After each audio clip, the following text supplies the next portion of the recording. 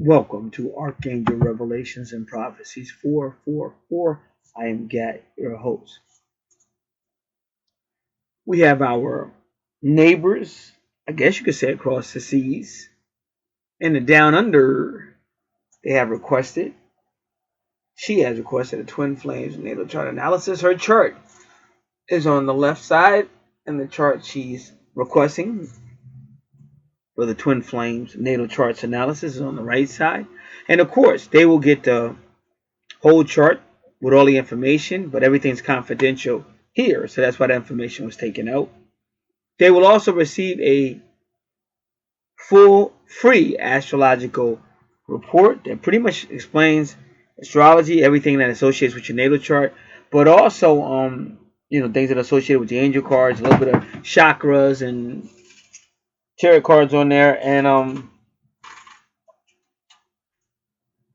something on there about twin flames as well, because a lot of twin flamers don't even know what twin flames is all about, and they don't understand it. But this is something you have to really know what's going on, because it's not going to work in your favor until you do. Some twin flames get back together; they'll go through all the stages and processes, and they'll just get back together. But some won't, because they don't fully understand the situation. Let me give you just one example before I begin. Your twin may have been through so much that they really don't have a desire for love like that, because every time they love somebody in third dimension, they got hurt and they're sick of being hurt. So really, if you understood twin flames, it actually becomes your universal obligation to be there for that person. So if you meet your twin and you start hurting that person, whatever else, or maybe in the beginning at first you don't know you two guys are twins, but one of y'all finds out and tries to tell the other person, but the person continues to hurt them anyway, it's only going to make the separation wider and wider. So what happens is the universe is going to separate you two again, because you're not. They brought you together. They did, because I work with my twin. The universe kept us together, set us right next to each other. I'm outside. Somehow they're outside at the same time. I'm way in the back of the building. Somehow they pop up. So people see stuff like this every day, though. But it's just like, I'm speaking from an East Coast USA perspective. So they see these people every day. You see the universe putting you with this person. You see all the signs that maybe we need to stop this silly, immature stuff and maybe get some dialect going, some communication, and they won't do it. And then when the universe finally takes that person away from you, now you miss the person, and now I wish one more time and stuff. And the universe is like, nah, because we just did it and you guys didn't get it together. Or the other person is like, look, I was with you all the time and you were just a jerk. So now that person has a higher responsibility if they really want it, because it's almost like you got to come back. Like, whoa, I was really messed up. I'm so sorry. Oh, please. And a lot of people, like I said out here, that ego, that pride is too great. And that person's not going to do that. It takes a large level of maturity, growing up. But that's why I tell everybody, work with the angel cards, because they really help me. Work with the angel cards. Really try to work with spirit, because you got to get to the point where you realize, I really dropped the ball. The universe kept bringing this person to me and everything, and I just kept rejecting the person. And what happens, another thing is, as time goes on, because maybe when the universe brings you two together, you don't have any kids. Maybe you had one kid at that time. Who knows? But now you done hurt each other. Maybe you're sleeping around just to get back at the person. Whatever's going on. Now you got all these kids. So now it's like 2-3 years later, and now you got like a whole new family. So not only do you got a whole new family, you're trying to connect back with your twin, but now all those kids got a baby daddy. Maybe they got different baby daddies. It might be three kids with 3 different baby daddies. So if he messes with you, he's got to communicate with all 3 of those guys, and they're not going to like each other. He don't want the drama. So these are just the realities of twin flames.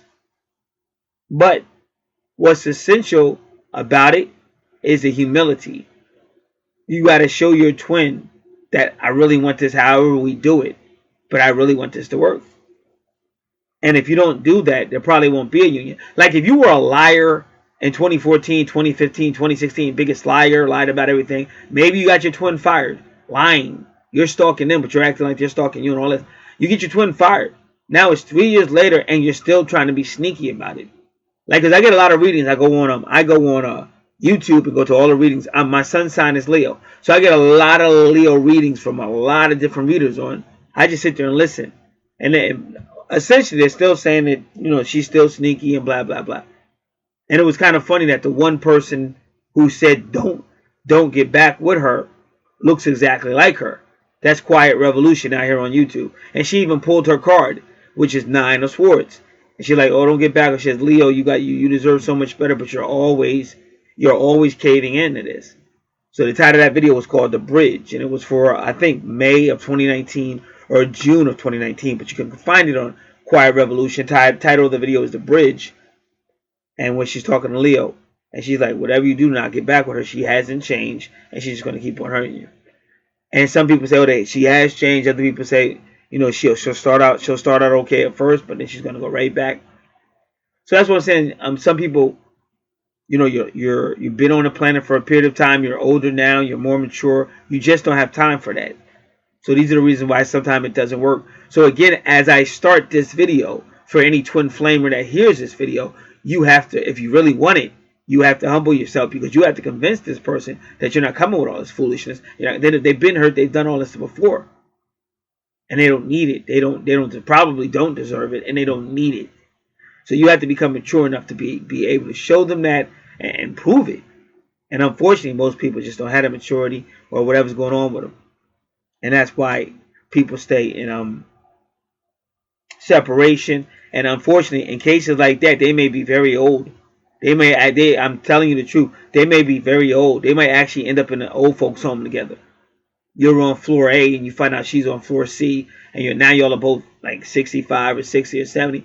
Now you finally get the union back, because you couldn't do it when you were both moving around, because you're both still upset with each other, you're hurt by each other, and you're saying, I'm sick of being on this planet getting hurt. It's not going to happen to me again. Or I've known her now for 5 years and she's still the same way she was in 2014. So these are the reasons why they don't get back together. But that's some. And like I said, some twins don't have that problem. Some twins get together right away, or some people do take each other through hell but still manage to get back together anyway. Each person is different. It all depends on how deep that pain is, and how much they're willing to let go and try again. And you can't blame people that have been hurt that feel that way. That's why I said, if you're a twin flame, you really want union, you have to take it upon yourself to humble yourself, get rid of your ego, and actually really go to tell that person. And not just tell them, but show them that you really want some type of communication with that person, whether it's a union or not. We're twin flames. We're the same soul. Can we get past this? Can we talk? I know I messed up in the beginning, but you have to really be willing to show them. If you don't have that humility, then it's a good chance that's just not going to work. Especially if you're the reason why the separation is so powerful now. All right, so that's it. That is the intro for this particular video. We're looking at the chart on the left, which is the female's chart. That ascendant is in the 12th house. Now here's how it's going to get tricky. When they ask her what's your rising sign, it's going to be Gemini. 28 degrees is finishing up in the 12th house. But even though her rising sign will be Gemini, she's still going to have a lot of Cancer there, because that's almost right on the border. So that Cancer energy will be affecting her too. So her first house, because you have to make sure you understand this, because there's a lot of astrologers that are going to say, oh, your first house is Gemini, where the AC is. And it's not. The AC is in the 12th house. So that ascendant, which is also your rising sign, is actually in the 12th house. But you're going to have people that argue with you and tell you, oh no, because it's the AC, it became your first house. But it's not. Your first house is Cancer with the EP.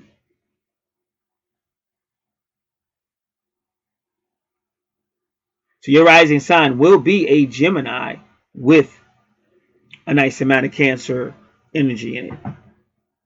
So you're like a motherly, nurturing Gemini. All right, so we'll get back to your 12th house a little bit, but right now we're going right into the first house, Cancer. So your first house and your 4th house are deeply connected. and you have Libra in your 4th house. So let's just do your Cancer. Let's just do your 1st house. Your 1st house is ruled by Aries, and it shows your external public opinion, how you show others that you are. Cancer represents your 4th house. So your 1st house of personality, however people see you, is also going to be your 4th house because you're of Cancer. And this is going to be teenage to adult education, land, property, real estate, family and ancestors, your heart and health, vehicles and travel. And whatever person raised you in a mother capacity when you were younger, that's called Imum Coeli. That person will be in your subconscious mind for your duration on planet Earth.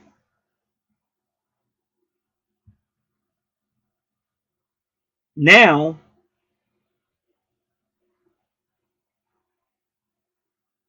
you're dealing with EP, the East Point.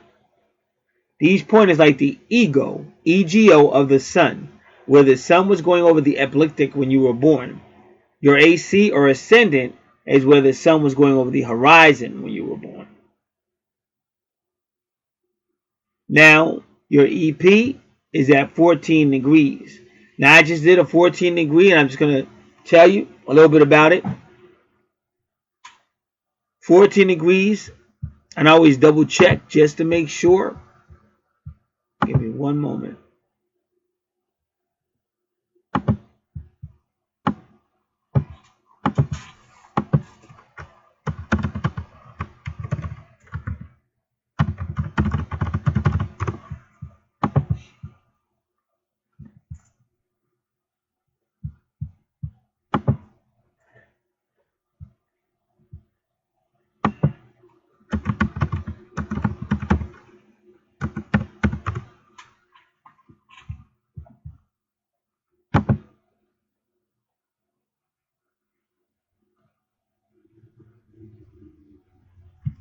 So tarot card number 14, and something was brought to my attention today.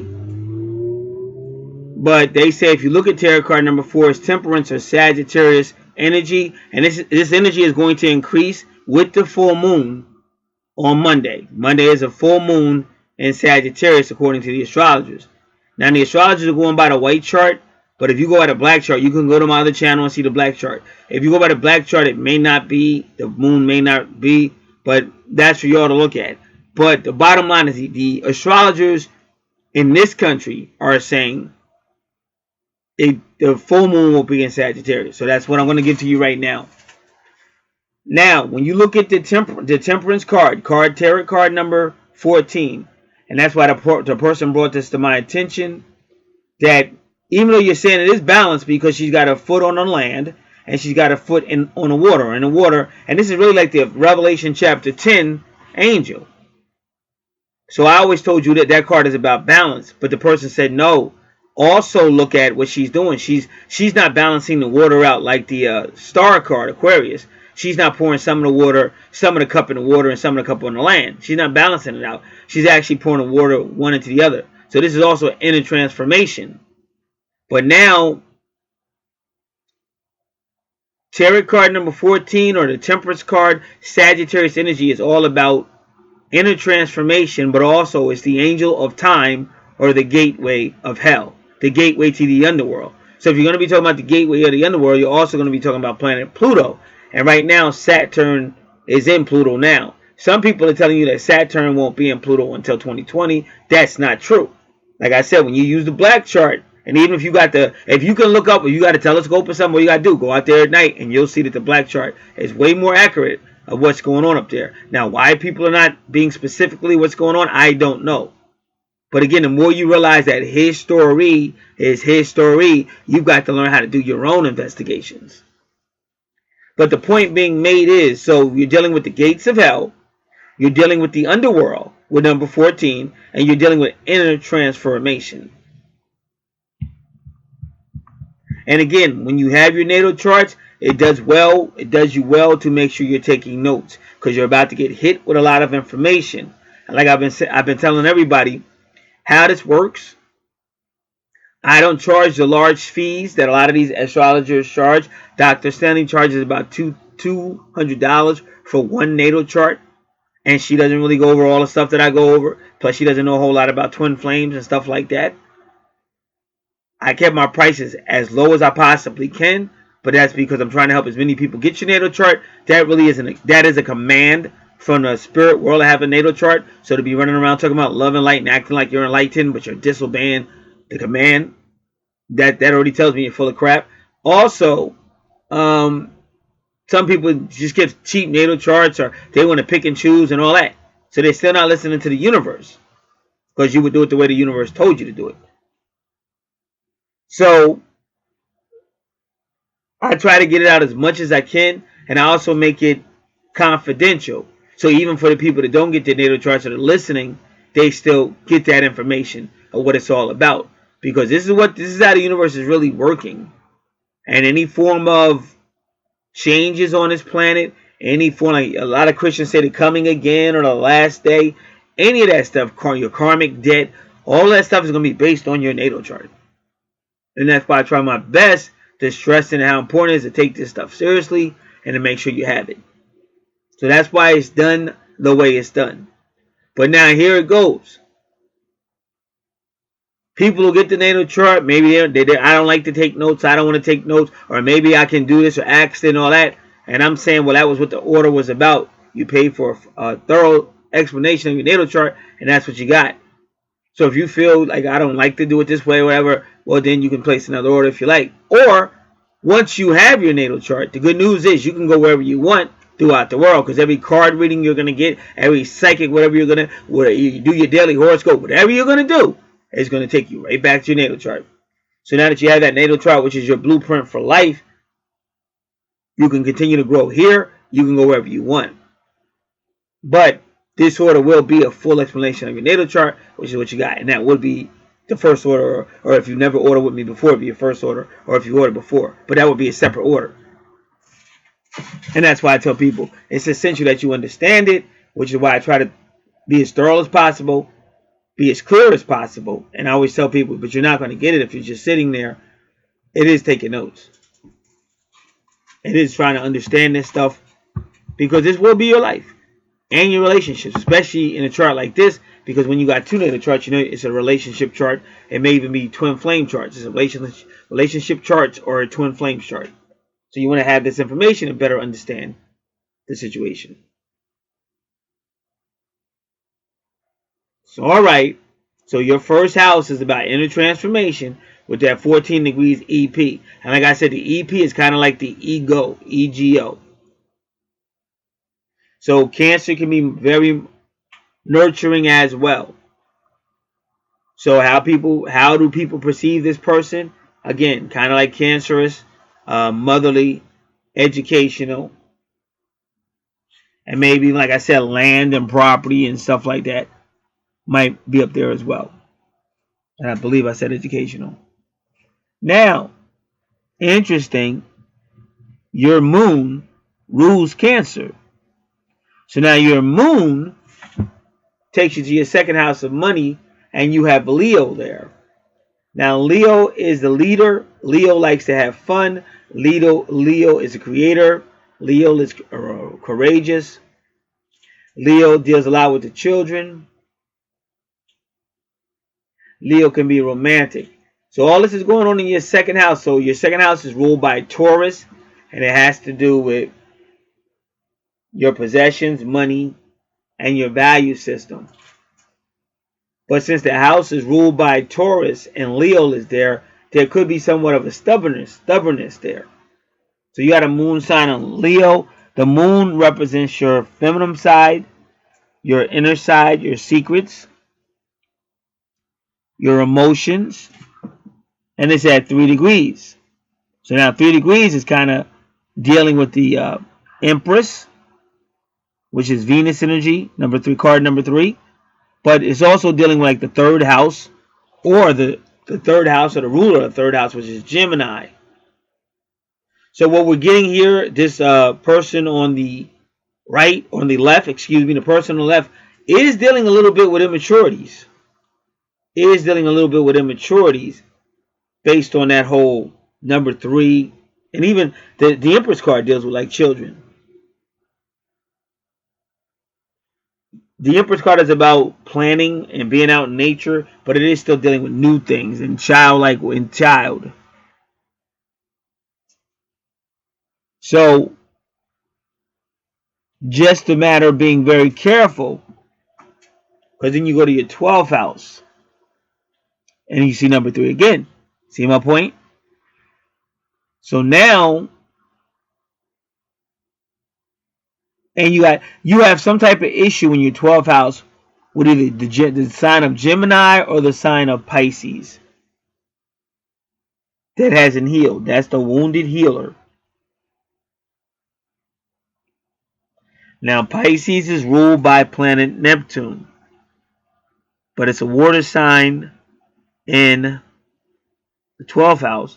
And even where your moon is, the moon represents like water signs and stuff. A lot of emotions.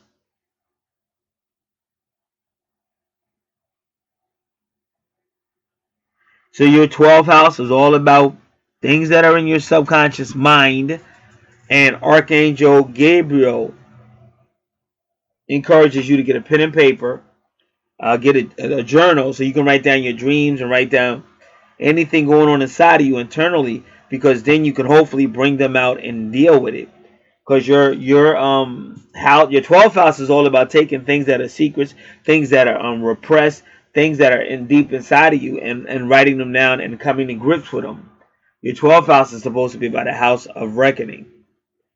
Now, again, Gemini or the number 3 represents, see, your 12th house is your 3rd house, and again, it's all about children, very young education, even much younger than teenage education, about publishing, but everything's about short term, like short term travel, and it could have something to do with what they say, the brotherhood. See, they use different words. For Gemini, they use the brotherhood. Now, for Aquarius, they would use like family, they would use like community, friends, association, groups. But at the end of the day, it's all people. So Gemini deals with people or whatever, and so does Aquarius. But Gemini and Aquarius both want their freedom, and they don't want to go deep. And Sagittarius likes their freedom too. So getting back to the 12th house again,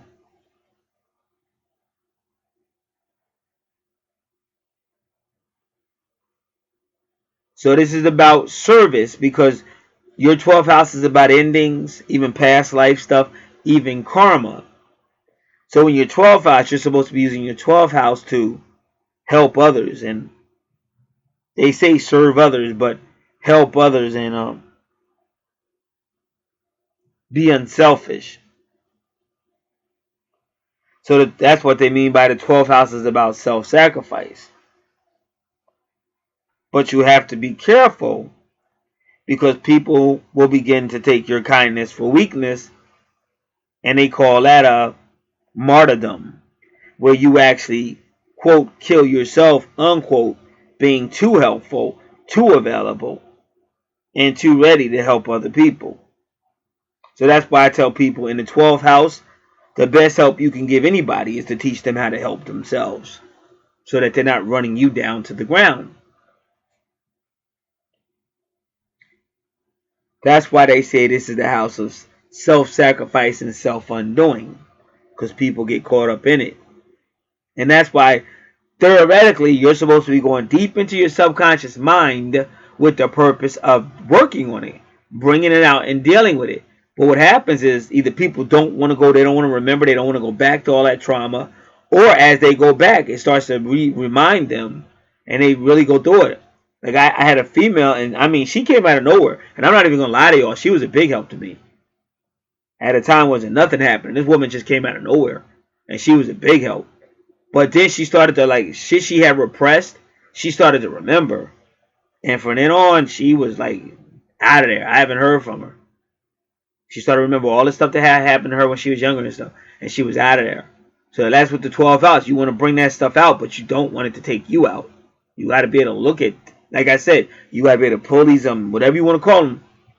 I won't even give them a name, but you want to pull this stuff out of your life, out of your subconscious mind, out of your dreams, and you want to deal with it.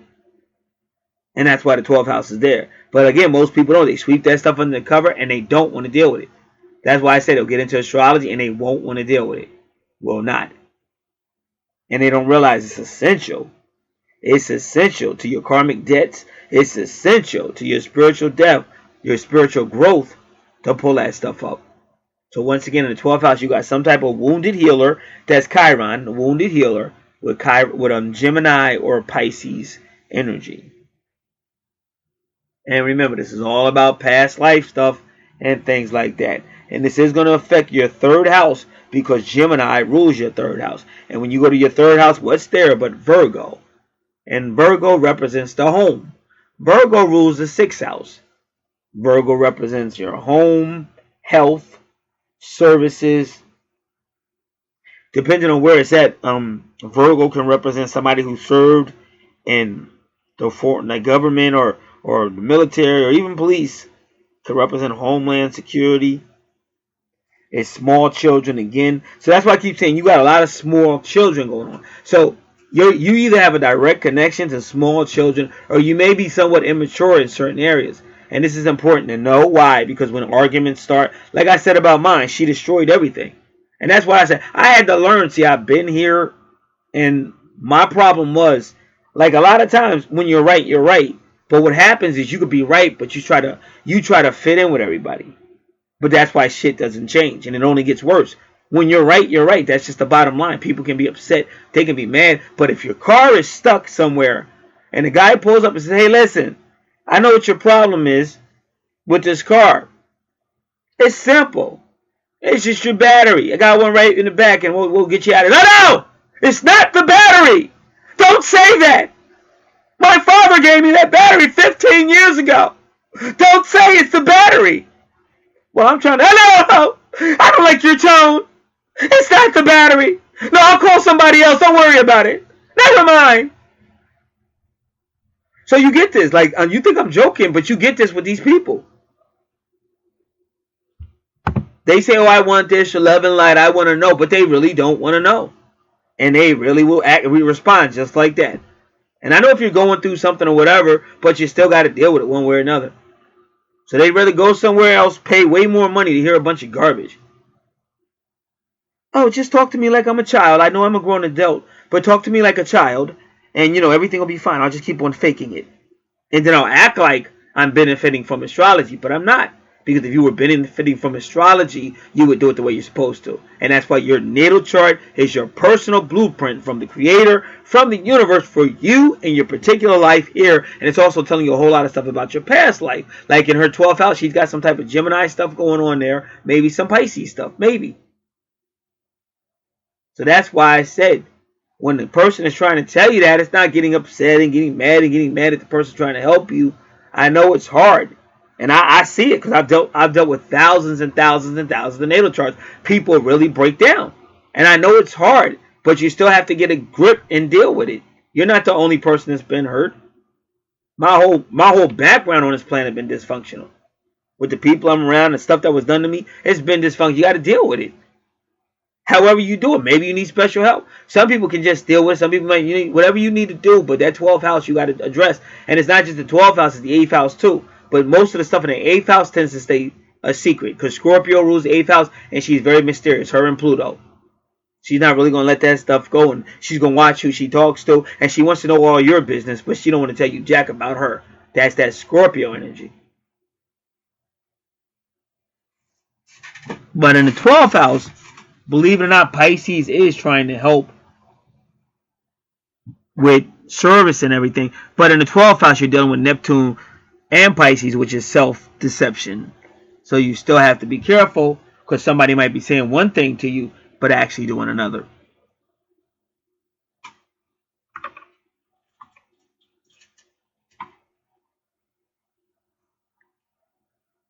So again, the 6th house ruled by Virgo, which is what your 3rd house will be, is the home, health, healing, daily activities,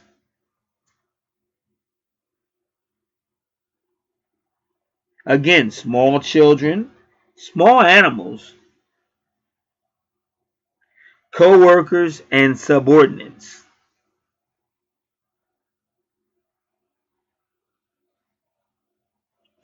Now, in the third house, again, is all about young, young education, like very young education.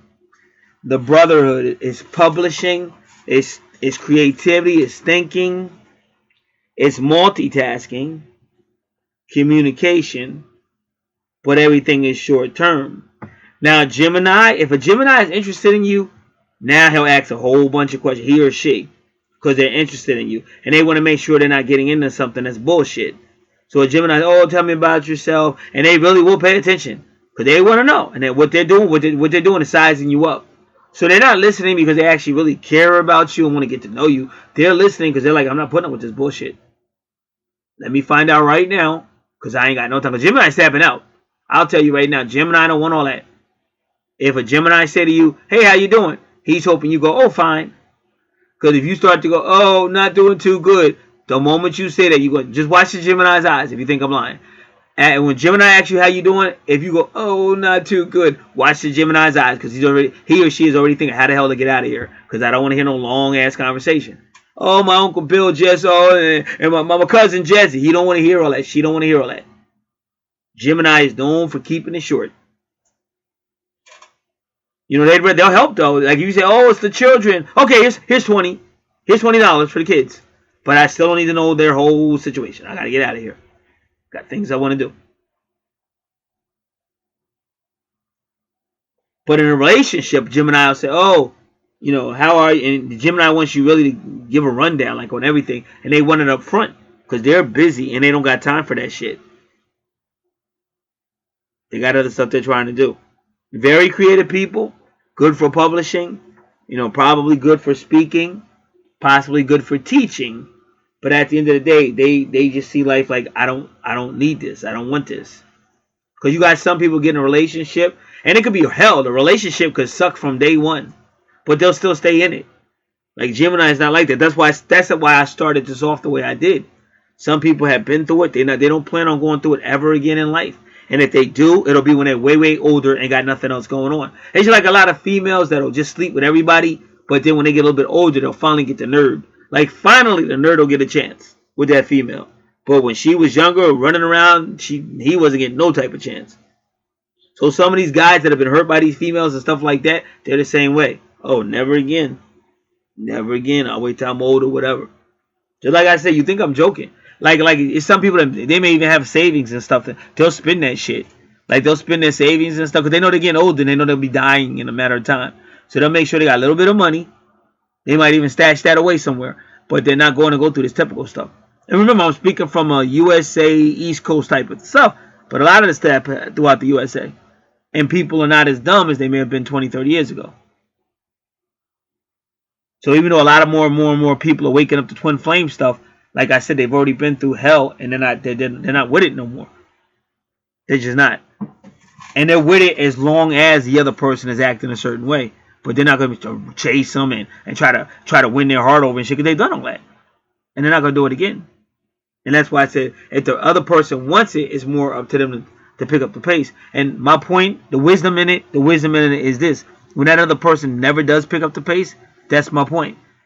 You see my point? But you had to pick up the pace. So if you had to pick up the pace, why don't they ever have to pick up the pace? And people are realizing that because, like I said, you get tired of getting hurt, or when somebody's taking you for everything you got. So as people start to get wiser.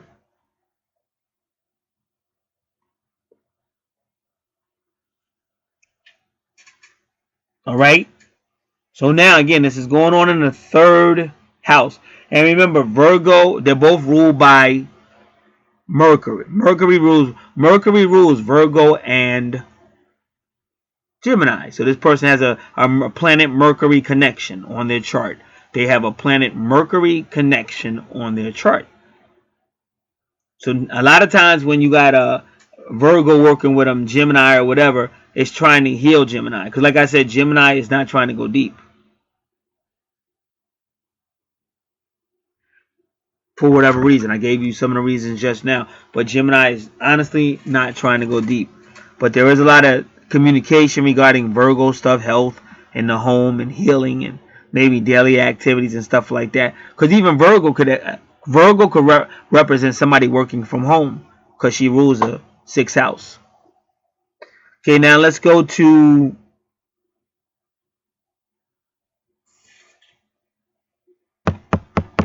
fourth house. Now Libra in the fourth house.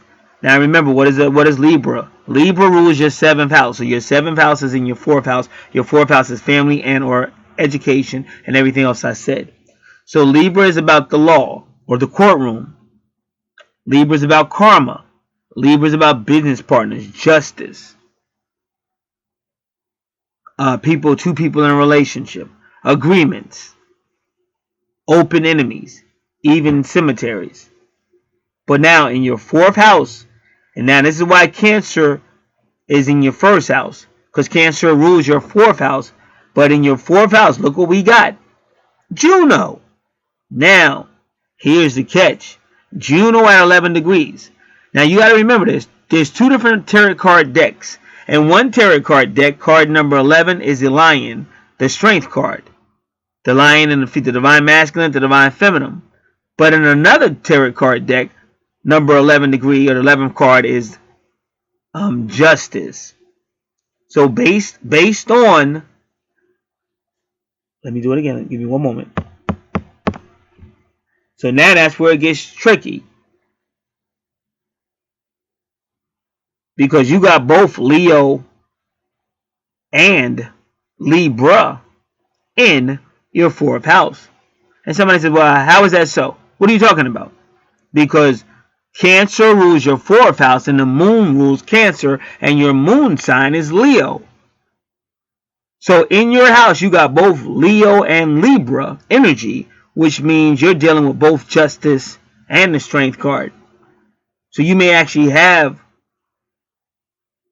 a legal situation with somebody with either Leo Libra energy or Leo Libra characteristics. You might actually have legal situations with that person, but you may also have some type of relationship with maybe a bold person that's connected to law, some type of way, it works in a courthouse or anything, paralegal or something like that. Like you have to understand how deep this is. It could be somebody that they work at an office and all they do is file, but they're still filing legal stuff. Because anything in a business is legal because you're dealing with contracts, and that's what the 7th house is all about. It's still legal because you say, okay, we just got a new deal starting in a week. Starting next Thursday, some of our workers will be showing up there to clean their whatever or install a system or whatever. But that's still law, whether you know it or not, because that's an agreement. Because if somebody doesn't show up or they show up or they mess something up, that person's going to pull that contract out and say, hey, you come back here and fix this, and if you don't, and we're not paying for jack, you get back here and fix this, or you'll be hearing from my lawyer, and just hang up the phone. And then it comes up to you to call the person back and say, hey, no problem. We know we're in the contract, and we're going to get it straight. Or if they think they're bad enough, listen. Our men pulled up over there, and this happened. The door wasn't open, blah, blah. This happened, and then there was unsafe circumstances, and blah, blah, blah. And for these reasons, we don't feel obligated to honor this contract because you violated the contract by having my workers in an unsafe condition. And that's what I say. Then it has to go to court, and then eventually a judge is going to decide. And usually in cases like that, the judge tries to get both sides to come to some type of compromise. Otherwise, he's got to make a ruling. And what he'll do is he'll tell like the business, I can't rule in your favor because you got this contract here, blah, blah, blah. And you haven't successfully proven that it was really that unsafe. So I'm strongly advising, he'll tell the attorney, he'll tell that business's attorney, I'm strongly advising you to tell these two to work out a compromise. Because if not, I'm strongly advising you that the ruling will probably not go in your client's favor. So then the lawyer goes back to the guy and says, hey, listen, it's probably not best interest to go ahead and try to compromise. So then they might work out a deal where you might come back, but you're not going to do the whole thing you were supposed to. You're only going to do maybe 80% of it or something like that. And even then that becomes a new renegotiated contract. So this is how these things work, and this is what's going on in that house.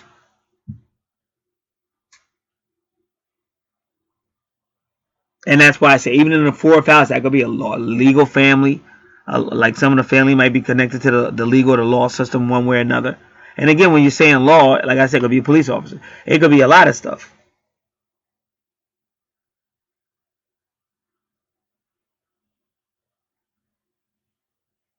But either way, it'll be some type of Libra or lawful situation regarding their relationship, because that star or that asterisk is Juno, and Juno represents serious relationships. And this is, like I said, the house of Cancer, house of family, and education. And Vesta usually works with Virgo, but Vesta is about home and family. Now, wherever you see Vesta on your natal chart, be very careful, because that's where you spend most of your energy, and you need to know how to take breaks and to refresh, or you will burn yourself out. Now, Vesta's at 23 degrees. That's a very sensual number, very witty, very insightful. Some of these people are mature beyond their age, but there is a chaotic Uranus side to the number 23. So you have to be careful, because things can come out of nowhere. And this is why I'm saying things can escalate so fast that all of a sudden it's a legal situation.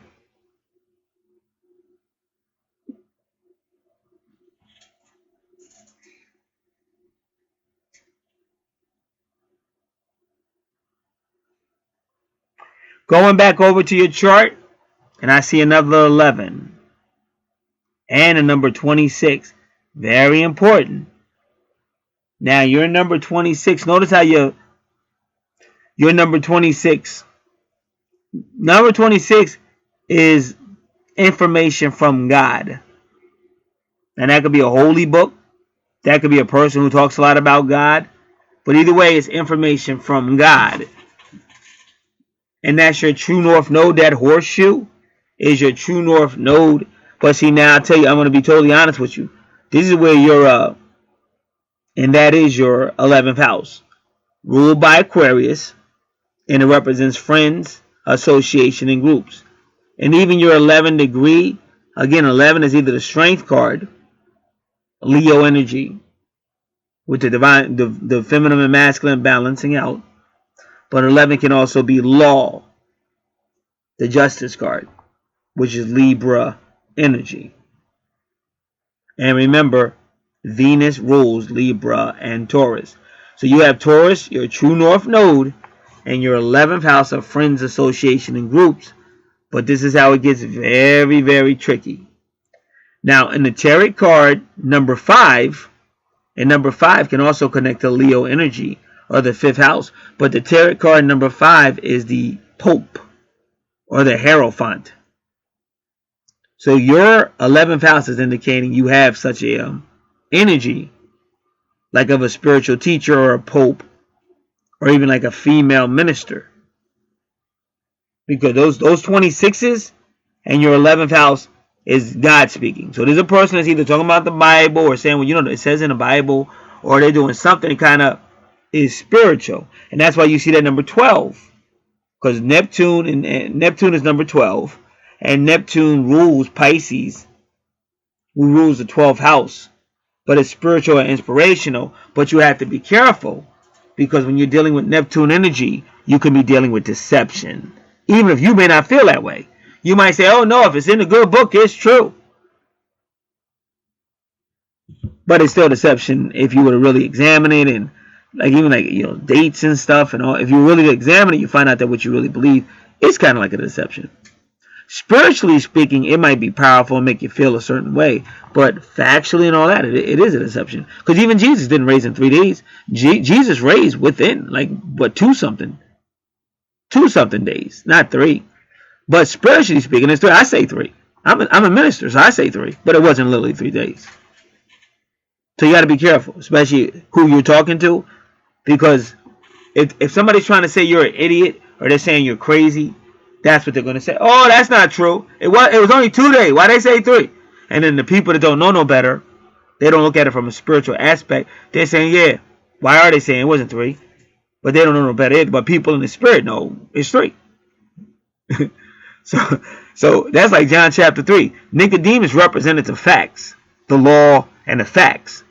Jesus represented the spirit. So he was trying to teach Nicodemus, don't talk to me about that.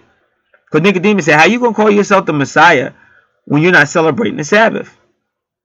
But yet the law of Moses says to celebrate the Sabbath. So how can you say you're the prophet that Moses said would come and you don't celebrate the Sabbath? I don't understand. So Jesus basically said, listen, first off, I don't have to explain jack to you. Second off, the wind does what it wants to. The wind goes where it lists. The wind wills where it wants. It's not about the law no more. It's about me getting lifted up. Like Moses gave you the brass serpent in the wilderness. That's Numbers chapter 21. I'm quoting from John 3, paraphrasing. And he said, just like Moses gave you that serpent that served you, that saved you from death, from my Father's judgment, so too will I be lifted up. So he's basically telling Nicodemus, you're either going to get with the program or you ain't going to be part of this nation. The nation is coming. The new everything, new heaven, new earth. And the new heaven, new earth is not based on that law. That's why you have an Old Testament and a New Testament. So that's deep. So that's why I said in the spirit, Jesus was right, because that's where God was going in the spirit now. But as far as facts are concerned, Nicodemus would have won that. So that's why I said when you're dealing with Neptune and number 12 and all that, you have to be careful, because that's your true north node to be speaking these things. And you're speaking them to a community of people. So even Taurus in the 11th house, he could be a teacher. Taurus in the 11th house could be a teacher too. But also Taurus could be business. And we hate to admit that, but a lot of people realize that, like, you see all those televangelists, that's a business. That's not just, oh, come here, friends. We're going to spend time in the word of the Lord today.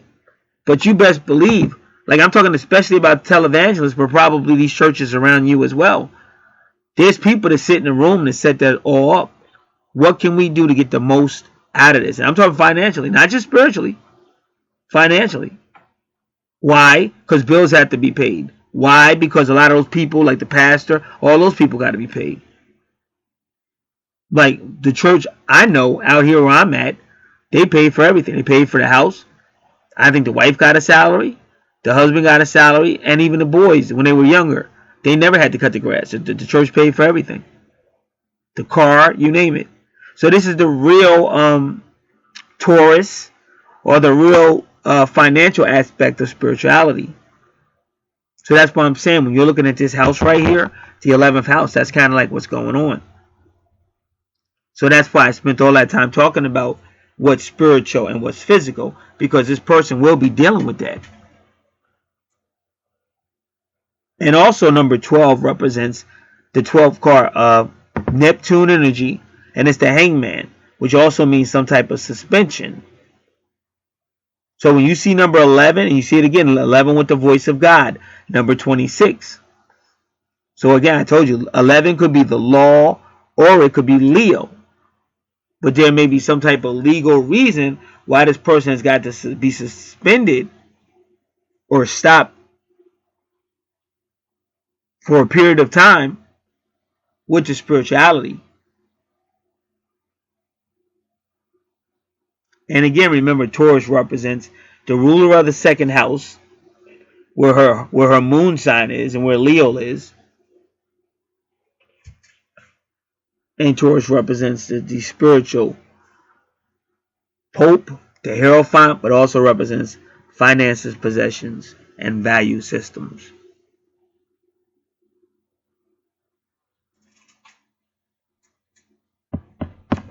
Now, that's the 10th house, number 17. Now, number 17 is a star card, which is Aquarius energy. But number 17 is also represents karma.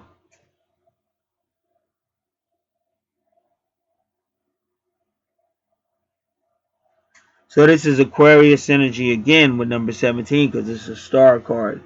And that's all about hope inspiration, and balance. So number 17, your medium coeli, is also part of your life purpose, your north node, that little horseshoe. So your 10th house and 11th house are working together, and then you got that Aries energy. And Aries is going to be somewhat aggressive, somewhat moving forward.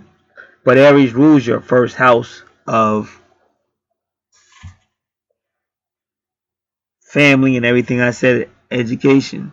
So a lot of times on natal charts, you see a connection between number 14, the Temperance Sagittarius card, and number 17, the Star or Aquarius card.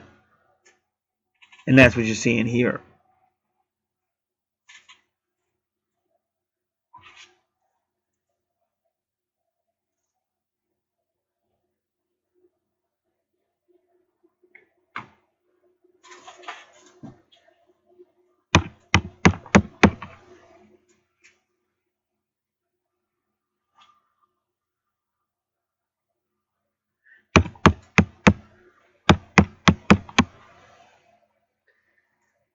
Now, in the 5th house,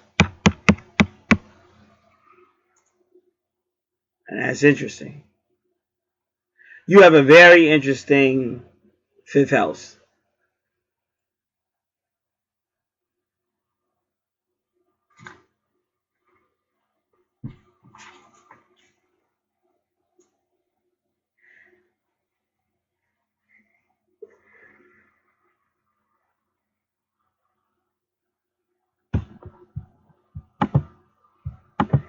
Give me a moment.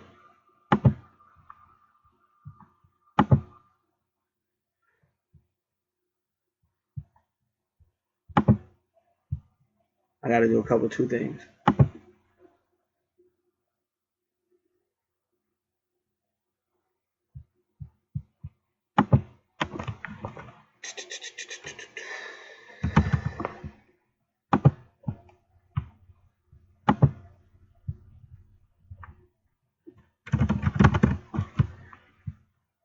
Because this is a twin flames natal chart, because a lot of times I don't do it, but it's two charts I'm dealing with.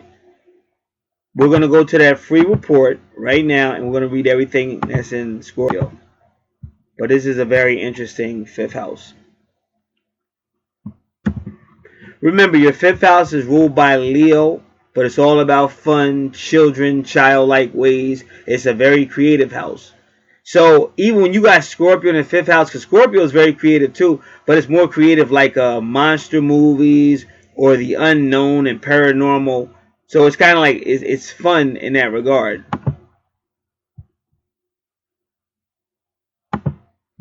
But other than that, the 8th house can be, or Scorpio rules the 8th house.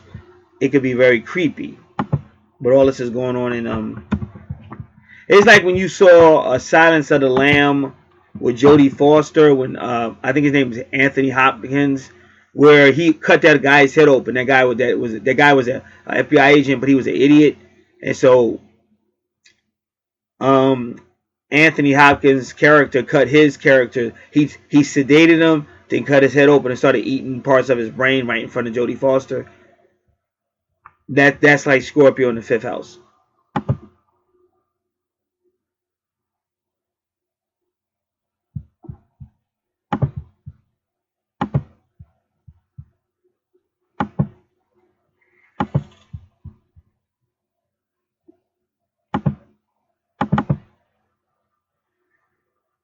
So again, there's a lot of information.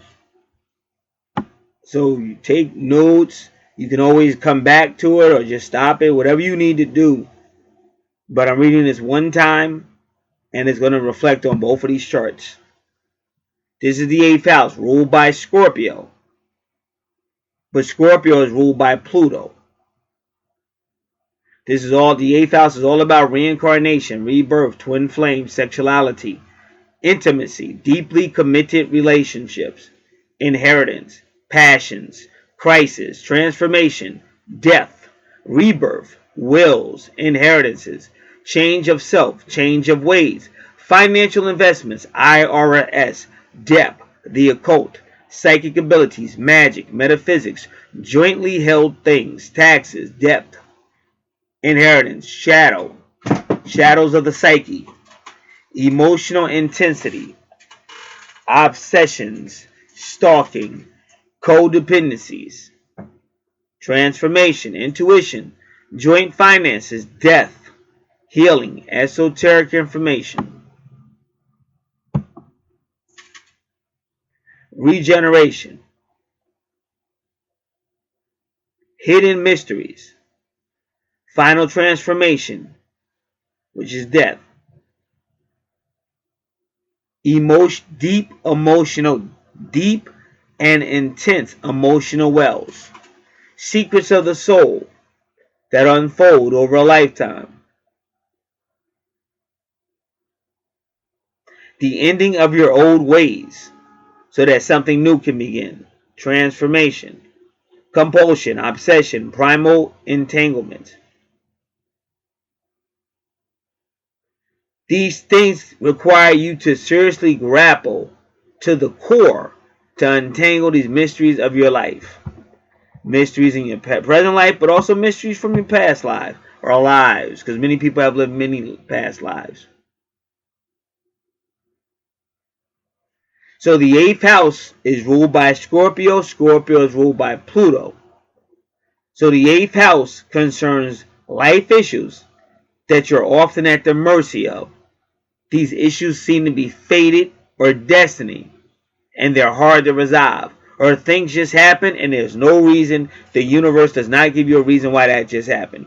So in the book of Job, you see God talking to Satan, God telling Satan to go down there and destroy everything that Job had.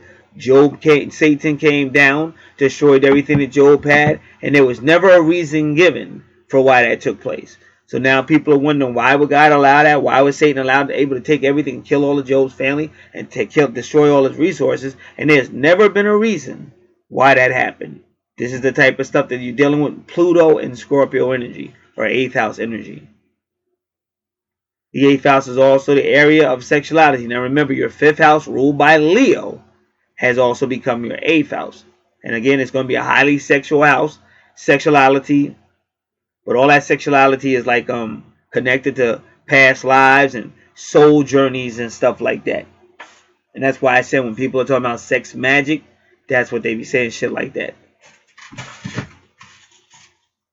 Sexuality, merging with another person, organisms, little depth, surrendering to primal energies, lust, even animalistic sexual ways, sexual transformations through sex.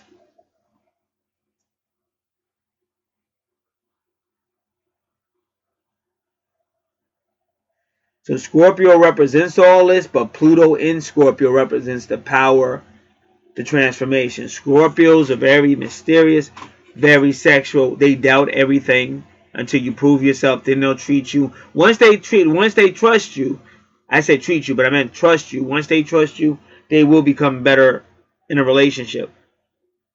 But before that, they won't necessarily trust you.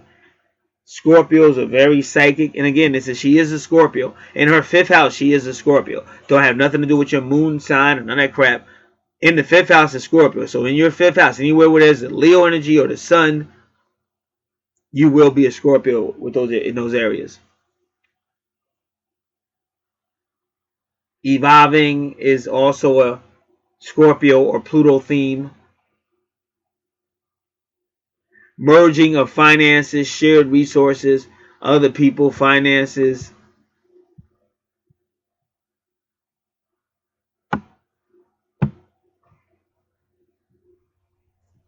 Inheritances, possessions of money, sex, death, taxes. Then they say Plutonian lessons, like I already said. They just happen and you ain't gonna get no reason for it. That's like you save all this money up and buy this unbelievably new car, high technology, beautiful car. And you say, how am I going to keep my car safe? I know how. I'm going to park that car over there. Nobody ever parks over there, whatever. Nobody even goes down that street. That's the safest part to park my car. And the one time you park your car there, somebody go down that street and smash your shit all up. And then they ain't got no insurance or nothing, or they just take off, or the car was stolen, and you can't even find out who the person was.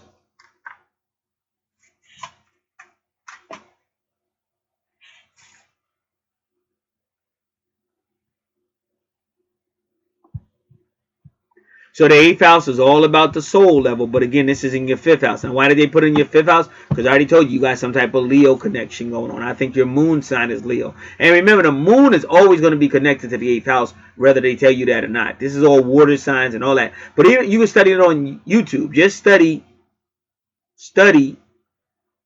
moon reincarnation. So they tell you when a person dies, their soul is sucked into the moon, taken up, and then stripped of its memory and taken right back down. So all this is going through the 8th house. In your Bible, Revelation chapter 9 talks about the bottomless pit. That bottomless pit is the 8th house, ruled by Scorpio and Pluto. That's why they say the Scorpio. This king has this thing like a scorpion. They're talking about the Scorpio, the bottomless pit, the 8th house, which people that know about Pluto know Pluto was a god of Hades, or the underworld.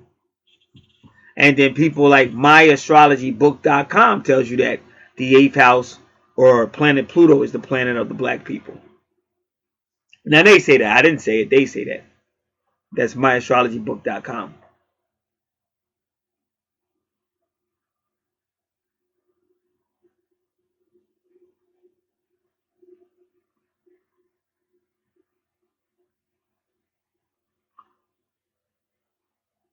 So the 8th house, ruled by Scorpio, who is ruled by Pluto, can definitely show change.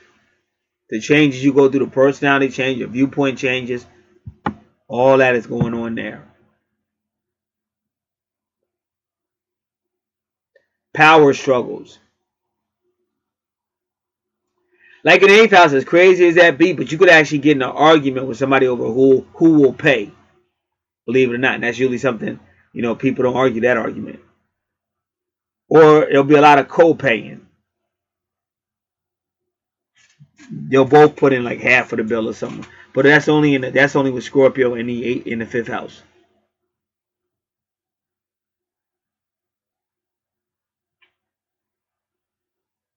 Now Scorpio will help you investigate. So a lot of stuff that you got troubling you, if you tap into the right side of your Scorpio, you will want to deal with these issues. Why am I like this? Why is this way?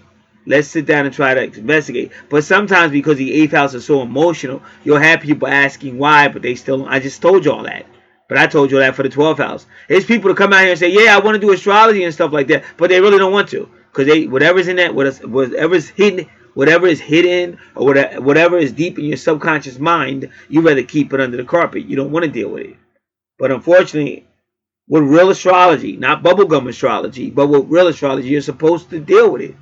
And you should be glad the universe is trying to find ways to help you get better and improve.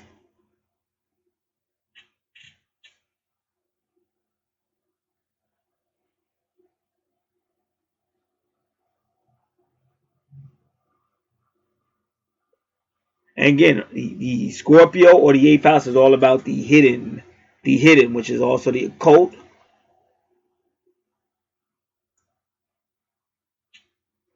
Dark psychology, crime, karma, bad karma, karma payback, dirty tricks, revenge, jealousy, control issues, your shadow personality, shadow power.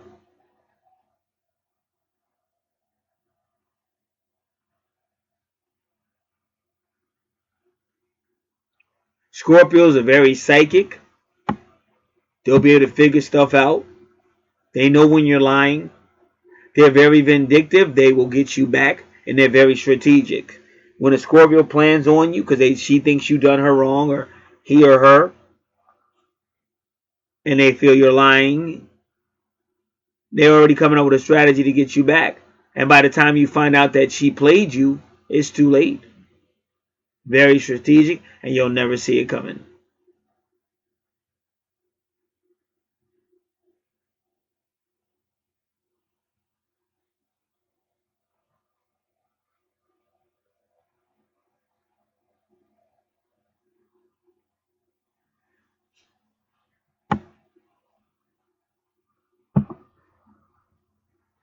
Again, so this is more on the 8th house, or Scorpio, and Scorpio is ruled by Pluto. Secrets, sexual matters, mysteries, doubt, accusation, suspicion, supernatural psychic abilities, internal plotting, internal indignation, conspiracy, vengeance, revenge, anxiety, esoteric knowledge, forbidden knowledge, hidden knowledge, obsessions, addictions, compulsions, power struggles, manipulations, power manipulations, abuse, greed, lust, compulsion, codependency, stalking, jealousy, intense watery emotions, arguments, debates, tauntings, revenge, fear, intensity, psychic abilities, great transformation, high sexuality, doubt, legal matters, lawsuits, inheritances, law breaking, shared resources, crime, punishment, finances, business, karma, other people's money, the soul, reincarnation, afterlife, birth, death, resurrection, rebirth, regeneration, rejuvenation, animalistic behavior, freaky, down and dirty behaviors, psychological situations, studies, research, knowledge, forbidden knowledge, hidden knowledge, investigations, investigators, managers, agents, addictions, drugs, alcohol, other worlds, creepy, other dimensions, creepy crawlies, science, higher sciences, holistic healing, healings, spiritual healings, alternative medicines, the internet, long distance, advanced technology, alchemy, metaphysics, geometry, things that are forbidden or taboo, astrology, knowledge, hidden knowledge, aliens, higher life, deceived persons, astral planing, telekinesis, telepathy, dreams, interpretations, animals, enemies, Halloween, the divine womb, the underworld, deities, tarot cards, higher thoughts, inheritances, inheritances, loans, banking, animals, pregnancy, women's bodies, and finances. So all of this deals with Scorpio, and Scorpio rules the 8th house. So your 5th house is also your 8th house.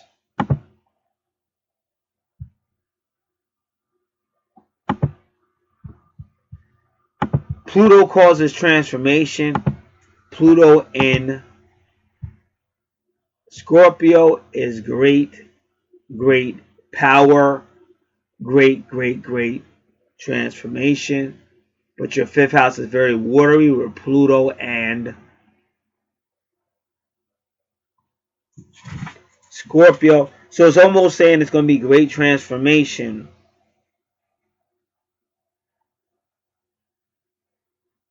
based on fun or travel or whatever it is, because that's what the 5th house is. But again, it's you because you already have a connection to Leo, and I'm sure that Leo has something to do with your twin flame. But now it's also karmic. Your number 4, it could be the Aries card. That's Aries energy. And remember, planet Mars rules both Aries and Scorpio. Or Mars used to rule Scorpio. But number 4 can be the Aries card. Because like I said, even with that Leo energy, see the Aries is tough. And number 4 is the Emperor. The Emperor is the Aries card. But as you see, that's already part of your medium coeli or your true life purpose. So either you or your twins got that powerful Leo Aries energy. But sometimes it can be they're both fire signs, and sometimes it can be too powerful, and that's why sometimes to put a fire out, you got to use water.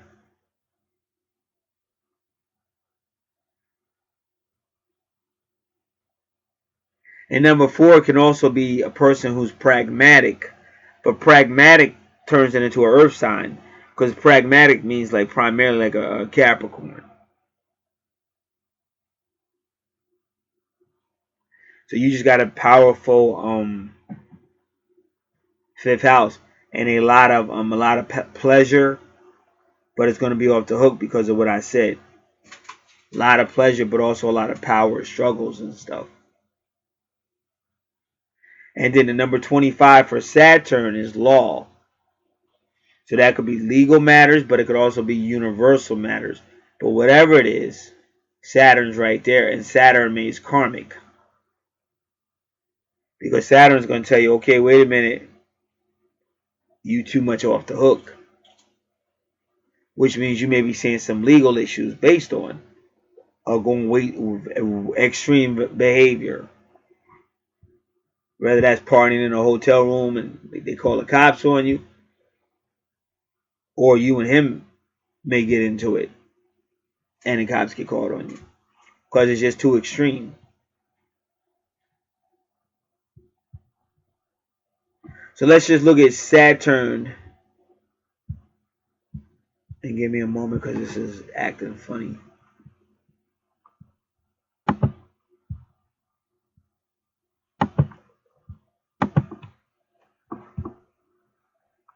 Saturn and Scorpio.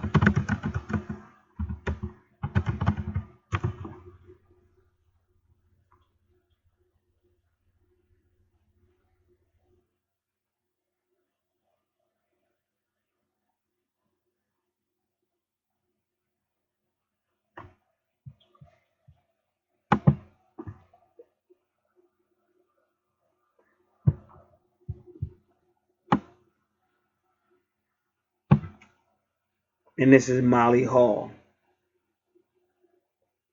She updated this on May 23rd, 2019.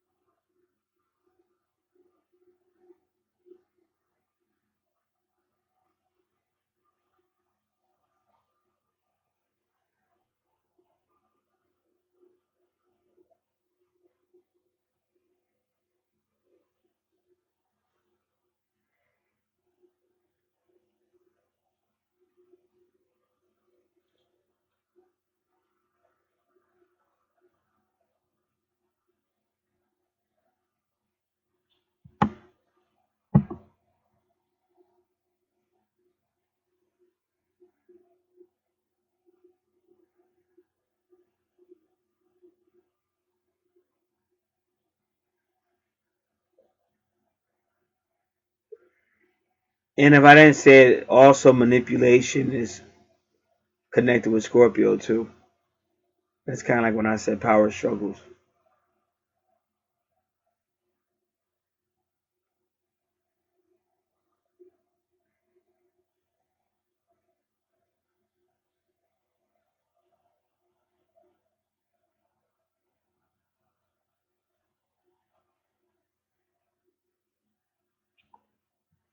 So like I said, Saturn is karmic.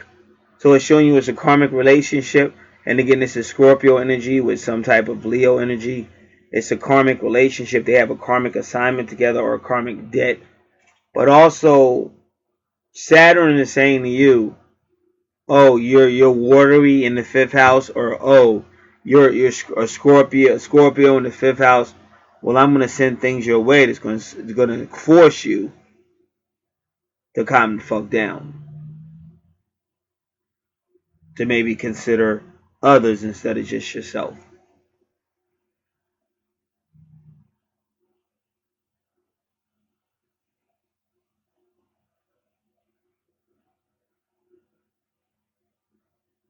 So this person may suffer bouts of hell in their life, because Saturn is gonna make sure that.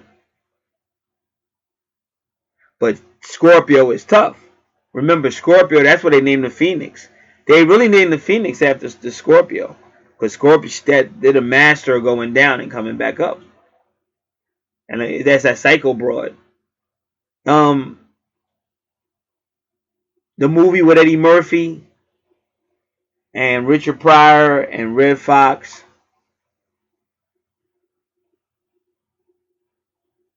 And I believe that was Della Reese, if I'm not mistaken. And Della Reese was like, she dealt with the numbers. But she was an old school gangster. And so they felt like they was losing money.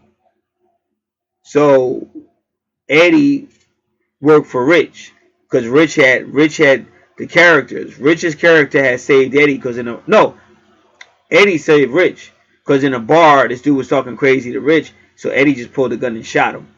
So that's how Rich and Eddie's character became friends. So since Eddie was a young boy, they was friends because this dude had just killed somebody for him. So now Eddie was older, but Richard was still the man. But they was going, look, our money getting low. Our money coming through the money coming through the numbers section is getting low. So they called Delarice in there. And like Richard was just saying, we just want you to know that the money getting low and it seemed like it's coming through numbers. So she was like, nah, I'm on top of everything. Ain't nobody doing nothing funny. But Eddie was like, yeah, y'all must be doing something funny because the money low. Like Eddie was like, don't come in here with that bull. Like we telling you to your face, the money been low. And obviously if it's your department, you responsible for this. So she looked at Eddie and said, are you accusing me of stealing? See, because old school G don't do that. Old school G wasn't about that. So she was like, that's my honor. That's everything. You don't accuse me of stealing. So Eddie was still talking crazy. Like, I'm not scared of you, old lady.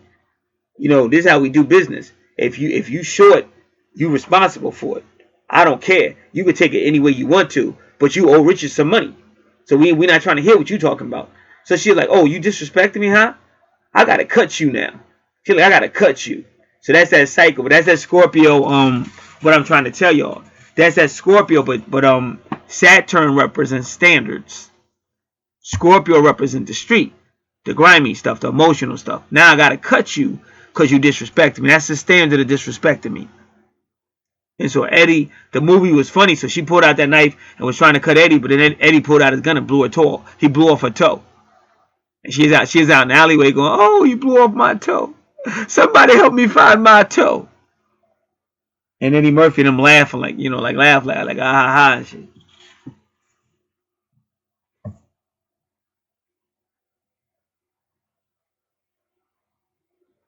So they're saying this person gonna go through hell.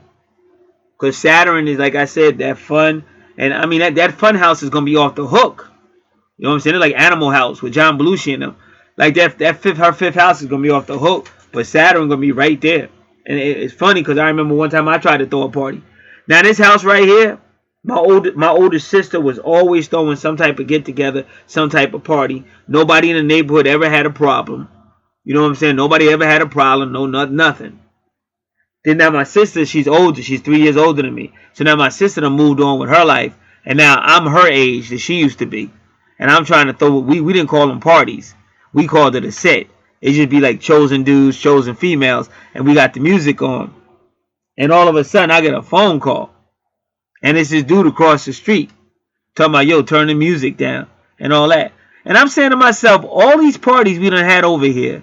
How come he want me to turn the music down? So that's how Saturn works. Like a Saturn in the fifth house. Like he's going to stop you. So I'm thinking I'm older now. And I'm thinking this dude ain't going to tell me what to do. So I'm like, I don't want to turn the music down. So he called again like, yo, you better turn the music down. Like he getting hardcore. Now these are the same dudes that used to chase me through the neighborhood. But I think I'm older now. I think I'm a big man. You ain't going to chase me nothing. Plus I got everybody looking. So now my reputation is on the stage. Like, no, Saturn rules Capricorn. That's your reputation, all that. So I'm like, I'm not going to back down. But I know I'm going to have a problem with this dude if I don't back down. But I'm also kind of mad. I just don't understand. You never said nothing about why you bothering me. And how do you even know it's me? Like, he just went out his way to just make it personal. This dude older than me. He like older than my older sister. So he was talking trash. So then I started talking trash about him in my house. But the door was open. But he was up the street a little bit. But he heard everything I said. So then he called me again. He said, yo, man, I heard. Because I was like, man, listen, you supposed to be a brother. Or you dating all these, out here dating all these white women. This dude ain't nothing. I was talking trash about this dude. He called me back. He said, yo, I heard everything you said. And now I'm going to F you up and shit. I was like, oh, shoot. So that's an example of Saturn crushing the wild fun, the Scorpio in the fifth house fun. Stuff's going to pop up. It's going to be cops or something's going to come that's going to be a form of discipline, a form of put some type of limit limit on your fund. But it's also, when you see Saturn, wherever you see Saturn on your chart, it's still telling you it's a karmic relationship. So this is some type of karmic relationship between some type of Scorpio or Leo energy. And at 25 degrees is the law.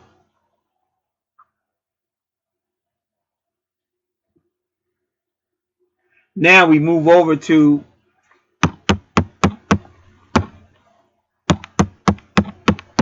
sixth house, Virgo energy with Sagittarius. Now remember, Virgo represents the home, and I already explained all that when we did Virgo. Now, why do you think they put Sagittarius in the sixth house ruled by Virgo? Because Virgo is in the sixth house ruled by Gemini, but Gemini is immature.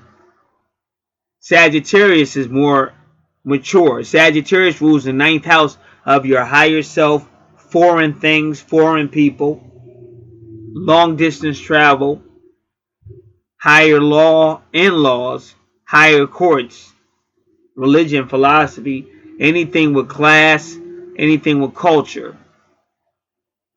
So all this is now going to be going on in the sixth house.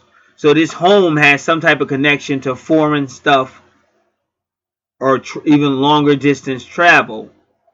But all this is going on in the home. And remember, Sagittarius also represents teachers and stuff. So there might be some type of teaching things or a teacher in this home.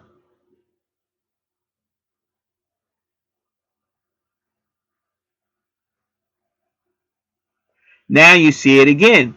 Mercury at 25 degrees. So that's the law number again. So now there's some type of speaking or teaching Sagittarius style Mercury energy, but it still has a connection to the law. Whatever that law might be, but that 25 degrees is definitely the law. And this is in the home.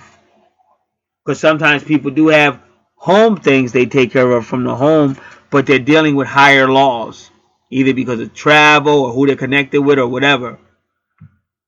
So that might be the case. And then you have Uranus there at 15 degrees. Well, Uranus at 15 degrees, that's the devil card. And the devil card is Capricorn energy. So this could be career. Some type of career.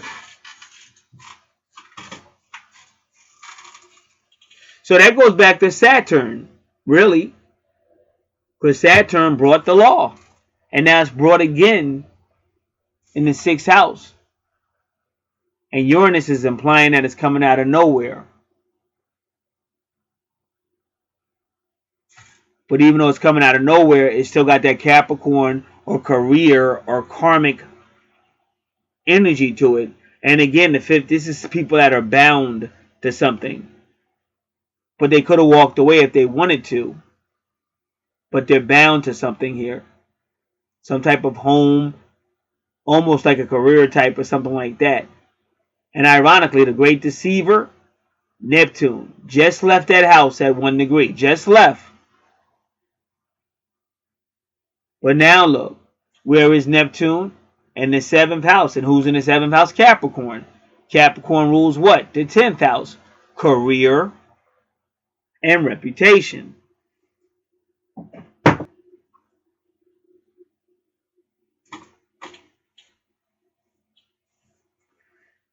So you just got to be careful of deception, because it may come back to bite you in the, you know what, especially if it's something that has to do with business or people who you're dealing with, because it may come back to bite you in the, you know what. Now we already told you what's in your 7th house. When with your Libra. So now you got, like, again, some type of career going on in a relationship, which is interesting. So that asks the question: the person you're in a relationship with, will you have some type of career with it? Because it's going to be career and reputation in your relationship house, but it's also your business house. So it's almost making that implication that at least one of the people you'll be in a relationship with, you'll also have some type of partnership with. And isn't that amazing? That's your sun sign. Capricorn, because usually Capricorn is an old soul. So you might, but you may even be an old soul, but instead of like a moon in Capricorn like mine, yours is a sun in Capricorn. But Capricorn usually is somebody that has lived many lives, and this is why we're so secure. This is why I'm not talking about you necessarily, but like people like me, because we probably done it all before. So now it's just like we go, oh, man, this is some immature stuff. But that's only because you've been here so many times. You've been in life so many times that the stuff that other people find interesting, you're like, man, forget that. That's so immature. But that's like a Capricorn because you're an old soul. And even when I was a little kid, they were saying he moves like an old man. He walks like an old man. Oh wow, he's so like I had people asking me for money, like grown-ups, and I used to say to myself, why? How the hell is a grown-up asking me for money? And I'd be like, I used to say, why? If you're a grown-up, I think I did it a couple of times and they never paid me back. And I was like, man, this is some bull. You ain't getting no more. And I said, well, if you're a grown-up asking a little kid for money, something wrong with you.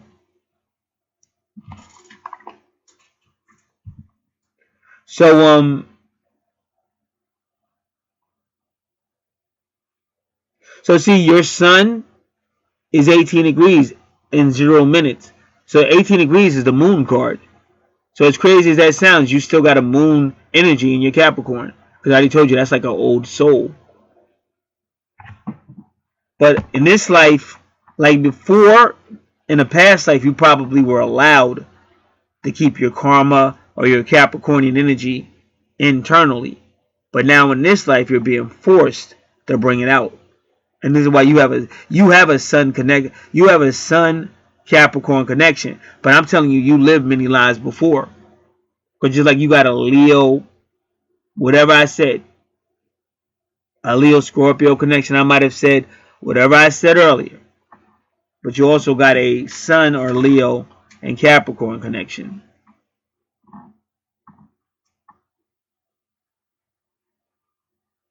Now your good fortune is 14 degrees again.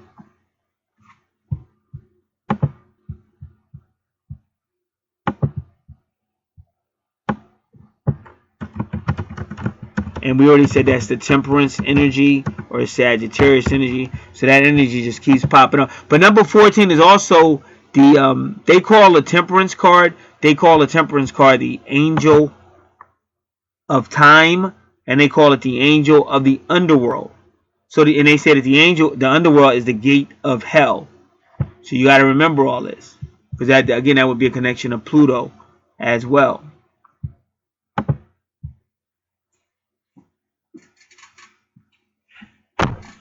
So you got good fortune is in your house as long as you're taking your seventh house, a relationship, and having some kind of business with Capricorn and stuff like that.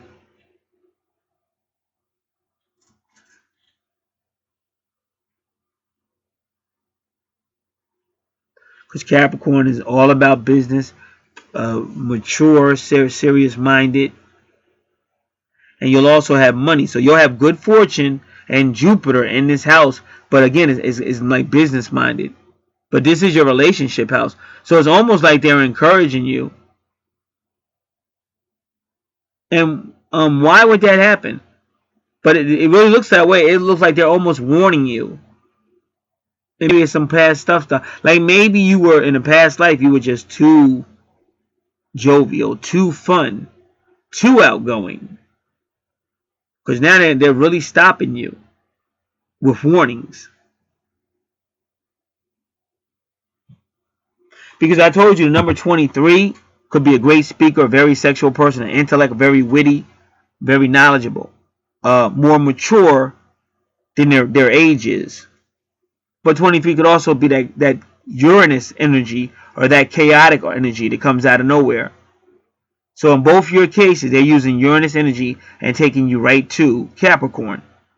It's almost like they're warning you. Like if you get too out of line, shit's gonna start happening. And you may know that, you may know that to be true or not true. You would know better than me. But that's almost, they tell you the same thing in the seventh house as they do in your sixth house.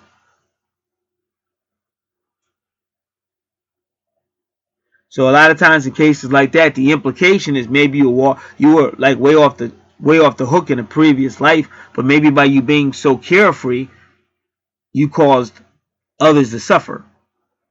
So now in this life, they're really hitting you with Saturn, number 25, which is law, number 15, which is Capricorn, which is also karma, and number 23, which is like a threat. Because 23 is like Uranus; it can go any kind of way.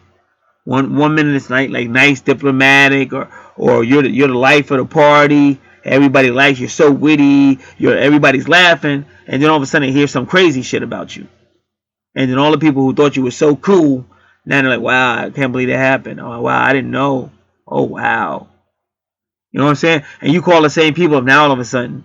The same people that are like, oh, you coming out this week? Oh, please come out. Oh, come on. We won't have no fun without you. Now all of a sudden, because of that 23 switches on you.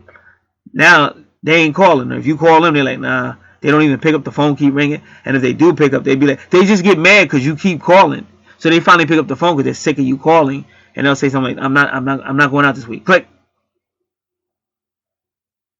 Or basically kind of imply to tell you to stop calling here.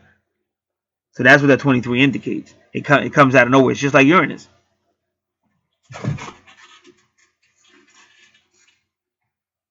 So that's kind of like I'm trying to say, when you shake somebody down, let's just say somebody just keeps on contacting your sister and she ain't interested.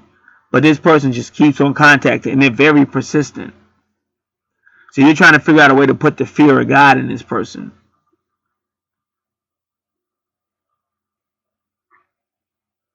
So somehow you finally find out a way to let this person know if you don't leave her alone, it's not just going to be like we find you and beat you up one time.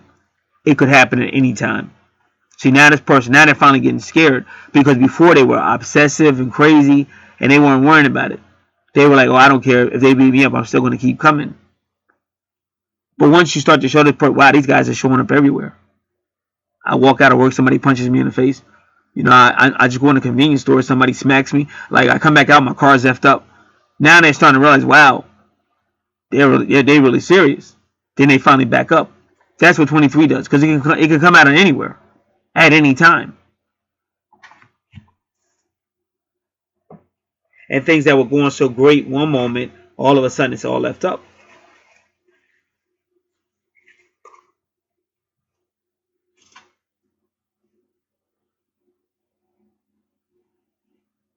And I think the karmic, what it looks like, it's just the karmic was maybe before in relationships, and you just gave too, you were just too happy, too whatever, too. Who knows? But the vibe I'm getting is there were victims. Whatever it was, there were victims, or at least one. But I'm sensing victims, and so now they put this guard on you. Like I said, I can see the same thing with my life. That's why I said that guy that stopped me, there was a reason for it. And his name is Danny. Now, Dan in the Bible, that's serpents and stuff like that. If you realize, Dan was one of the 12 tribes. But that whole tribe got taken out. Because when you go to the book of Revelation, they give you the 12 tribes, and Dan's not even mentioned. So there's no coincidence that this guy's name is Dan.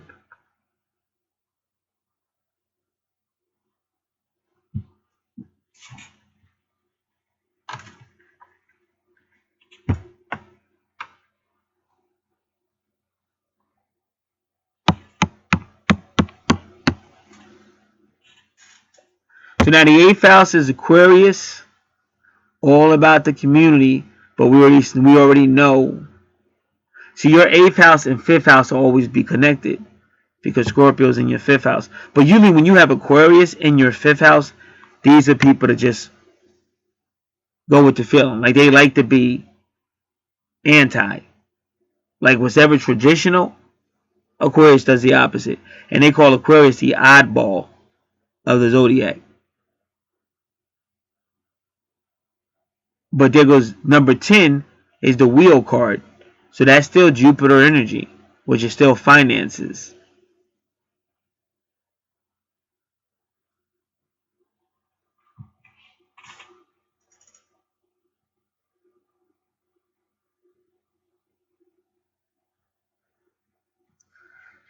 So Aquarius in the 8th house is the anti-traditional energy.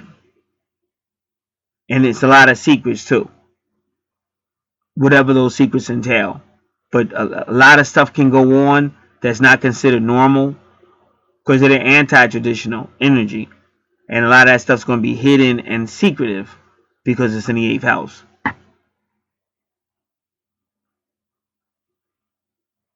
And with that 10 degrees, and the vertex is like your soulmate, your twin soul. Your twin soul is your twin flame. Same soul, different body. Same soul, different body. But your soulmate is anybody who could be in your soul tribe, but it's usually somebody that you have some type of history with. Soul tribe, soul family. Now that number 10 is Jupiter energy. So that's all about expansion. Almost like Jupiter and Scorpio, because this is the 10th house ruled by Scorpio. And it's also about fate and destiny. So when you see number 11 on your chart and stuff, it could be also making a reference to Aquarius, because Aquarius rules the 11th house.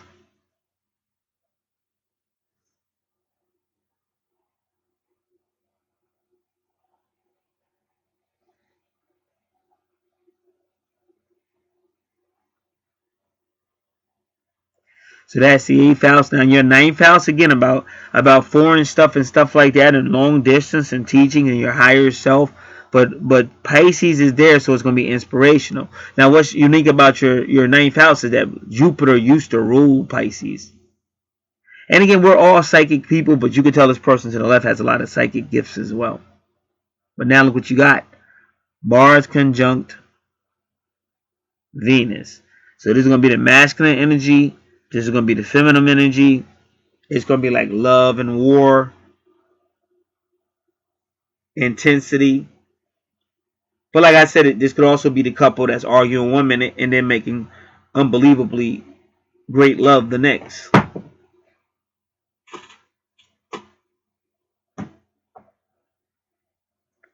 And again, number 4 is what? Aries. And that number 29, if that was a degree, see, your Venus is 4 degrees, 29 minutes. But if that was like a 29 degree, 29 represents a karmic degree or an anaretic degree. And that's like unbelievable intensity. But now here's a problem that's in your 9th house. Whenever you see Venus with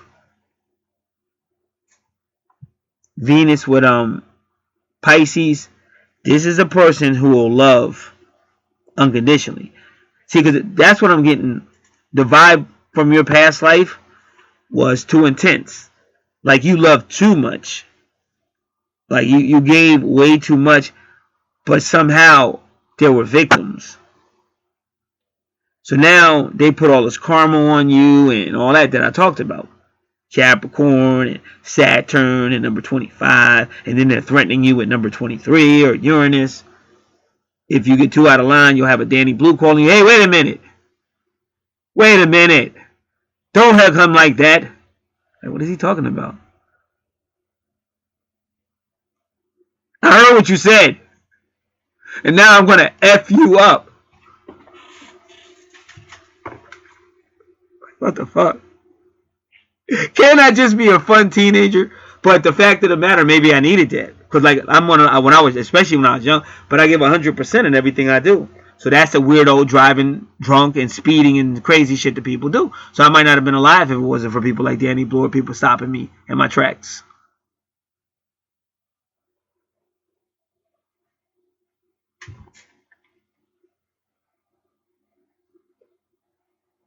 So your love, the reason why your love could be, I mean, it's not karmic because it's not 29 degrees, but it's still a warning of 29. It's too intense. Because Venus and Pisces, they just are unconditionally in love. And that means that's when you're dealing with somebody that can do no wrong. Even if you see them do wrong, you justify it. Like Bonnie and Clyde was like that. Whereas you should be the person saying, hey, chill out or what, you ain't going to do it. And this is your 9th house, which can represent in-laws, higher laws, and this is supposed to be the house of your higher self. So once you get to the 9th house, in theory, that should be where you're more maturing and more understanding life, and you got it almost pretty much together. But your house is still, the whole Mars, and I already told you, I think I said it before, because even in your 5th house, That's what Scorpio in the 5th house is all about. Intensity. Could be a lot of power struggles, a lot of stuff, but then all of a sudden you start having sex. Cursing somebody out, this is over, I'm sick of you, or I'm sick of it. And then the guy grabs you or whatever, and you start having sex with him. Like, I thought you guys were about to break up. What the hell? So you see it again here, but the 9th house is inspirational, maybe even spiritual with Pisces. But again, you got to remember, Pisces is ruled by Neptune, which is the deceiver. So again, even though Venus and Pisces is saying, oh, this is unbelievable love, I know we argue, I know we fight, but the love is good and blah blah blah, but it's like really not dealing with reality.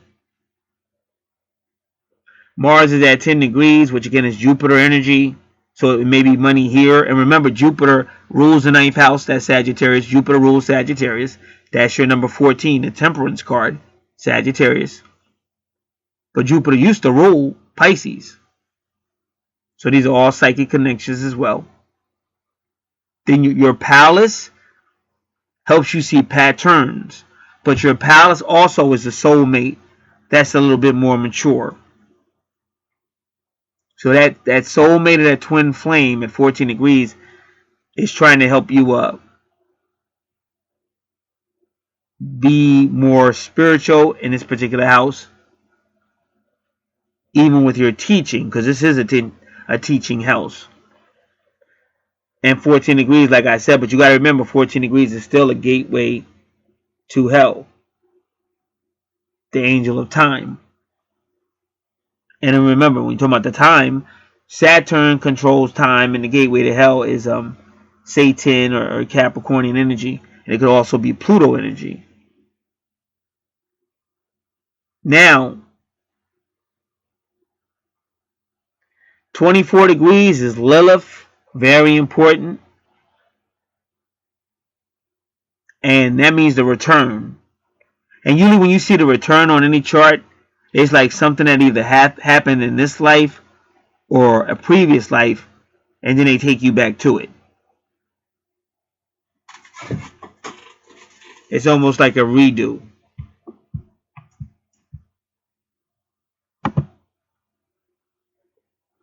So let's try to figure out Lilith and Pisces, if we can.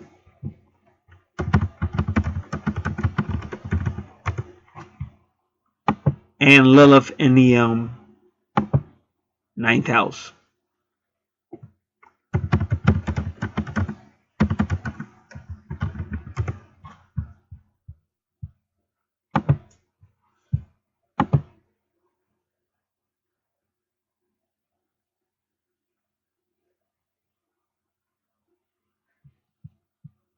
See, right away, the Hindu websites want to answer Lilith and Pisces. Now, on my more recent reading, I was dealing with horoscope.astro-seek.com. They were pretty good, so we're going to deal with them again. Now, for Lilith in the 9th house, we're going to go to another location too. This guy is way too thorough. He's good though, but he just goes on and goes on. So we're just going to look at it real quick and get the meat out of it. That's all we need. We don't need all that stuff he's talking about.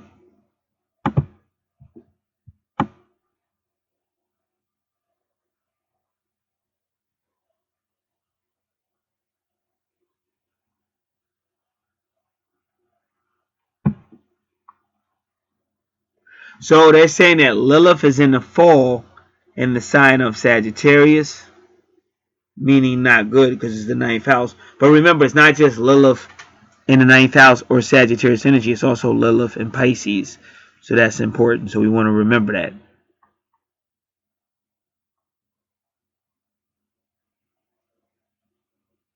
So they're saying the 9th house is the house of philosophy. So this person, they're saying this person may be dogmatic in the 9th house because of Lilith. But you do see Mars there, so there is going to be some tussle. But you also see the same tussle in the 5th house. See, these are fire signs and all this stuff. And all this stuff at the end of the day, it's all psychic. It's all connected to telepathy, the universe. And this is, at the end of the day, this is all sexual power whether you want to call it sexual transformation, sexual magic.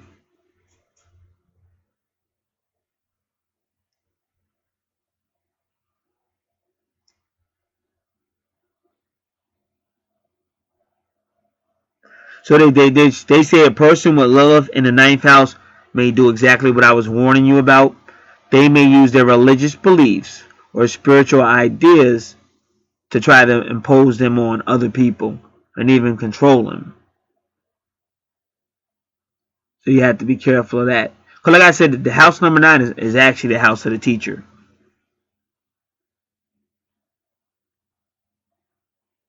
So they say this person might be addicted to power connections with teaching. And they're calling this person a possible energy vampire. This person may indulge in drinking other people's energy through transforming their beliefs or just shattering stable beliefs that others have. They said, but that might just mean that this person is either a radical person or they're just downright manipulative or downright evil. It all depends on the person.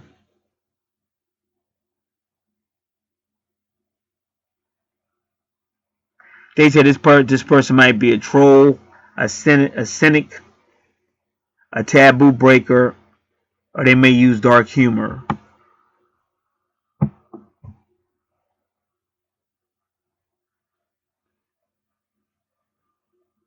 So they say this type of person, even though your ninth house is about higher education, they said, but Lilith in the ninth house, she don't give a darn about university. She don't give a darn about institutions. She don't give a darn about professors or anybody in authority. And she'll abandon it. Like if she doesn't know any better, if she this type of person is saying if she was to go to any of those places, she probably would quit. Or if she was there, she still would be trying to do it her way.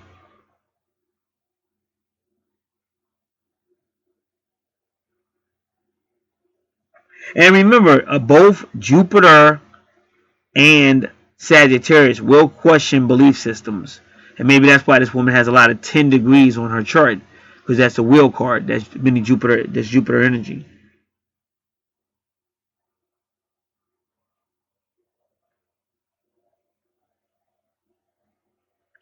And they kind of implying that this person will be a type of rebel.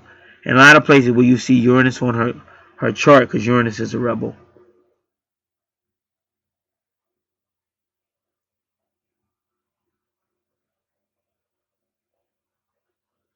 So this person will still be manipulative. Because see, they compare Lilith to Scorpio and stuff like that. So they say this person has no problem with using information, misleading information to get people on their side.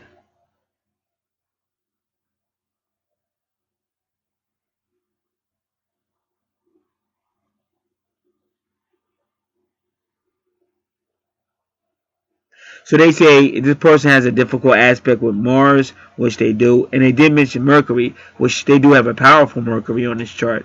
So you have to really watch this person because they may engage in misleading others. But I already told you that's why you see those Saturn and stuff. But I already basically told you that. Because in the past life, you just get that sense off this chart that they actually led others to like a bad situation. So now the universe is like watching. So you gotta remember, number 15 is like putting cuffs on you, or at least like that's what that is, like a foot bracelet. Like whatever I was telling you about, it's like you have a foot bracelet on. You can go certain places, but it's still you're being watched. And the number 15 card, that's what that is. Okay, you got these chains around you. You can walk out if you want to. But the whole thing is like you ain't going nowhere. That's the number 15 card. You're standing there with your boyfriend or whatever, and you can walk out if you want to, but they ain't going nowhere. That's like putting a bracelet on somebody. Okay, you can go if you want to, but you better stay within the limit of your house where we got you and all that. If you go more than whatever away from your house, you're gonna hear that thing go off, and you're gonna see some police cars tracking your ass through GSP or GPS. So that's you kind of got that on your chart.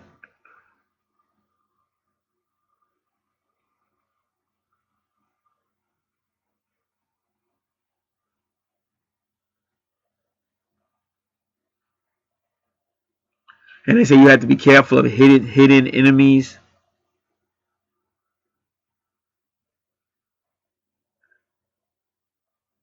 And they say if you are the type that says speaks on or preaches on things that could cause discord, be careful because you will have hidden enemies.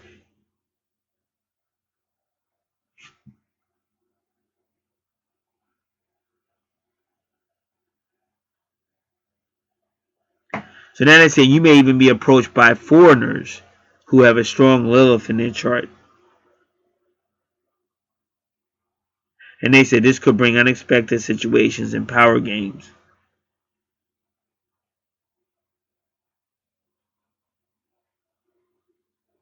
So they say this person might have some negative traits in them, but they say the same. They see the same in you, so they actually go come after you. Oh no, she's this type of person, but they got the same traits in them that they're accusing you of.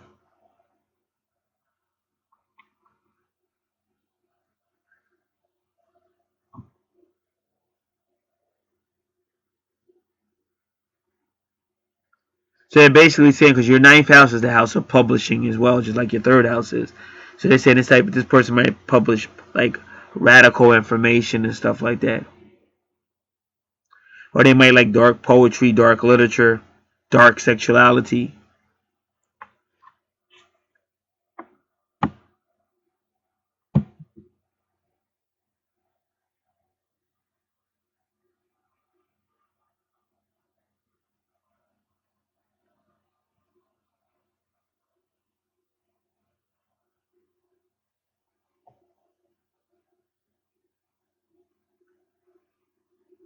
So their imagination, they say, it might be sick or radical or taboo.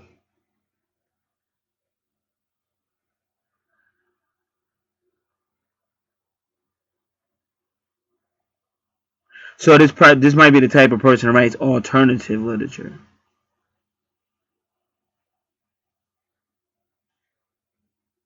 Now it's kind of funny because he said because their works are not for the masses. That's not true because shit's changed. Now all that freaky shit, that Howard Stern shit, all that crazy shit, people want to see that shit now or read about it or whatever. So you can't say it's not for the masses. Things have changed.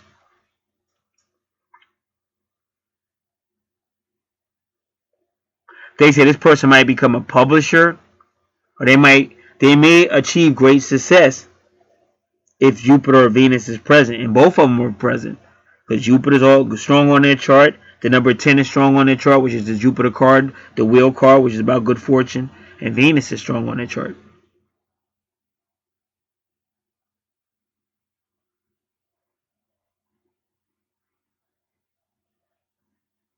And they got a strong Mercury too, which is publishing and all that stuff.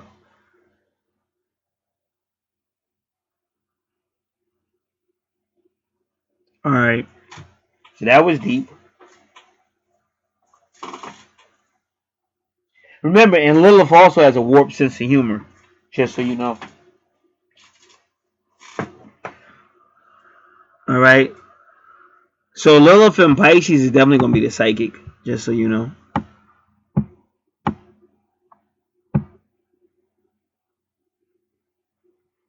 So they said this person. I'm gonna be honest with you. They're trying to say Lilith and Pisces is self-sacrifice, and they're saying that because Pisces is self-sacrifice, but Lilith ain't. Lilith don't play that. So Lilith is not about self-sacrifice, but Lilith and Pisces is a psychic. Because remember, Pisces is spiritual, prophetic, and infat. But Lilith uses that energy to benefit herself. Like Lilith is the master manipulator. I'll let you know right now. So make sure you understand that. But she's a master at what she does. She'll set you up and you'll think it was your idea and shit. She's the master manipulator. I remember my sister was good like that. My sister was definitely like a Scorpio Lilith type, my older sister, no longer alive. But one time she said to me, "Oh, take me to McDonald's or whatever." Now just keep in mind, back then McDonald's was right up the street. She could have walked. Take me to McDonald's and all that, blah blah blah. So we get in the car and she's sitting there. She ordered. She said, "Okay, I'm ordering this." But she ordered what she wanted. Then she looked at me. She said, "What do you want?" I said, "All right, cool." I went ahead and ordered and shit. When we got to the went around the drive through to pay, that broad, my older sister, she played me out. So she had me order to make me, whatever you call it, responsible for the shit. Because they hear my voice order and everything. And then I ordered. So how can I say, oh, this is her order? No, it's not, because we heard your voice, sir. Sir, we heard your voice. You ordered everything. So I was like, so I'm embarrassed. She set me up. I'm embarrassed. And, she just set me up and shit. So I said, that's okay, because I'll never take her to another store and shit. I never do that shit again. So that's that slick shit. So Lilith in Pisces is that prophet. And she knows how to manipulate others. She knows how to get others to sacrifice for her. She ain't sacrificing for shit. Let's get that straight right now. Alright? Prophetic vision and anything, even dark stuff, death stuff. But I already read all that. That's why I made sure I read all that stuff in Scorpio. So Lilith can connect to energy. And that's why she can get people to do things. Like when you hear about women throughout history, they got large numbers of armies and stuff to follow them and stuff. That's because they had a strong Lilith.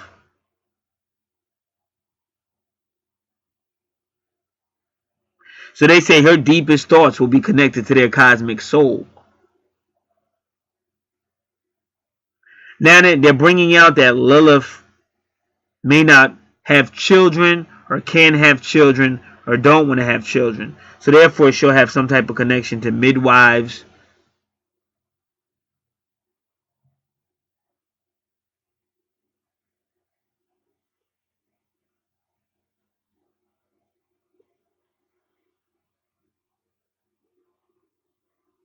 But again, they may be connected to some form of suffering one way or another in their life, suffering in their life, or they're connected to suffering one way or another. They can also have a lot of mystery abilities, which I did read a lot of that stuff already when I did Scorpio. And they may have problem with power. They may have connections with healing people, but they will be connected. Like I said, whenever you see, because I got a relative that he's like wife worship, wife worship. Like that's his whole claim to fame. I got mad at that dude one day. I basically said, "You so far up her ass, if she shitted, you'd come out and shit." But that's that little power. But they say Lilith and Pisces, beware of alcohol addiction or drug addiction, foot injury, or loss of consciousness for whatever reason. But the funny thing is, somebody might lose they might be in an accident and they lose consciousness, but when they wake up, they're way more psychic than they were.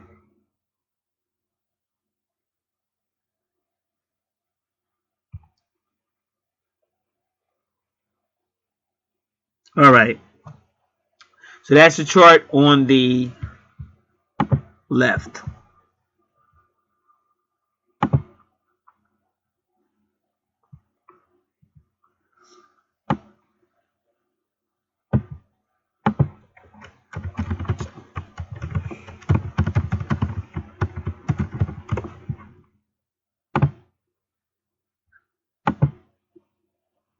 Chart on the right. Karmic.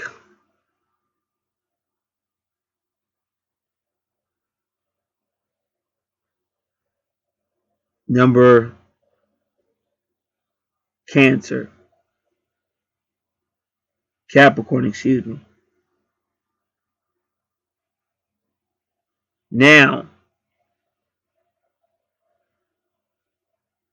the problem with this chart on the right, first house ascended in East Point, Capricorn. But his Capricorn, which is serious and or career, is powered by the idealism, which is often a deception of Neptune. You even see the number 12. So here's a person who's going to be very serious about stuff that may not really be true. But that number 5 implies he's going to be kind of like a spiritual pope, some type of spiritual, internally spiritual, with these number 5s. And then he's still going to be like a 12th house type of dude, or with number 12, which primarily is Neptune energy, but it's going to be deception. So this is the person that might be way too serious because of what he's believing is not based on facts. And that was what Nicodemus was. He was way too serious and this and that, but he was so far away from the mark that he never really they say in history Nicodemus became a servant of Jesus Christ, but in the Bible he never did. He risked his neck for Jesus Christ, but there's no Bible scripture saying Nicodemus ever became a Christian. History says he did, but not the Bible. So that's what I'm trying to tell you. Because you have certain people that are so spiritual that they don't become a Christian. They don't follow Jesus. Like, how are you going to say I'm a Christian or whatever, but you don't follow your commander in chief? So that's what you're kind of looking here with Neptune, which offers a lot of deception. It's spirit. You see the number 5 is like Taurus energy or the Pope energy or some type of reverend. But you're not committing to the spirit. You're committing, like you're Nicodemus. You're committing to the idealism, the writings, and all that stuff. But you're not committing to the spirit. And that's what Jesus was trying to tell Nicodemus. You have to learn how to breathe. You have to stop talking about the law and all that stuff. You're committed to the writings, but you're not committed to the spirit. And because you're not committed to the spirit, you're not committed to me.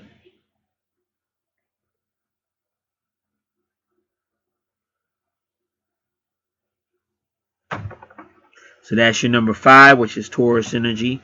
Could also be Leo energy, but we'll see. But he does have a serious, business-minded, old soul-minded. He's a nurturer in these areas. And when you see the EP, this stuff is deep inside his ego. And it's kind of funny. He's almost like a 12th house guy, which we'll look more at the 12th house later on. But that number 12 or that Neptune or that Hangman card,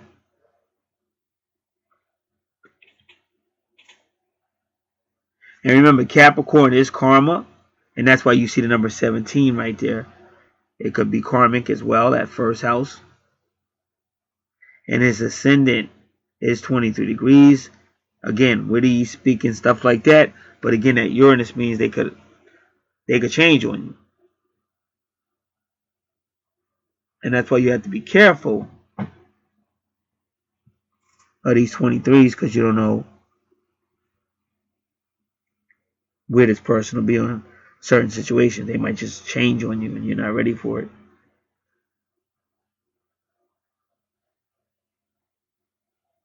Now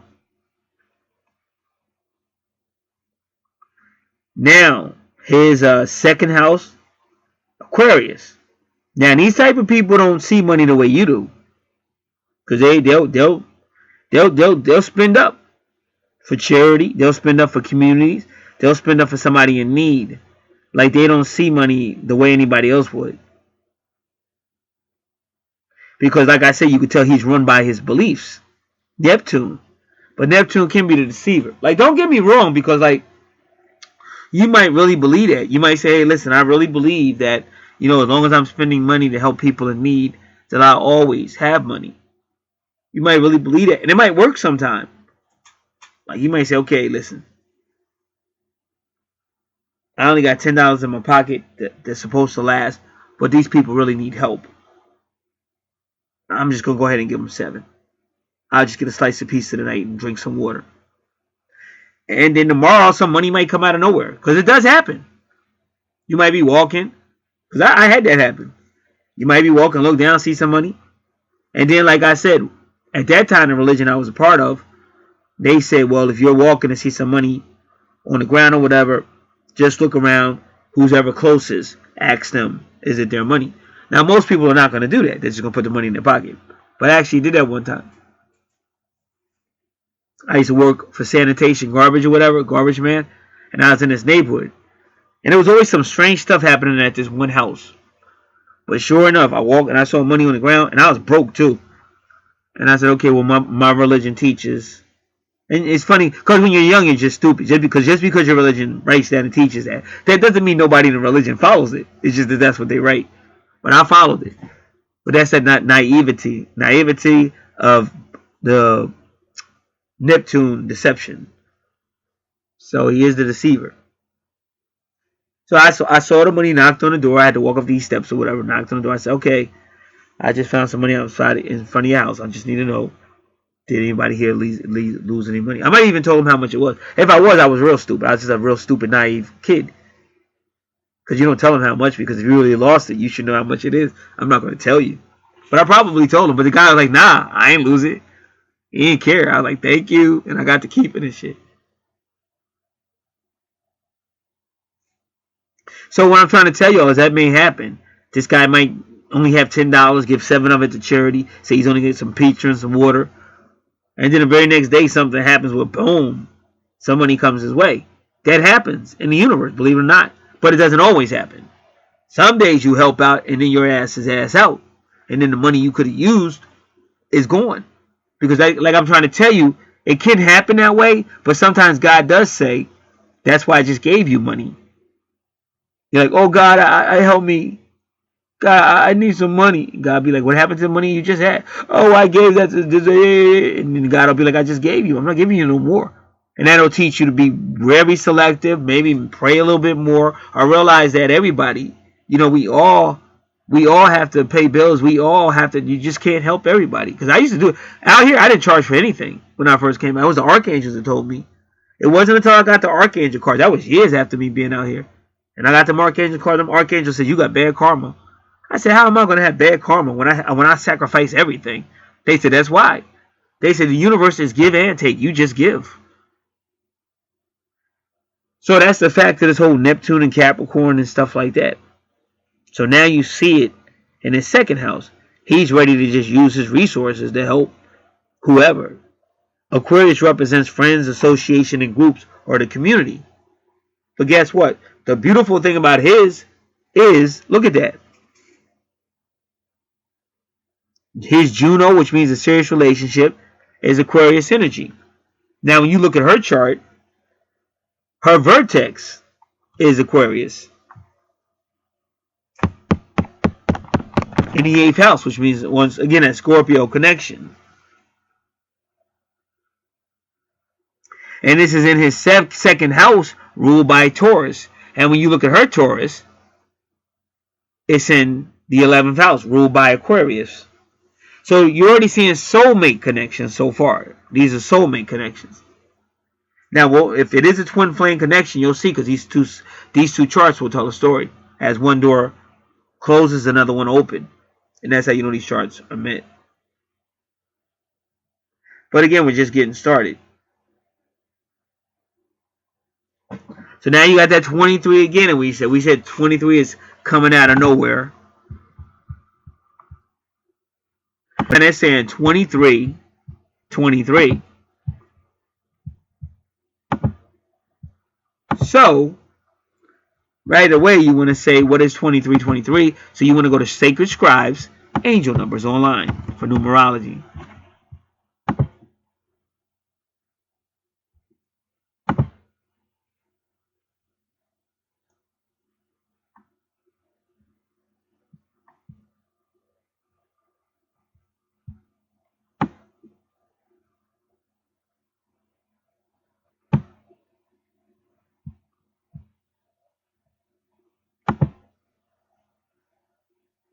And you're looking at an angel number, 23, 23.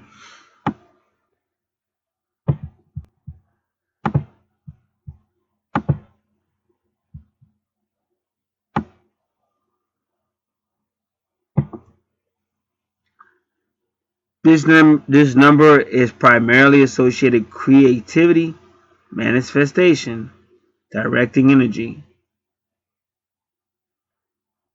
It's encouraging you to express your personal freedom in unique, innovative ways. Angel number 2323 is telling you to stay positive and optimistic about your future and your destiny, and give any concerns, fears, and worries to the angels for healing and transmutation. They're telling this person to use positive affirmations. Now remember, the Aquarius card is number 17, which is the star card, and that is about inspiration and hope.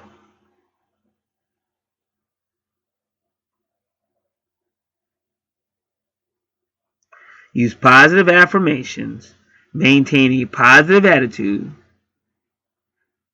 focus on a successful and fulfilling future to manifest your wishes, wants, and desires in your life.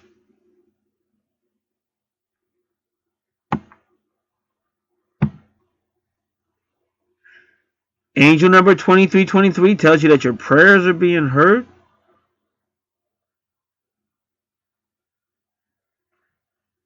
and answered, and that the angels are watching over you, guiding, assisting, ensuring that your wishes come to fruition. Things are coming together for you. Balance and stability are coming in many aspects of your life.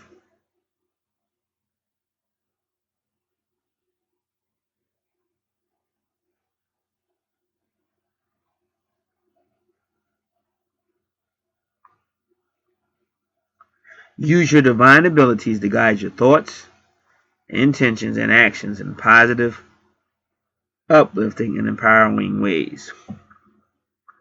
And express your truths with confidence and communicate with others on a spiritual level.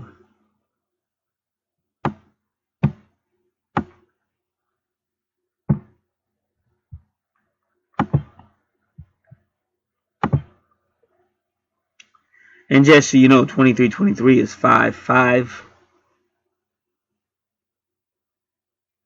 And you see it. Like you see the 5-5 right there for his first house with Capricorn. 5 for Neptune, 5 for Ceres.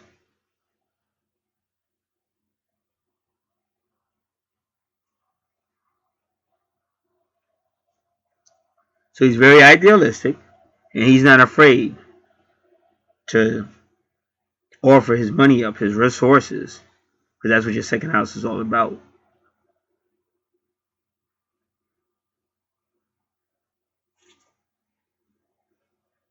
All right, now his good fortune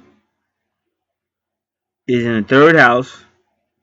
Third house again ruled by Gemini. Second house ruled by Taurus. And Aquarius is there. First house ruled by Aries. Capricorn is there.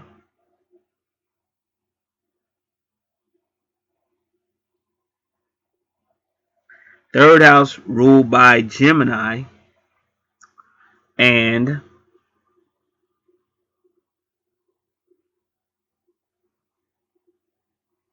Pisces is there. So the third house again, young child. This could be like a Sunday school teacher.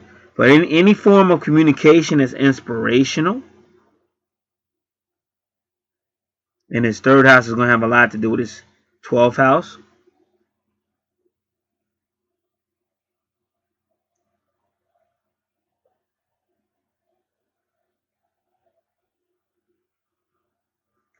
And then that's good part of fortune or good fortune.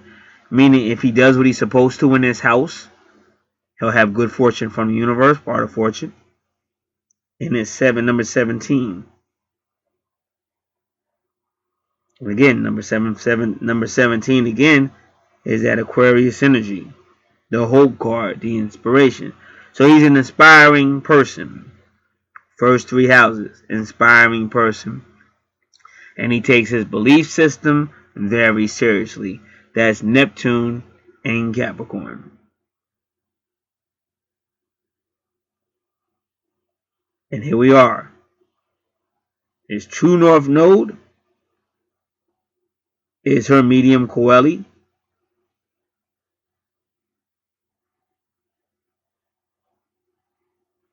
His true north node is Aries in the 4th house.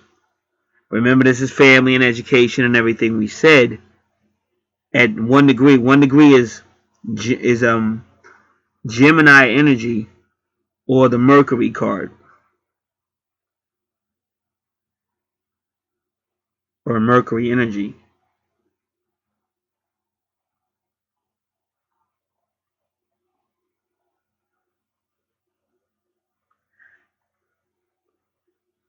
So you have to be careful.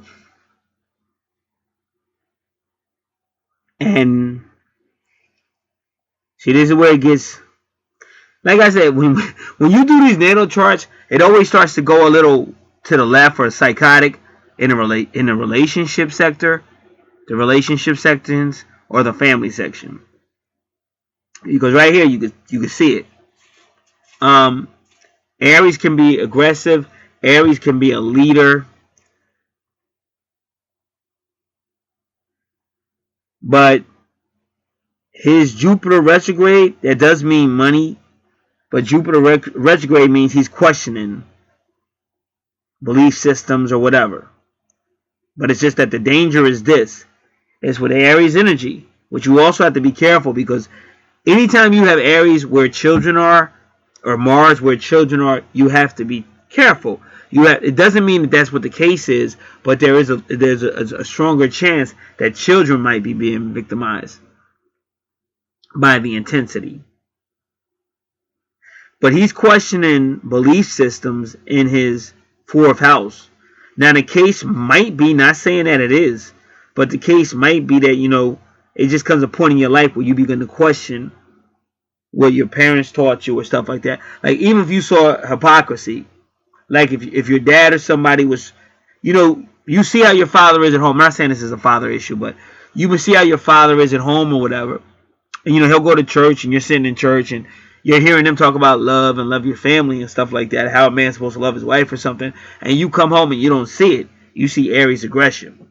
So Jupiter retrograde is going to start to question the belief system. He's going to question what's going on in that family, because it's not the same thing he's seeing when he reads the Bible or reads whatever Bible study guides or any book based on the family bait, like the Christian family. He's not seeing it. He's seeing Aries aggression, which is forcing him to think about it. But not only is it forcing him to think about it, that number 1 degree, that's the Magician card. And that's Gemini energy. So this is also a person who says, this is what I want to do, and he finds a way to do it. And really, believe it or not, Jupiter retrograde is a lot like that. Because you don't want it. You question the belief system. So if you question it long enough, it's kind of like you're conjuring up a spell, like a magician. Because sooner or later you're getting the fuck out of there. And that's what the 23 is. Remember, it's coming out of nowhere. See, in his house, his true north node, he's a great communicator. Even you can see it in his 3rd house with very inspirational.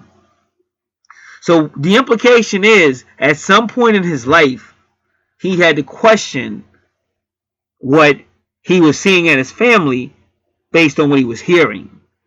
And the implication is, his particular family, he made some type of a division, whether emotional, physical, whatever it was, but he made some type of division from the family, because what his belief system was, he wasn't seeing in the family. So that forced him to conjure up whatever and get the hell out of there. One way or another, physically or emotionally or spiritually. Like me and my mother, we've been back and forth. Now that I'm older, I've come to realize a whole lot. Plus, I understand everything. I understand esoteric. When I say everything, I'm saying because I did decades and decades and decades of studying all this stuff. But I understand the esoteric of the Bible, the metaphysics, you name it, I understand it, because I knew that was essential. But essentially, all you can really be responsible for is yourself. But what you can do, like when you see Noah doing it, or Moses doing it, or Jesus doing it, You just got to start praying for other people, because a lot of people are not going to get this, and it's not easy. And if you read Matthew chapter 13, he doesn't want you to get it. In fact, if you were to read it, because when you hear me say it, you're going to think I'm making this stuff up. But if you read Matthew 13, you hear Jesus Christ say, I speak in parables to keep them confused. I speak in parable to keep them on the outside. I don't want them to get this. So, because if they get what I'm saying, they're going to convert, and I'd have to bring them into heaven. And I don't want to. This is in Matthew 13. I didn't make that up. I know y'all think I did. Read it. So what happens when Jesus says that, it puts a harder responsibility on us, because we have to pray. And the Grox one told you exactly what I just said, because the Grox one quoted the same verse I quoted a long time ago when God told Moses, step away. I'm going to kill all these people. I'm going to kill all these people, and I'm going to make a great nation out of you. And Moses had to tell God, I'm not stepping nowhere. You ain't killing nobody. Even the Grox one told you all that. So for people to really study this stuff and know this stuff, they know I'm not making this shit up. So it makes it harder on us, because sometimes God gets frustrated. But I think he does that to make us more like him. So you have to realize people are not going to get it. They don't want to get it. But then you have to really pray more for these people. So that's really what I'm seeing in his fourth house. He kind of distanced himself away from it a little bit. But in his own belief system, he's still going to work on a system of redemption for these people. Maybe praying for them or whatever he's trying to do. So that's what I get from him. I'm going to put this on pause for a moment. I'll be back. All right. We shall now continue. We were in his fourth house, true north node. Now, again, true north node is going to be Aries, Cancer energy. So once again, when you look over to this chart, her first house is Cancer and Aries. See what I'm saying? So that's why you can see the soulmate connection so far. And then just looking around,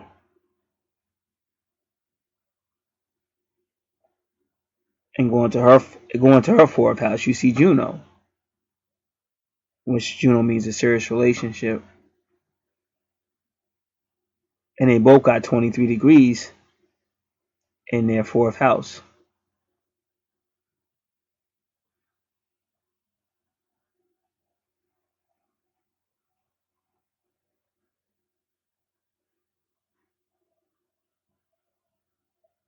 And we'll keep looking and finding more. Now, and again, when you see Taurus in the fifth house, I just had one earlier today with another reading I did. But anytime Taurus is messing around with the fifth house is ruled by Leo, but it's all about fun. It's all about children. But Taurus in the fifth house, that's when you're going to let the collar down. This is this let the, take let the tie down, unbutton that tight thing. But this is where people can make mistakes, and that's why sometimes people that are very hardworking, they're the first to really go wild. If they have a little bit of alcohol, they just go wild, because a lot of people, it's a lot that happens, but your flesh definitely wants something, but you're made that way. And a lot of people don't understand that. See, when you deal just with solely religion or Christianity, they make you think, well, listen, you've got to lead your flesh. Because if you don't lead your flesh is going to lead you. So you got to stay totally active. You got to stay active. If you just stay active in the spiritual, because even read Galatians chapter 5, if you walk in the spirit, you won't carry out any fleshly desires. That's just not true. That's just not true. Because first off, take it from somebody that's been walking with God for decades. I can barely go out my front or back door without something there. Temptation, whatever you want to name it. It's just the way where you are. The planet you're on. The Bible gives you the example of Daniel or David. He was asleep, minding his own business. But something woke David up. And I always say, how come nobody asks what woke David up? If David was in his bed fast asleep, what woke David up? Wouldn't let him go back to sleep, and basically gave him the idea to go ahead and walk on up to his roof or whatever, allegedly to look at the stars or whatever. Next thing you know, while he's trying to look at the stars, he sees naked Bathsheba, and the rest is history. But you got to understand who did all that. Now, the Bible gives you some ideas because they gave you the book of Job, a totally righteous man until God told Satan, what about Job? And Satan said, oh, he's not righteous, blah, blah, blah. And God said, well, go on down there and test him. Do whatever you want to him, just don't kill him. Take whatever you want. So now you start to realize, whoa, no matter what I do, I'm going to have to deal with this as long as I'm on this planet. Now, again, why am I saying this? Because you got Taurus in the 5th house. Now, remember, Taurus is also 5. Number 5 is the Hierophant card. It's the Pope, the spiritual religious leader. That's number 5. That's in the energy is Taurus. Now, Taurus also rules that 2nd house of money and possessions and value systems. So again, here you see Taurus in the 5th house. It's like a Pope going wild, or a person with a good amount of money that gets so caught up on the fun that he spends it all. Because Taurus just loses it in the 5th house. And Taurus loves massages, very sensual, very sexual. So all this is going on in the 5th house of fun. And you already know, if you've got the money and you love having fun and you're a very sensual person, anything could happen.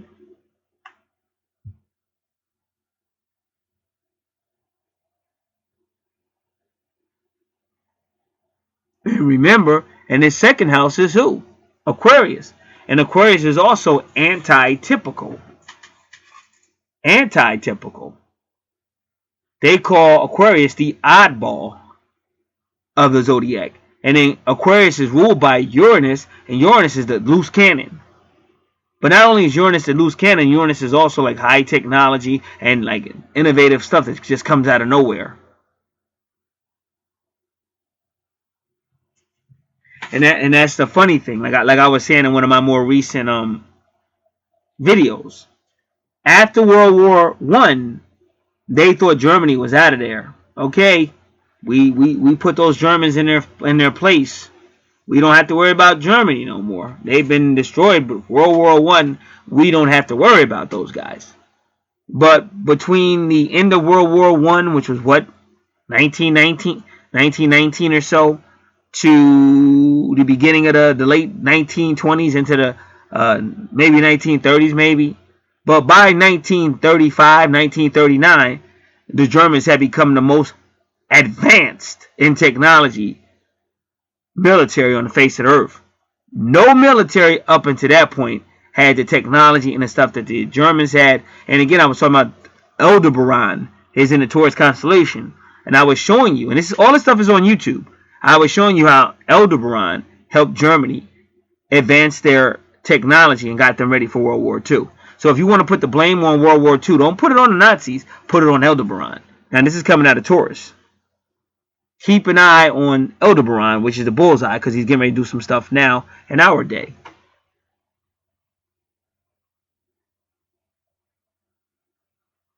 And remember, Taurus is a very, and that's her true north node. Taurus is a very magnetic sign.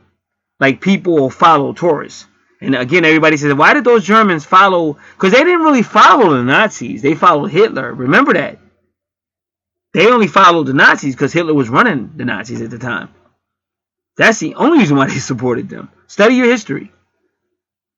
They were flabbergasted and infatuated with Hitler. And I basically went over this in one of my more recent readings. Because like I told you, this stuff comes to me in batches. Like I'll get a bunch of batches of Pisces or a bunch of batches of another sign or a numerology. But it comes in batches. Even right now, Sagittarius is big right now because the full moon is about to be in Sagittarius, and a lot of things are going to start changing in your world and in your news.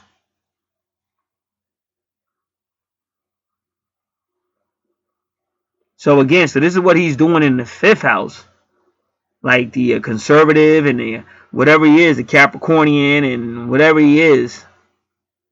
I just say conservative because of Capricorn, but it's better if I just say Capricorn because he doesn't have to be conservative. But the Capricornian, the serious soul, and the hard worker and all that. But in the 5th house, that tie is coming off. that shirt is getting unbuckled, and once he starts to feel a certain way, especially if he has a few drinks, you're going to see a totally different dude. So he has to be careful in the fifth house, especially since the second house already shows that he doesn't view money the way other people do. So he's not really thinking about savings and all that stuff. Like he would, definitely give money to the poor or to charity. But in the fifth house, he'll definitely give up that money to the fund, whatever that fund is.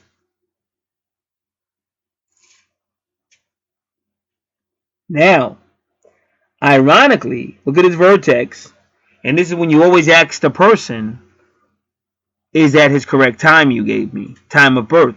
Because look at his vertex, and the vertex points to your soulmate or your twin soul or fate, fated events or destiny.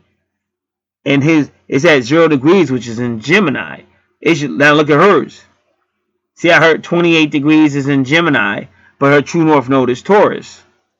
So this gentleman right here, he's doing the same thing. Could either be a Taurus or a Gemini, just like hers.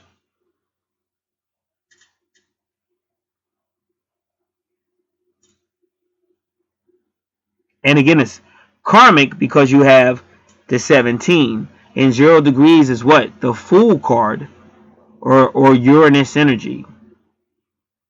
Again, 0 degrees is always a naive degree.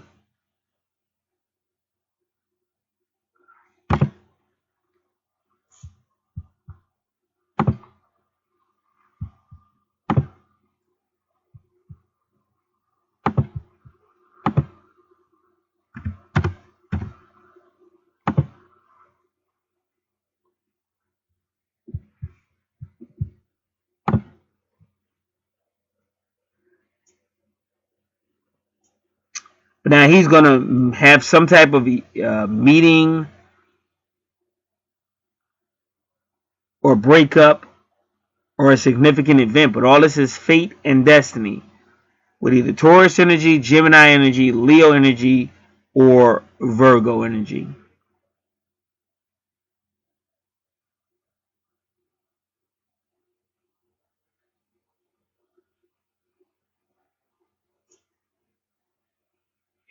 Her ascendant being Gemini, her moon sign being Leo, her true north node being Taurus,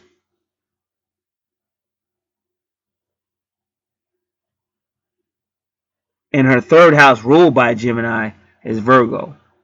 And all this is going on in his sixth house, which is ruled by Virgo. So when you have Gemini in the sixth house, this is just like hers. This is still about young children or immature people, because the third house is about little children and the sixth house is about small children. Can all be about communications,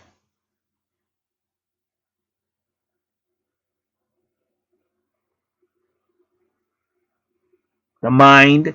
And remember, both Virgo and Gemini, they're both ruled over by Mercury.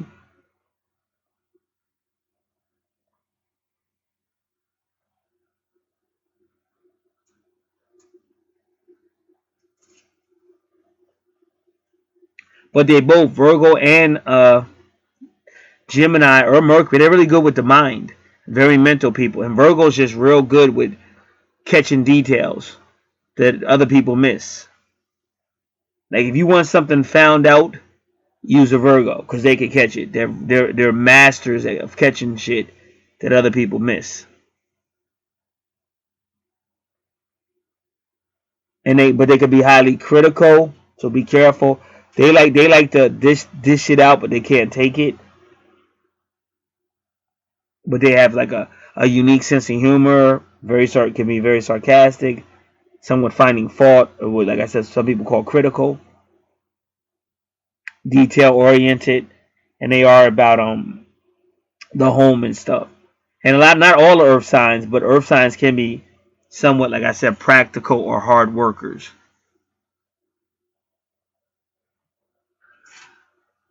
And you have to understand each one's different, because some Virgos might work really hard at their place of employment. Like they may keep the same job for like say my mother 30 years, 30 years and 2 months.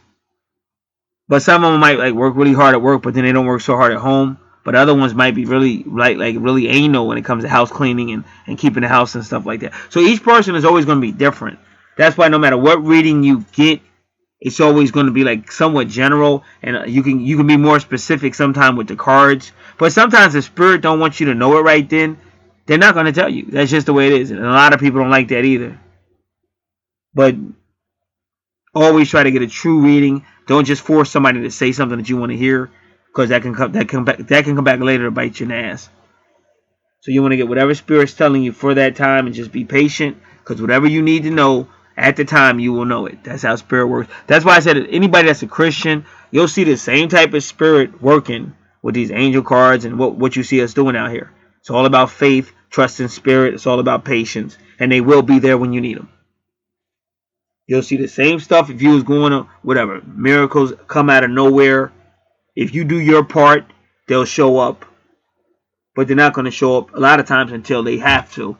So all that worrying and all that stupid stuff, they tell you don't do that, but people do it anyway.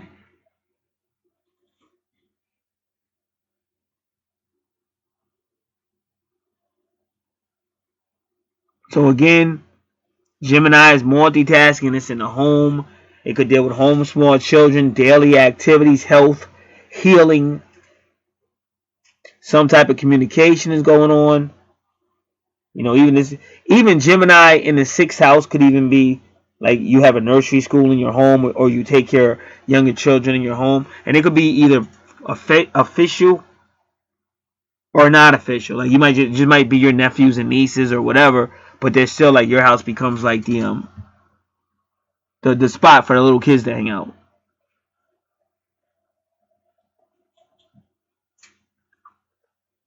But again, with Gemini, there's going to be some type of creativity, some type of communication, might be some type of teaching. All that's going on. And sometimes they put Gemini with Virgo energy to heal Gemini. Because like I said, Gemini does not go deep until you force it to. Till you put it in the 8th house, or put it somewhere with Scorpio or Pluto or something that's deep. But you got to force Gemini to go deep. Because if you don't force Gemini to go deep, it's not going to go deep.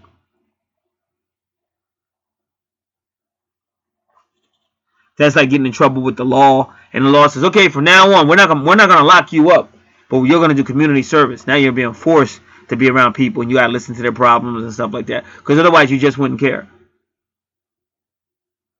Because like some signs, they're just not with it. Like some people just get up early and just work real hard, and they're not worrying about all that stuff. But some people, they're not gonna do that. They're going to get up, they're going to blame this person, they're going to blame that person, they're going to blame their dad, blame their mom. They're going to get up, and the whole day is like, oh, woe is me, and oh, this happened to me when I was young, oh, my family line, and Gemini's like, man, I want to hear all that. I got shit to do. So they have to like force you, even like to lock your ass up. And then you're around like a lot of people that's basically that, oh, this is what happened to me. Oh, I was a nice person, but this happened to me. And after I worked for this corporation, they stole my money. I started robbing people, and I finally got caught. And you got to hear all this shit. They said, why would people have to hear stuff like that?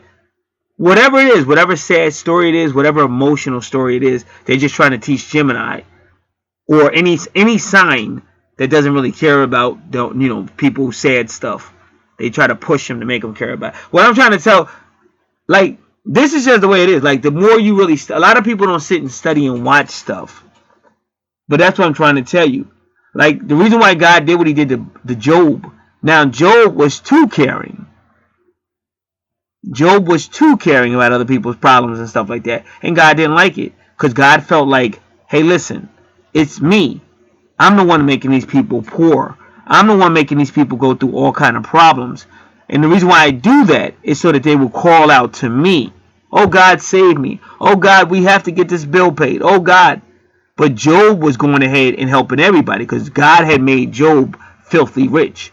Job was one of the richest people on the planet Earth at that time. So he was going around helping everybody. So what happened was when people had a problem, instead of crying out to God or praying, they were just calling Job. Because that's what most people are going to do. They're always going to take the easy way out. They knew Job would give it to them. So God was in heaven like, whoa, this guy is taking my glory. No, but I'm not getting any prayers because of Job. So even though he liked Job and respected Job, he had to teach Job a lesson. It's only one honcho here, and that's me. That's why when you read Job chapter 8, when you hear God come, it's a rant. And he starts off saying this: who is obscuring knowledge? Basically, he's saying, who's talking shit? Because Job was saying, hey, listen, I know I'm righteous. And if God attacked me and did this to me, then maybe God's not righteous. This is all in your Bible in the book of Job. And so that when God finally showed up in Job 38, he let Job sit there for 37 chapters. In Job 38, God showed up and said, who's obscuring knowledge? Who's talking nonsense? Who's talking nonsense? And he goes from Job chapter 38 to Job chapter 41 saying how great he is and blah, blah, blah, blah, blah. And he never addresses Job's situation. He never apologized for having Job's family killed and all this. This is all in the Bible. He never addresses that. But basically he's saying, you can't question me. I'm God.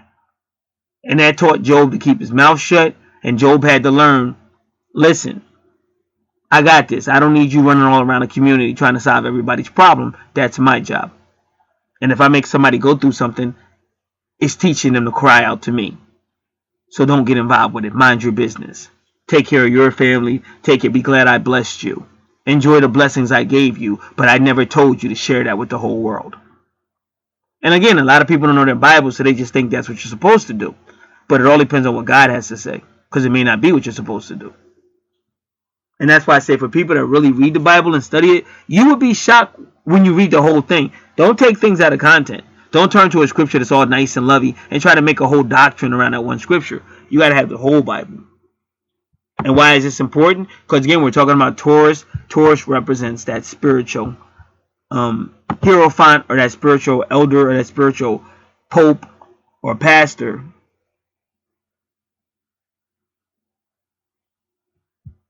And you see it on his chart from his first house. We already covered it. So that's why I'm going over that information.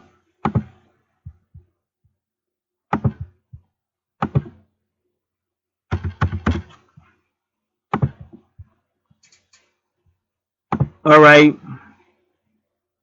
So again, we talked about the vertex because that's important.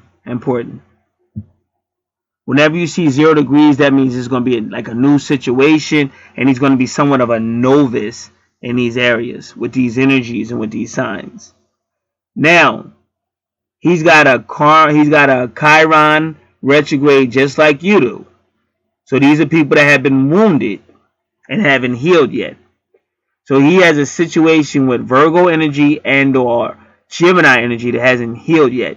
Now, the funny thing about Virgo and Pisces, because yours is in the 12th house ruled by Pisces, but Pisces serves people, and so do Virgo. They're both about service. So both of y'all got some type of wound that won't heal, that's dealing with Gemini energy that had to do with service. So hopefully it wasn't a small child or something that something happened to it. Because again, Gemini deals with the 3rd house, which is small children or whatever, or immature people or whatever. But because it's in the 6th house, that's the vibe I'm getting. Small children, a small child. Now, 28 degrees means an imbalance or too much. But again, maybe it was some type of extreme that led to this loss or this wounded Chiron, or too much of his feelings are still invested in this wound that won't heal. Because the number 28 usually means out of balance, too much.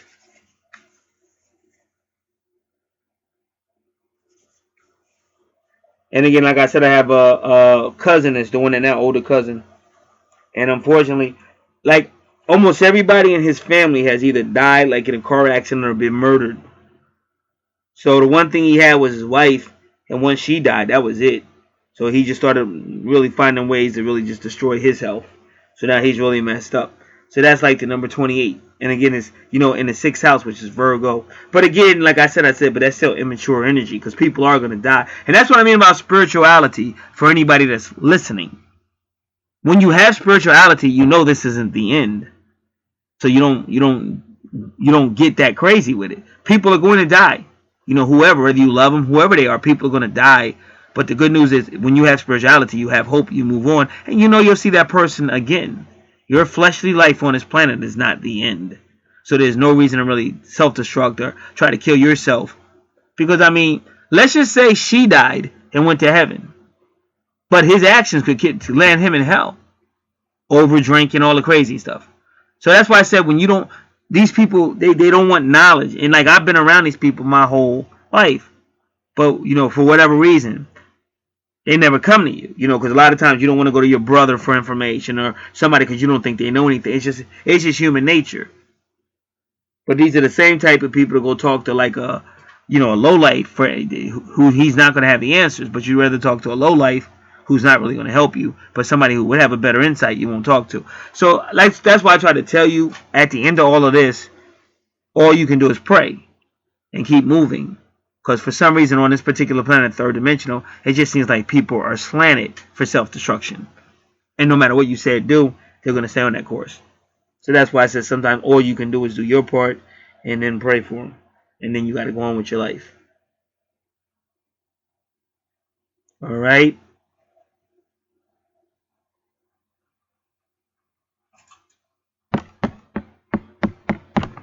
So that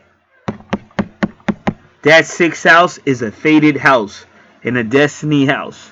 Again, Virgo energy and Gemini energy. And as you can see, her Virgo is in the 3rd house, which is ruled by Gemini.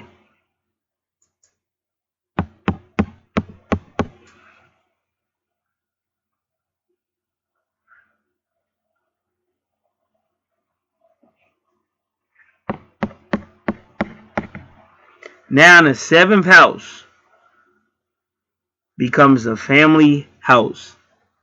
And like I said, nothing's there. As long as the time she gave me is the correct time. Because if you notice, he has a lot of important asteroids and things of that nature right at the border. 1 degree and 0 degree.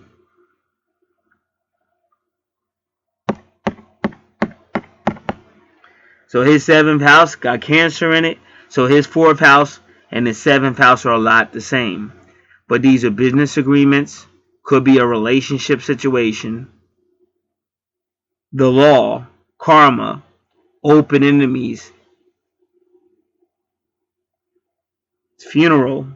All this is 7th house stuff or Libra stuff. But it's all going to be connected to the 4th house of family, ancestors, teenage education, land and property, the heart, or the Imam Coeli, whoever was his mother when he was young, whoever was in that mother capacity. So all this is going on in his 7th house.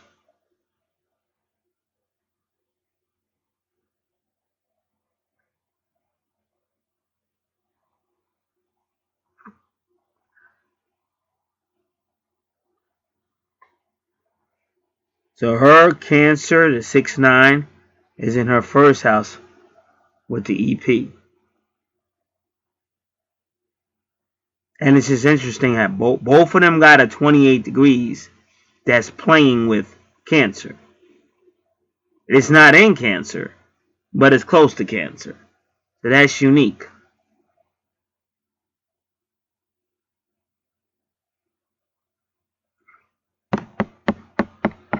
So this guy would, of course, be relationship-minded and family-minded. But it's just interesting to me that there's nothing else there. But why is that? Why do you think it is that way? Well, I'm going to tell you 2 different things. Because whatever happened to him in his 4th house is fucking him up in his relationships sector because the family's right there. Cancer rules the fourth house, but he's still dealing with whatever went down in his fourth house with that aggressive Aries. And what I'm trying to tell you is Lilith is right there for a reason. Now, that's the uniqueness. See, Lilith, she deals with families and family pain and family hurt. And she can tend to be very regressive in these areas. So whenever you see Lilith around the 7th house or something like that, she may actually be dealing with family stuff or relationship stuff. But his Lilith is not retrograde, which means his Lilith is not necessarily going internal. And plus, she's not really in his 7th house as long as the time of this chart is correct.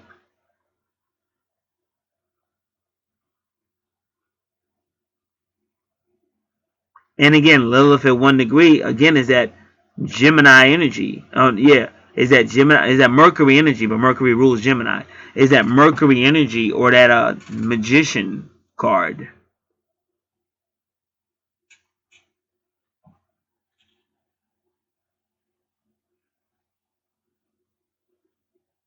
So now, his Cancer is in his 7th house. In her 4th house, ruled by Cancer, is Libra. And his 7th house is Libra. But again, but you got Juno there too.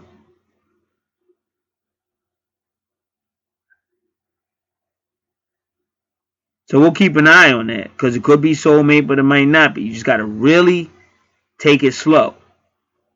And that's why at the end, I'll go over it because you got to really take it slow.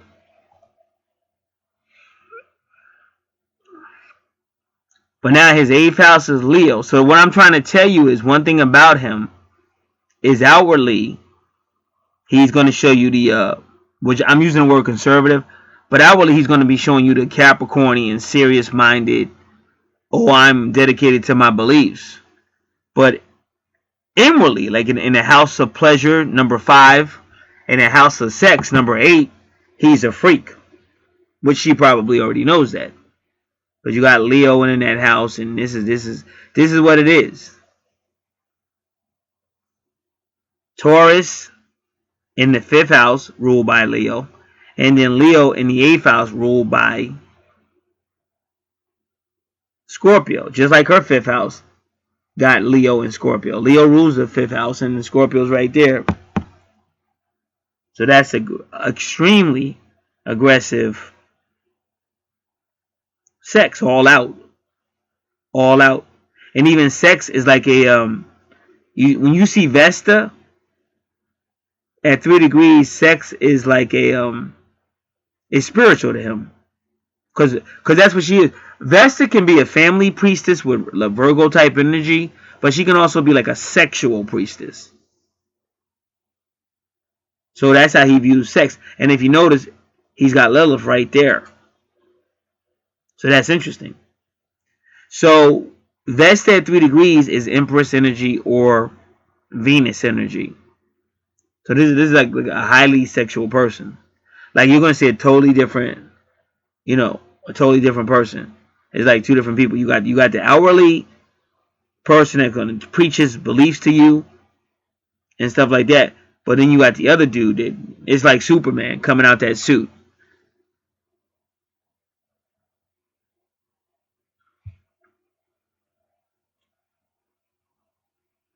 And why is Lilith 1 degree? Because that's a magician. We already told you. I think it was your chart when we talked about the power of Lilith. Like Lilith can get it done. Like humans that don't do astrology and stuff like that. Like I keep trying to tell y'all, the movie Fatal Attraction, that was a perfect example of Lilith. Now I see my twin flame do it all the time. Supernatural shit she does all the time. And I look up in the sky and it's right in harmony with the astrology. But it was the same when I work with her and shit. All kind of weird ass shit. Especially like yesterday was Friday. A whole lot of weird shit happened. Because Friday is Venus's day.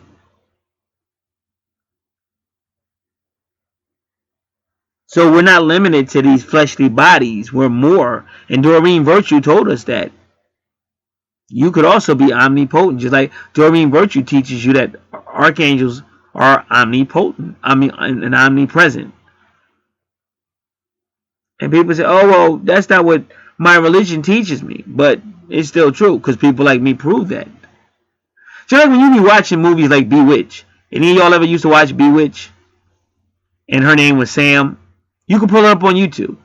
But they just be walking around the house. If they want to talk to anybody, just say their name, and that person shows up.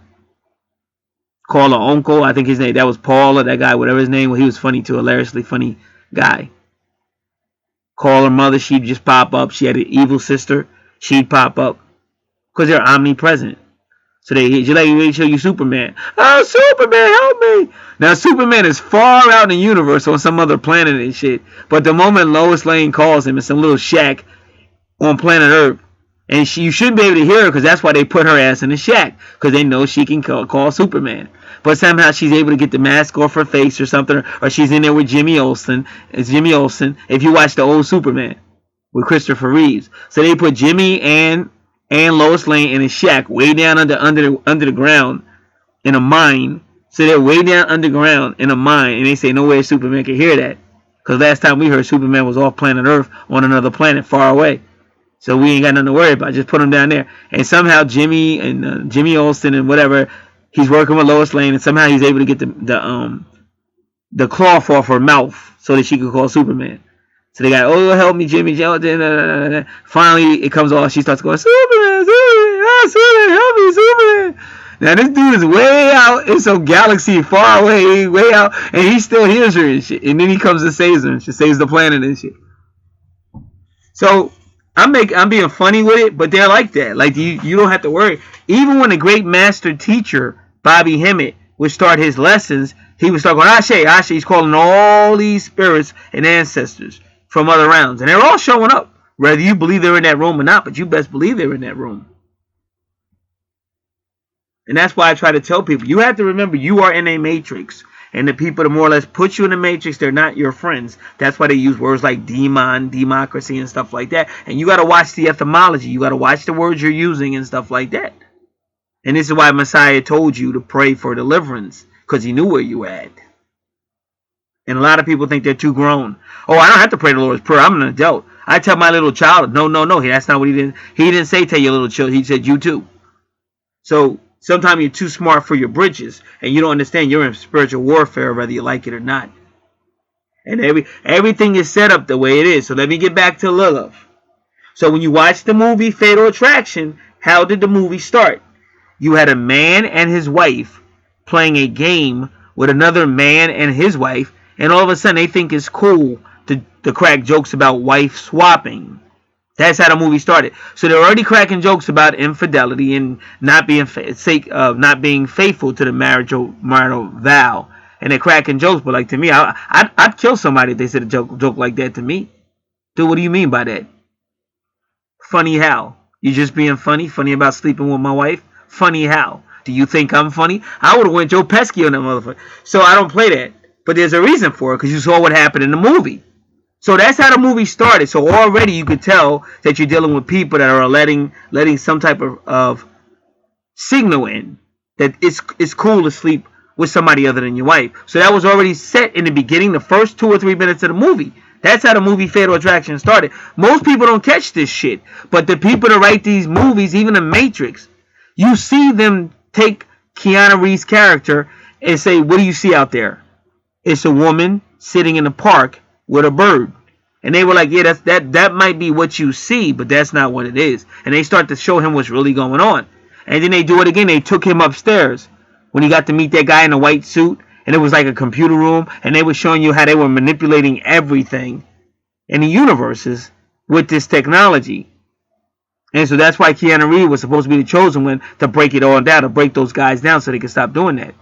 And they did the same thing with the movie Total Recall, where these people were manipulating everything with their technology. It's the same shit going on now. Now Nania talks about it. It's another guy named Michael Fazio out here. He talks. It's a whole lot of people. This shit is real. So what you really would want to do is tap back into who you really are, one with the universe, and get your power back. And that's what Archangel Raziel tells you with that card. get your power back. And again, that's Leo energy. So ironically, we're right here with Leo energy right now. But a lot of people don't care, or they're just too into the matrix. So they're too much into whack, not real astrology like what I teach, but whack bubblegum astrology and simple stuff. And they don't want their power back. They're too busy chasing stuff that they ain't probably never going to get anyway in this life. Or it's going to come real quick and go away from them, because the idea is to keep you distracted until that time when it's time to pay up. Just like if you go gambling at any of these casinos, they don't want to see you win big. The only way they let you win big is say like a one time this famous singer's mother was gambling at this casino.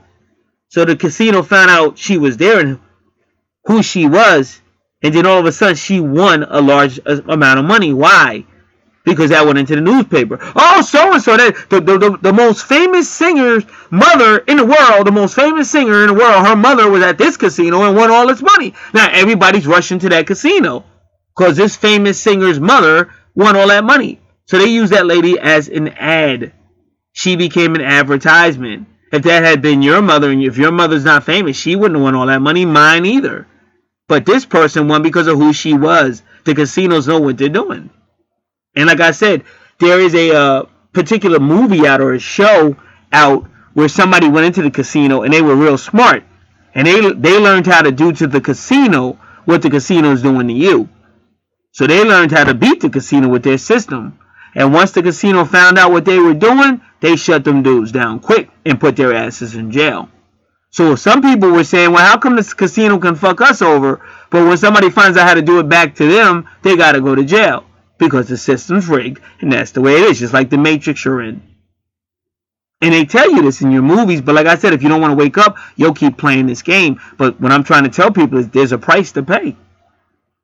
And you see it on your natal chart. That's why you hear like talk about judgment, the 20 degrees, that's the judgment card. They tell you about karma. And funny how your final house on your chart is the 12th house. And that's the same sign that Jesus Christ uses, the fish sign. And they tell you that's the house about reckoning or judgment and stuff like that. So they kind of are trying to tell you, but people don't want to believe it or hear it. And they think if they don't think about it, they don't have to deal with it. But that's just like somebody's coming to rob your house and you go, well, you know what, if I don't think about it, I don't have to deal with it. But then when a person finally robs your house and maybe some people in your house get killed, that's your fault. You should have been awake. You should have been listening when people like me or others. I'm not the only one saying this stuff.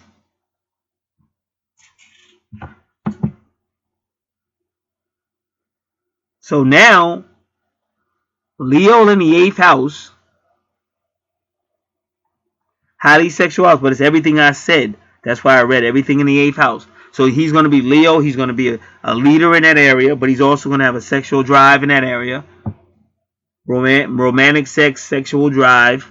And also he may be a leader. He might be some type of manager. He might be some type of manager even with spiritual stuff or mystical stuff or whatever's in the 8th house or even finances or karma.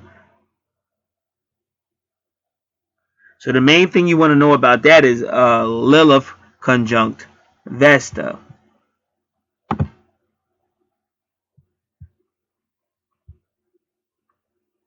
So we will take a look at that. So anyway, that's how the fatal attraction starts. It starts off with adultery. You thought it was funny about swapping your wife around and shit. That shit ain't cool. Somebody could lose their life talking to me like that. I don't even have a wife. I don't want to hear no shit like that. You can lose your life saying that's not funny to me at all. You could die. That would be more funny to me killing you for disrespecting me or my wife like that. That shit ain't cool. That's a sacred arrangement. We don't fuck around. I don't fuck around like that. So that's just the way it is. So that's how it starts off. Ha ha, it's funny to cheat on your wife or swap her around with your best friend or ha ha ha. So they're already setting you up. So now he's at work minding his own business. And he's trying to be a good worker or whatever. And he gets on the elevator and he sees her character. That woman, he sees her. And they immediately look at each other because this is how the universe really works. They already knew because they could feel the energy. As soon as they looked at each other, he was like, man, I could bang her the fuck out. And she's looking at him like, oh, I would love to ride that. And you could tell. Just watch the freaking movie. You could tell they would have did it in an elevator. Like, they were ready. But then he got his composure. He turned around, stopped looking at her. and he thought he'd never see her again. I said they worked in a big ass building, I think in the city. Big ass building. He thought he might never see her again. But I know how the universe works. You're damn sure going to see her again. So then, like I said, he goes outside, hopefully to get on his train and go home. But now all of a sudden it starts raining. Something awful. Because that's the universe bringing these two together. So now he can't go home because it's raining. He don't want to be out there in the rain. So he decides best thing to do is go to the bar right out here in the city. Or right in the river. Like in New York, they got like Fridays, or they used to, whatever they got out in New York. I've been there before. They got all these bar restaurants and shit, and it's cool to be in the city chilling out. In a bar chilling out. So that's what he's going to do. Wait till the rain stops, get home a little later, but at least he's not going to be out in the rain.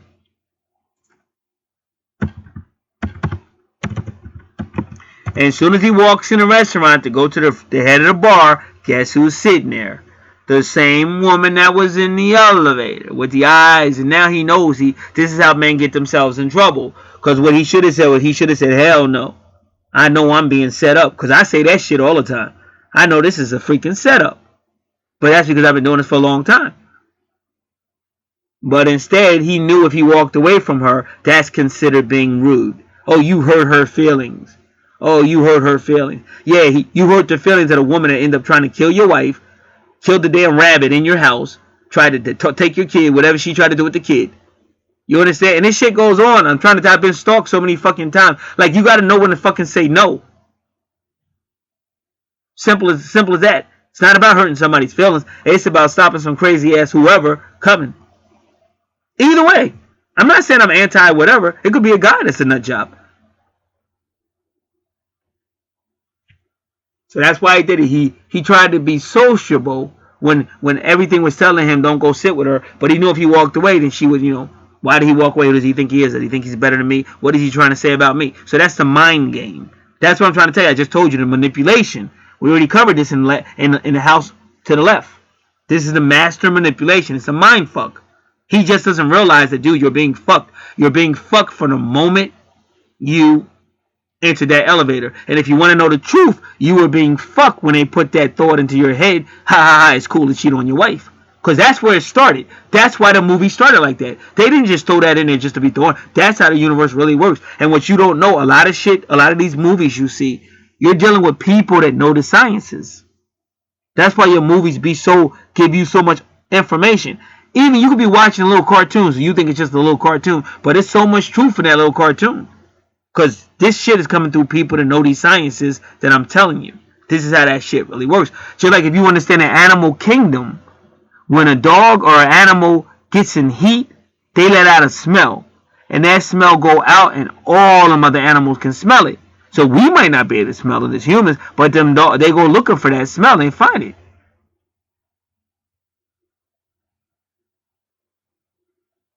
So that signal goes out. It would be fun to cheat on your wife. Or it would be cool to cheat on your wife. Ha ha ha. Very next day, he's in the elevator with a chick that wants him to cheat on his wife. If you think that shit was a coincidence, you don't understand how the universe really works. If you think that rain that got him in that bar next to her was a coincidence, you don't know how the universe really works. So now he's at the bar with her, and they're talking, and now they're starting to feel comfortable, and now they're drinking, and now it's wham bam, hot damn. That sex was great. And plus I can just tell my wife that it was raining, and that's why I'm late.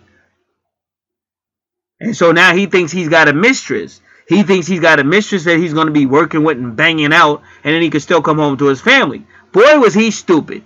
But that's us men. We're just dumb like that. But he doesn't know this bitch is crazy. She don't just want you to leave your wife. She want to kill your wife and burn her up and next to the rabbit and take the kid and all. The bitch was crazy. So that was the whole movie of Fatal Attraction. But what I just showed you was I don't blame. Guess what? I get along with Lilith. I don't got no problem with Lilith. So I don't think I'm blaming Lilith. This is just the way it is on planet Earth. This is our universe where we're at. This is just how the shit really works. And if you were to be honest and sit back and just think about things you've been through in your personal life or TV shows you've seen, you would know this shit is true. But a lot of times you don't see it unless somebody else brings it to your attention. All right, now we're dealing with Lilith conjunct Vesta. Ooh, and check this out. This is moonplutoastrology.com. Why you too should be obsessed with Vesta. But I just read something I want to read. See, this is all going on in 1, 2, 3, 4, 5, 6, 7. 1, 2, 3, 4, 5. So he said it's at the end of his 7th house. Now this one is at the end, but it is in the 8th house. But it is like towards the end of the 7th house. But you got to understand where this chart is. It's still off. See, because they started his 1st house and his 12th house. But that's how you know you're dealing with an old soul. Alright, so now let's read this.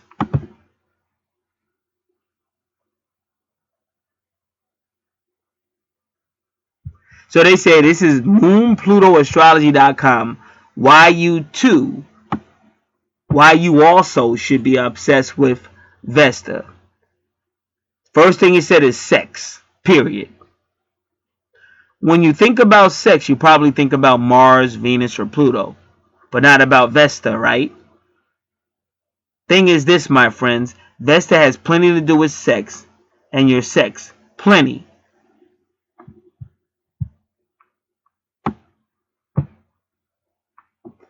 Vesta, believe it or not, is where you are different or not. Vesta is where you stray from convention, where you practice self-denial, or where you go to extremes. Yes, sexually. Now I just said that. See, this is the guy that got a suit tie on and all that, and he's just a little uptight, a little too Capricornian and all that, until somebody say party. And these are the type of people you see in Wall Street in New York. They could be the best workers, the best business people, but let somebody say cocaine. Or let somebody open up some alcohol or something. Because I've seen white people do it. I've seen them drink their ass off and party all night long. But guess what? Soon as it's time to get up and get to work, somehow they do it. Say, how the hell is this motherfucker getting up and going to work early in the morning when this dude just drank all night long?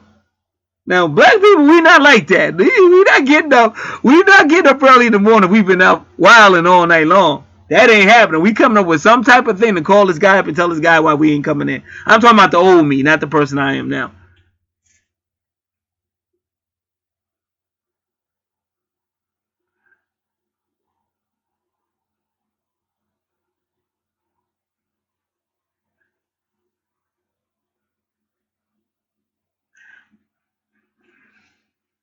So they keep calling Vesta the missing fire. That's the last one. That's the second person I said seen that this week.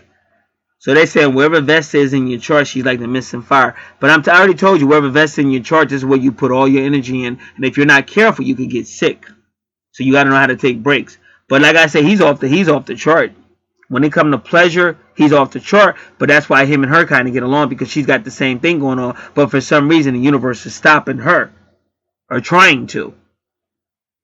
And the only reason I can think of is because you may have been that way in a past life and somebody paid because of it. So now the universe is watching you. Kind of even like warning you. In this life, don't do it.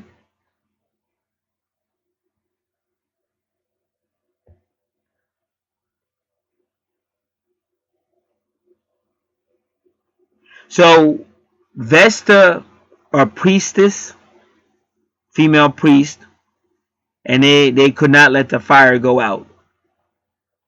So wherever you see Vesta on your chart, like I said, this fire gonna be burning, and it's not supposed to go out. But if it's in the 8th house with Leo or something, then you know this is highly sexual. Highly sexual. It's like if you were single for a long time and you meet a guy like him, you would be real happy because it would be sex. You would love that shit because you ain't had it in a while and shit. And all of a sudden, the universe blesses you with this guy and he's endless. Like he can really go. But if you don't like it the same way, it might be like, wow, he wants it too much. But if you love it, then it's like, wow, this is what I always really wanted. This guy can go.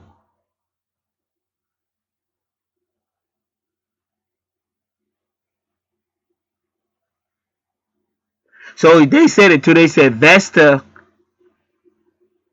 Vesta, we're not supposed to get married because they're sacred services to the flame.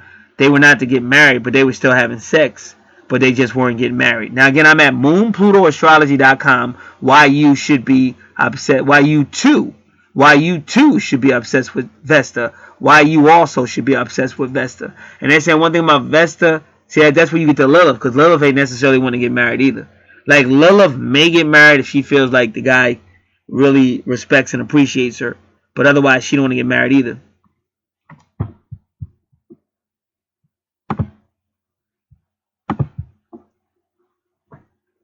So, and I already told you, Aquarius,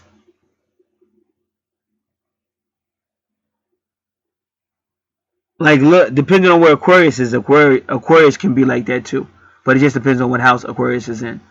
But this is like a person that really wants to get busy, have sex, freaky sex, wild sex, intense sex, you name it. They're up for it, but they may not want to necessarily get married. And that's why when I went to his seventh house, you saw what happened. It's almost like on his chart, it's saying, yeah, I don't want to get married because of what happened with them in my family. Because you can see by the Aries in the fourth house, he has something. What we talked about in his fourth house, he ain't with it. He's not with it. We already talked about it and explained it, so we're not gonna go back there.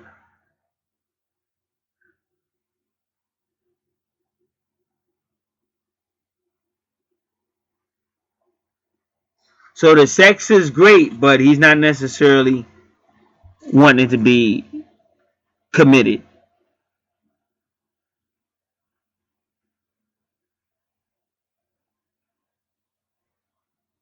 Now the funny thing was, I asked about Vesta conjunct Lilith, but Lilith's the same way. Well, Lilith, she's all about that respect. She's not. She's not with the bullshit. So Lilith would. Don't get me wrong though. If a guy treats Lilith right, she may consider commitment, but otherwise she don't want commitment either. That's why when you see Lilith conjunct Vesta, what you're learning about Vesta, she really don't necessarily want the commitment, depending on what house she's in. And this time she's conjunct Lilith. Because Lilith is like, if you're not showing me the proper respect, I'm not going to have sex with you anyway. Like I'd rather just like manipulate you and hurt you, like have sex with you and just not do it and just make you feel like garbage. Like even after we're done, just start insulting you like that was horrible and shit. Like Lilith will mind fuck you, like if you disrespect her. But if you respect Lilith, like people don't understand Lilith. If you respect Lilith is good. I don't have no beef with Lilith. Me and Lilith go way back before I knew under. Lilith was introducing herself to me when like in the 1980s, and shit. And she's all. But if you understood, even when I was born, my tarot card is the High Priestess, so I've always been connected to the Divine Feminine.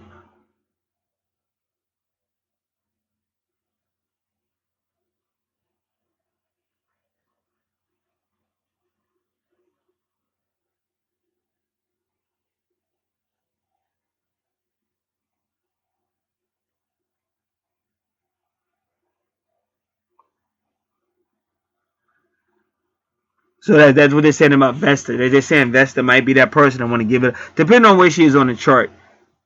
Because I don't believe that either. I think, depending on what house she is, she does want to be married. But it just depends on what house she's in and what's around her. But in this eighth house, it pretty much is saying, it is all about that sex. But that's because of what he's been through, maybe in his life or in his family. But that was all about Vesta. But like I said, we did ask about All right, let me look that up again. Because I think somebody left a comment about Vesta conjunct Lilith. Not the person who wrote this article, but he has a whole bunch of comments, and I'm going to try to find that. All right, this person's name is Marie Jose Hoshi. Hi, I forgot Vesta plus Lilith. All right, so that's another person. I'm looking for something else. It's funny because some of these women even look like Lilith. Because her name is Eliza. And she said March 24th. That's when I got baptized back in the 80s. March 24th and shit. All right.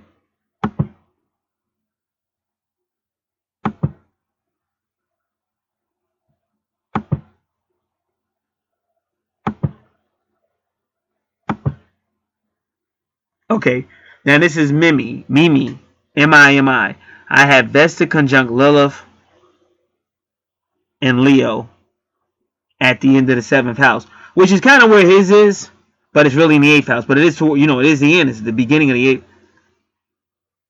And I noticed they all conjunct the descendant of a person Can you tell me something? But she doesn't say anything about it.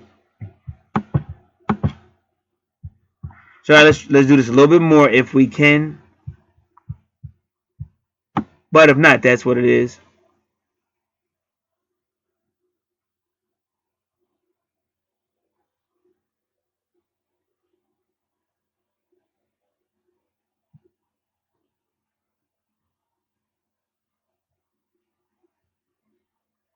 So that's what it is. So she may, the person who requested this, she may know if it's true or not. But he definitely loves the sex, but the commitment part is going to be conditional. See, I'm not saying he doesn't want to be committed, but it is going to be conditional. And I started, though, if you remember, I started this reading off like that about twin flames. Like your twin, like my twin, unfortunately, I understood what she wanted, and really it's nothing wrong with a female who wants a guy to not, sweep her off her feet and all that. But at the same time, I'd already been through all that bullshit over and over again, and I'm tired of it. I have no interest in it whatsoever. But that's when the universe decided to bring her to me. But there's a reason for everything, because she's not the nicest person in the world. So everything I hated, she really was. And like I said, there's another master teacher out here on YouTube, and he said that. He said what the universe does, if you say, I'll never do that. Oh, I would never. That's exactly what the universe is going to send you. Because I said, listen, I don't mind serving everybody. I don't mind just sacrificing everything for other people. But I would never do that in a personal relationship. Because in my home, that's the one spot I expect to come and be treated differently. But the universe was like, ha, you're stupid. Like, no, that's exactly what we're going to do to you. Because this is where you should do it. If you do it elsewhere, you should definitely do it here too. And I'm like, nah, I don't think so. So that's what happens. So I'm like, nah. It just doesn't make sense to me. And then the more I understood about human nature and how life works, it's just what it is. But that's why for me, it was basically understanding this and then coming up with, based on the new information I received, I had to find out what I was going to do with it. And so, I'm cool. Like, I'm totally cool with how I feel and how things go. But you just live on a universe. Like, no matter what you want, you're not going to be left alone. Like, I'm not saying I want to be left alone by everybody, but I'm just not with certain shit no more. I just feel like I grew out of it. And you're in a universe that's going to be proactive no matter what. You might just be walking out your door to take out some garbage, but you best believe the universe is going to have somebody out there in a strange type of way, and they'll be right there. Like, what the hell is this shit? So it's a unique universe, very interactive, whether you want it to be or not. And that's why I gave you the Fatal Attraction.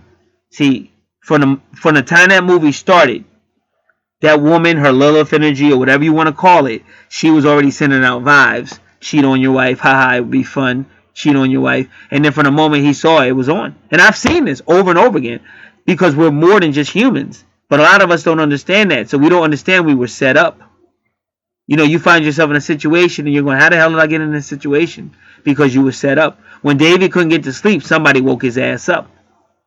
When David said, I can't get to sleep, what should I do? Somebody said, hey, go up on your roof. Look at the stars. He's being set up, but he doesn't realize it. And then when he gets up there, the rest is history. And that's why you have to ask yourself, how come God killed the child born by David and Bathsheba, but he didn't take Bathsheba away? That's an interesting question to ask. They committed adultery and murder, but yet you let him keep Bathsheba, but you killed the baby born by her, the firstborn. And then Solomon was the secondborn born by Bathsheba. And then Solomon not only took over the kingdom after David, but he built the temple. But David had another firstborn. Solomon was not David's firstborn. So why the heck didn't you let the firstborn be king? So if you think God wasn't behind all that, you're out of your freaking mind. You got to learn scripture. So this is shit going on that maybe you don't understand, but nothing you do is not planned by somebody somewhere. And if you're naive to believe that it's not that way, I feel sorry for you. But you can keep believing it. That's your thing. You can keep believing it, but facts don't support it. All right.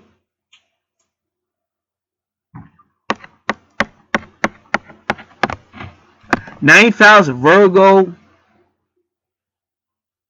in the house ruled by Sagittarius. So again, this is going to be some type of home educational, service, educational, but it's going to be home. This person either going to have a home with foreign connections in it, long distance connections in it, or he's actually going to go long distance and still have a home, because Virgo represents the home. Same thing of what I said about Virgo, small children, the home, and things like that. And if you notice in her sixth house, there's Sagittarius, which rules the ninth house. Now in his ninth house is ruled by Sagittarius, is Virgo. See, this is telling a story.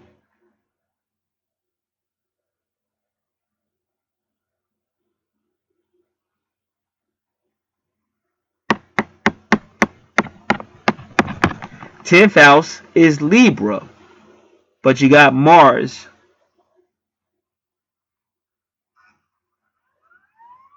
and the number 14 and the number 11. So in this case, the number 11 probably does mean something legal. And his medium coeli, which also works with his true north node, is number 14, which again is temperance or Sagittarius energy.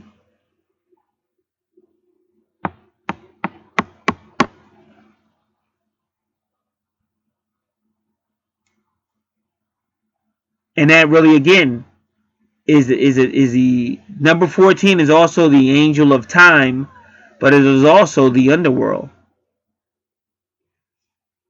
That number 14.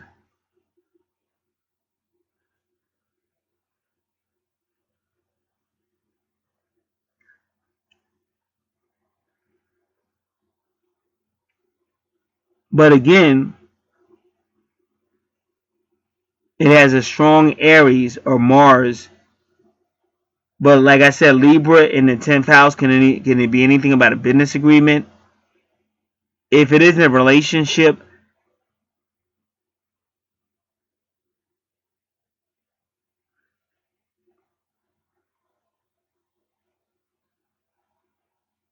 could be anything legal. But see, that's your 10th house, career and reputation.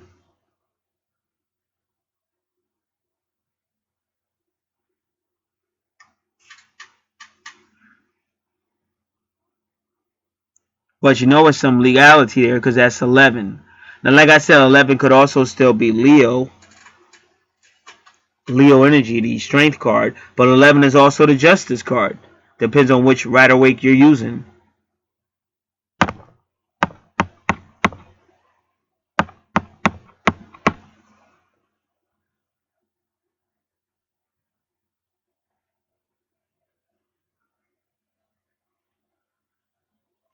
But either way, you just got too much Mars energy there. That's part of his true north node. Because the medium coelium, see, it works with your true north node.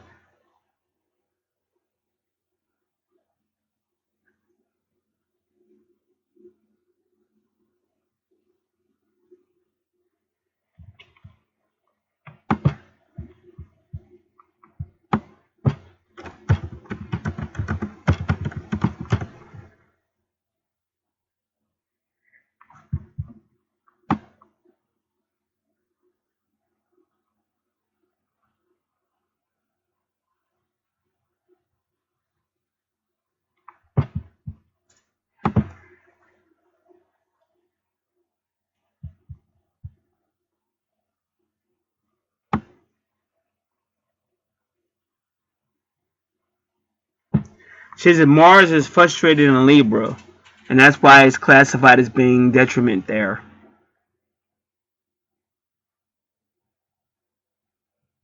With Libra has to be mentally weighed. In other words, Libra has to feel like, oh, this is a nice opportunity, and then it'll want to take action. But Mars always wants to take action, just like Aries. Mars rules Aries.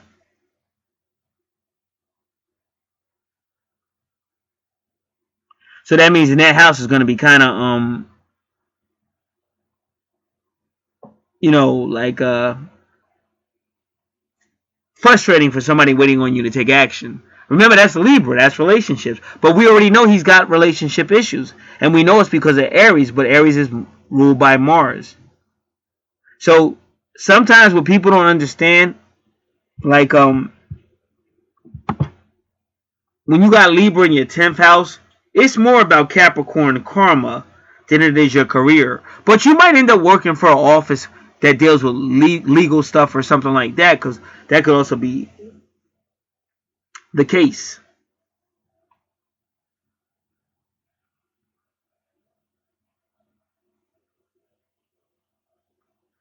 Because like I said, I got Mars and Libra in my 5th house,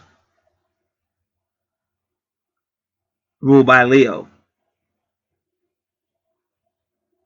So they're saying Libra has to be stimulated, like to really move. Like if you've got Libra in your 5th house, it's almost like you are saying, like, because Libra really has an ideal view on relationships. But like I said, idealism is not always reality. So with Mars is saying, hey, let's go, let's do it. But Libra is saying, well, I have to feel a certain way. I want to do it. This is like, I'm talking about my 5th house right now, because his is pretty self-explanatory. His is about karma. That's what I'm trying to tell you.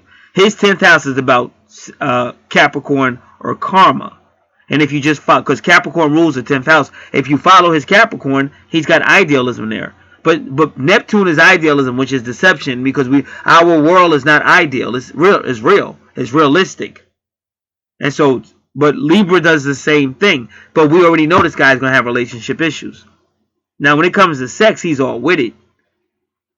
And that's why you have to be careful, because I hate to admit this, but this is why you find a lot of your religious people in scandal.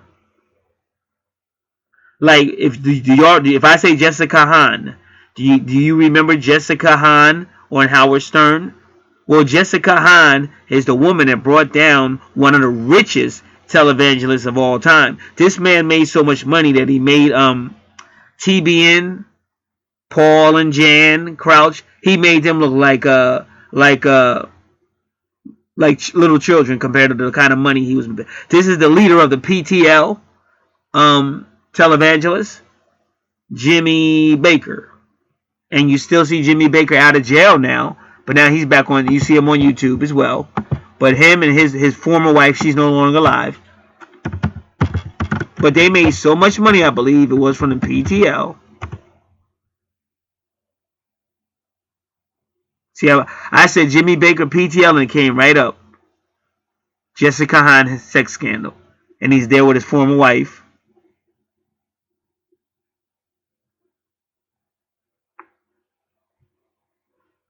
But now he's still on. So don't feel bad about Jim. He's still making money. He didn't forget how to do that. So now he's on Jimmy Baker looking totally different. Old guy with his new wife. And he's on YouTube now. But he was brought down by a scandal with Jessica Hahn. So what I'm trying to tell you is these men may be spiritual, whatever they're doing, whatever they're professing to do, but they're confused. They're confused. Because they're looking at that situation like, what I really want to do is 5th house and 8th house pleasure. And then what they really want is a woman that does that, but because they're in a religious environment, they need a more conservative looking wife. See, that's why I don't lie. You know, with me, I shoot straight from the hips, so you always know. You don't have to agree with me. But that's why I made sure I had a real understanding of the Bible, because if you have a real understanding of the Bible, you don't play these simple religious games where you're trying to be two people. You got the guy on this side of the chart that's going to be the so-called Capricornian type of suit tie wearing type of tie all the way up to the neck type of guy. But then from the 5th house to the 8th house, you got the super freak. And that's who he really wants to be. And he really wants his woman to be a super freak. So he should just go ahead and tell her that. And if she ain't with it, she ain't with it. But otherwise, you're going to be in confusion. And that's what Mars and Libra is trying to say. Oh, Libra, I want a relationship. I want an ideal type of relationship. But really, you're saying you really want that super freak.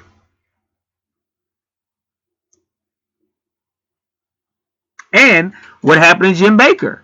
He ended up in a legal issue because of it. Because you had PTL leader Jim Baker. Oh, Jesus. Oh, Jesus. But you had the super freak Jim Baker. Jessica, come here, baby. Get on your knees. So she told you her whole story on Howard Stern. And she became famous on Howard Stern. But she's the woman that single-handedly took down one of the most powerfulest men. And why do you think they put him in a federal prison? Because that's how powerful he was. They treated him like a big-time gangster.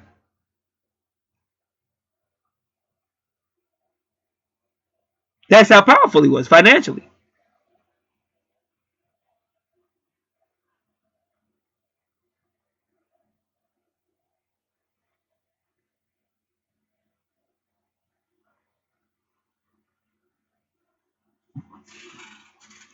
And we won't talk too much about that number 44, but number 44 is a master number. And remember, Barack Obama was the 44th president. And there's a reason why Barack Obama was the 44th president, and then followed up by Donald Trump being 45th.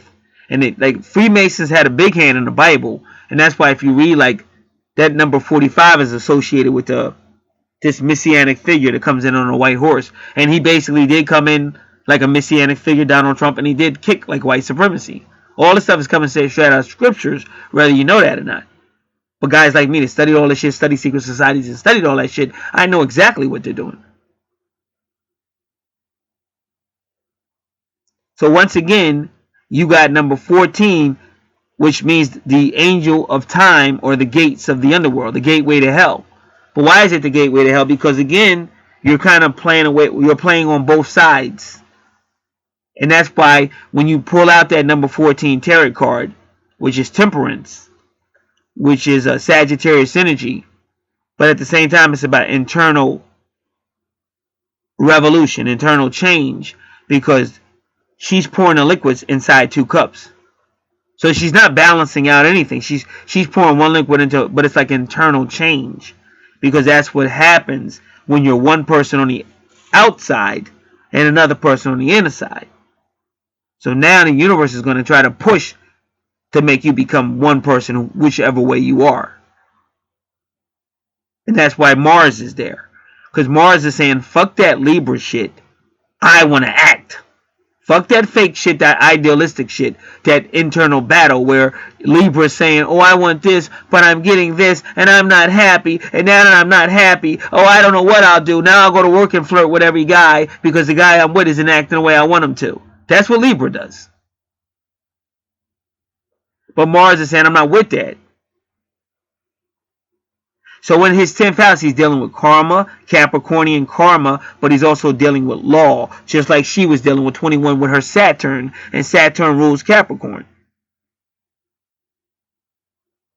So she's got some similar stuff going on, because again, 1, 2, 3, 4, 5, her 5th house of pleasure is Scorpio, which is why I read all that. So they're kind of going with they're going with the same type of stuff almost, but for different reasons and in different houses. But the universe is basically on both of them, just like the universe was on Jimmy Baker and put his ass in a federal prison because of Jessica Hahn and other shit he was doing. But it was Jessica Hahn that blew the whistle.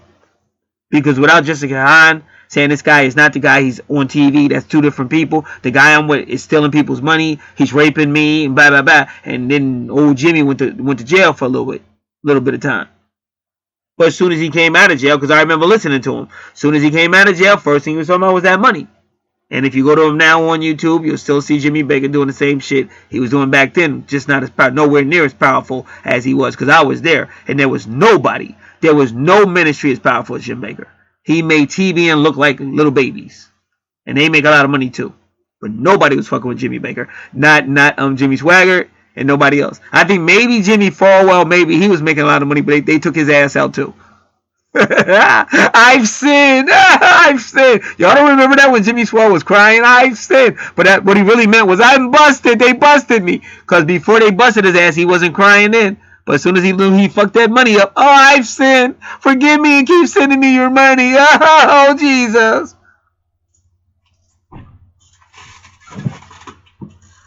All right. So his 10th house Now, don't get me wrong. He may have a career in, Libra type stuff or some type of business contract, or he might be working somewhere with his legal documents and stuff. I already explained all that, and I think the other chart. But essentially, they're trying to tell you that his karmic debt is that there's a phony type of person that's acting, Libra-ish, but that's not the real person. The real person that the universe is showing you is this guy that's really ready to get busy, a freak, super freak. And Mars, remember Mars used to rule Scorpio, but now Mars rules Aries. But you can already see in his fourth house he has Aries issues.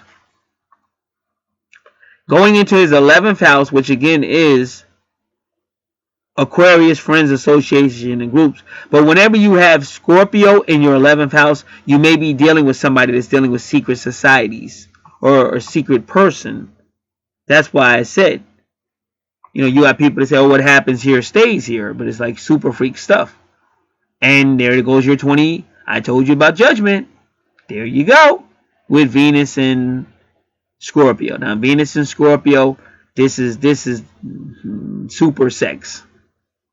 Super sex and whatever.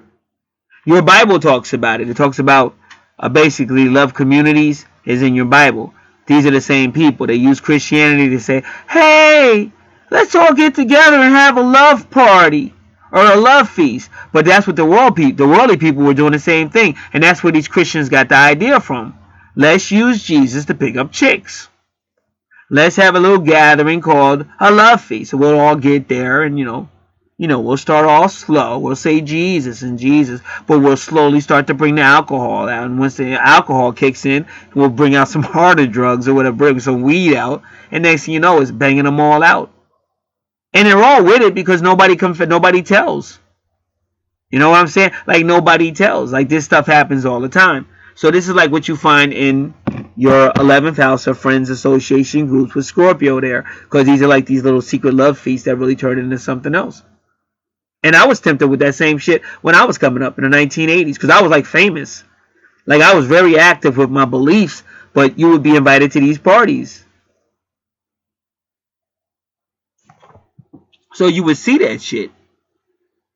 And a lot of times it would be females the same age as you or a little bit older than you or whatever. And they do that. They play this game. Blah, blah, blah, or whatever. But you're really being manipulated. Like if you're like, I was real naive when I was young. I didn't know no better. But now looking back, you know what that was really about. These are people that are using a religion or using whatever, the Bible or whatever they're using to just get you to commit fornication or adultery or whatever the case might be.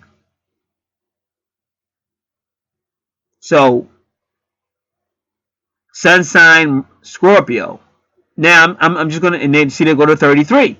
See you, I'm at 3 degrees and 3 minutes, but that's 33 and 44. See, 33 is known for Freemasonry and stuff like that, and she got a 44 too at her Mars. This is crazy. She's got a 44 at her Mars as well, and she's got the 14, which is like the angel of time, but also the angel of the underworld, which is hell. So you have to be careful.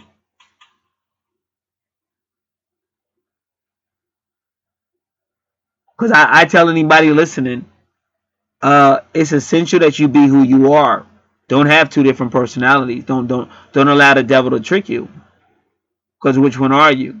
Because I'm telling you right now, if you do believe, like if this guy is kind of, I don't know what his belief system is, but if you do believe in the Bible or believe in God, you got to remember, God is going to tell you which one are you. Because one of those people are getting judged.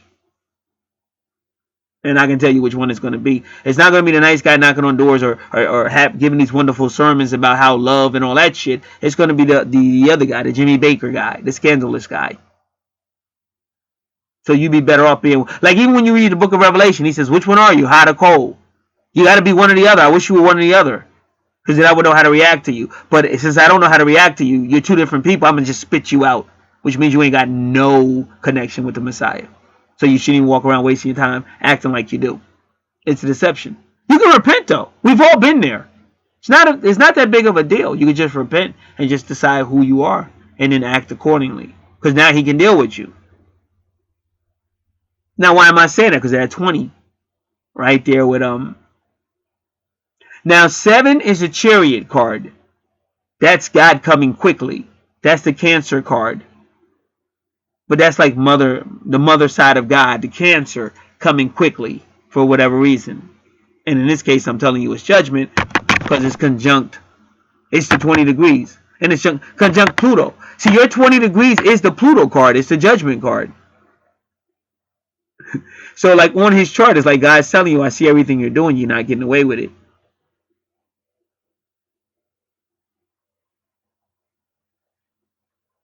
So you got the 33 with the sun, but it's sun in Scorpio. In other words, whatever's done in the darkness is going to be brought out by the light.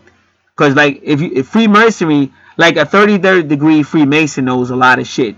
But there's higher degrees. They want you to believe it's just the highest you go in Freemasonry is 30, but it's not. It's higher Freemasons than that.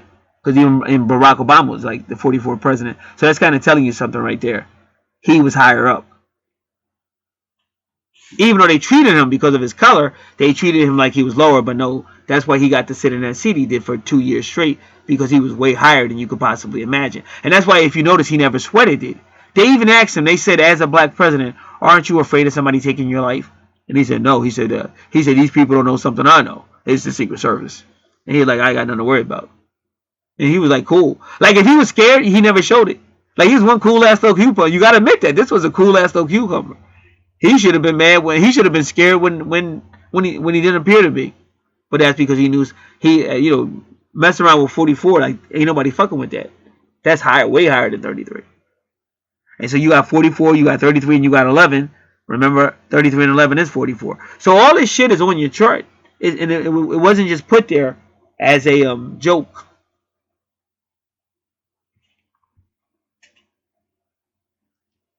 So Sun in Scorpio is like saying whatever you do is going to be revealed. Because that's what Sun in Scorpio means. Like a Sun sign Scorpio is not afraid to go to the dark and bring it out in the light.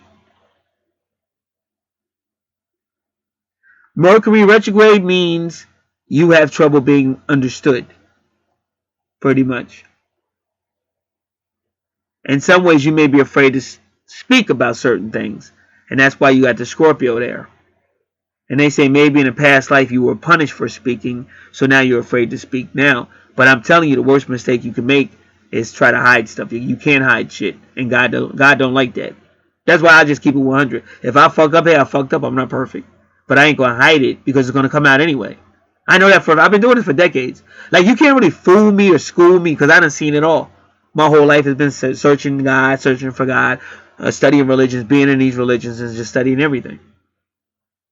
So when you're dealing with God, you're just better off saying, hey, put it out in the open and deal with it. Because once you start to hide it, he's going to start coming for you like a land shark, like a shark coming after you. I shouldn't say a land shark, but the shark will come on the land if it's got to get you. That's the type of shark it is. You can't hide it.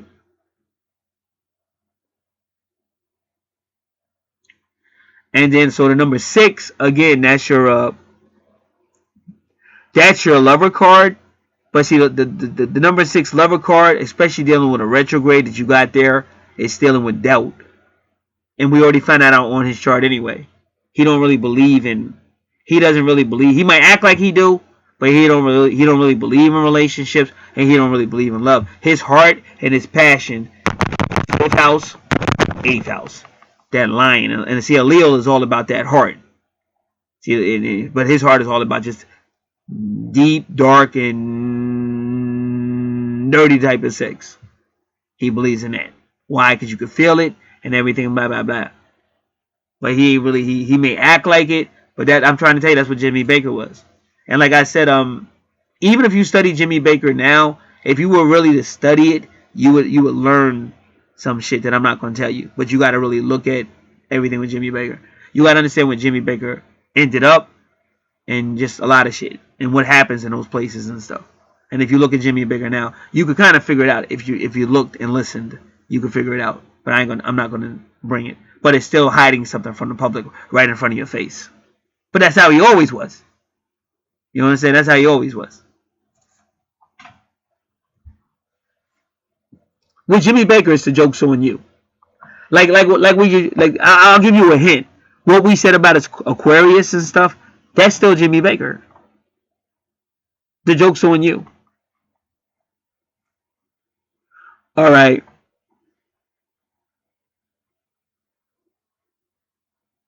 And again, number 9, it goes back to that Sagittarius energy again.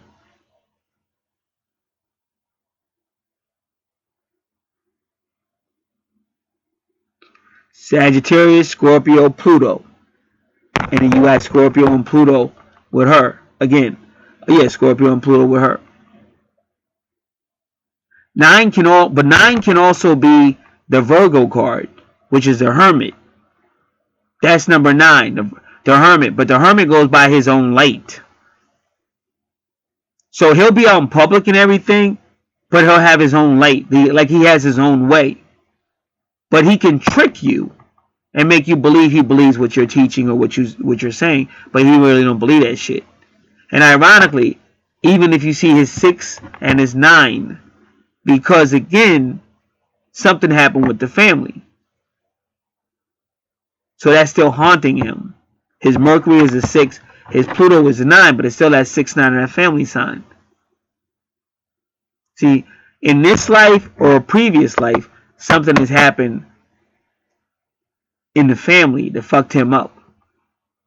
And that's when his Jupiter is retrograde, where he's looking at everything, but he's coming to his own conclusions. Because that's what Jupiter retrograde is, testing every belief, don't believe it, coming up with his own belief system. And everything going on in his 4th house is opposite his 10th and 11th. Just take your thing. You even see that red line pointing right up. Because whatever happened in his 4th house defined how he views relationships, the woman, everything. So he's giving you 2 people now. One is external, to the left. Oh, hi, I'm Jimmy Baker. Oh, Jesus. Oh, PTL. Oh, we would never do anything ungodly. Oh, no, not us. But then you got the Jim Baker to the right. Hey, baby, Jessica, come here. Get on your knees. Yeah, let's get freaky. Yeah, make sure that money goes really over here, not over there. They'll think it's going over there, but it's going over here. And I'm not saying this gentleman is doing that, because I really don't know, but I'm telling you what the chart is saying. This chart reeks with the whole Jim Baker's type of stuff.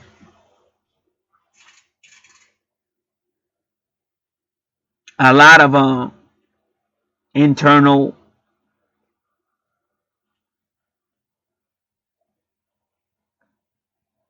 saying one thing, doing another.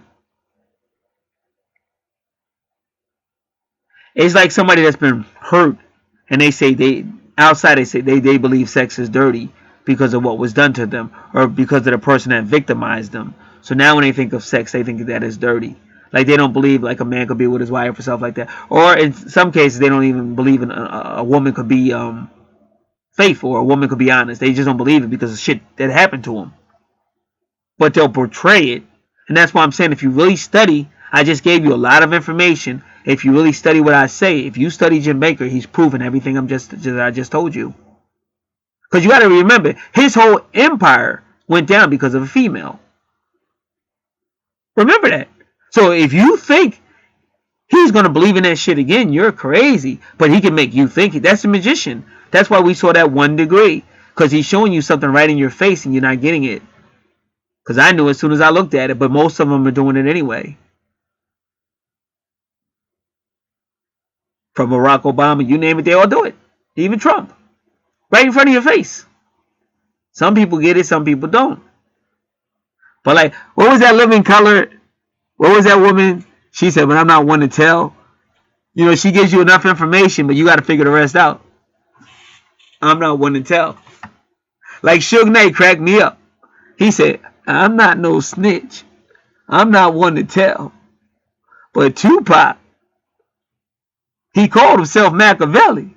Machiavelli faked his own death. I'm not one to tell.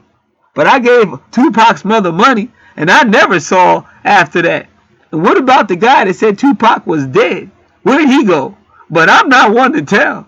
Like, Suge, you snitching. What you talking about? You are telling. What are you talking about?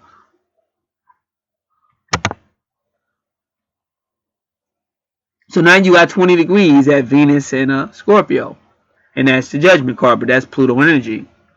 Now the judgment card does mean you are found out, you are exposed, But the Judgment card can also mean, but now that you've been exposed, now you can be absolved. Like now that it's not hidden anymore, now you can go ahead and get the forgiveness and stuff from God. That's what the number 20 card is all about.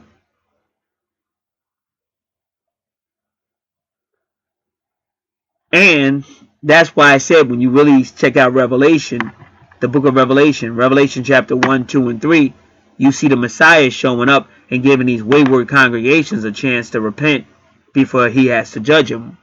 You see the same thing in this man's house.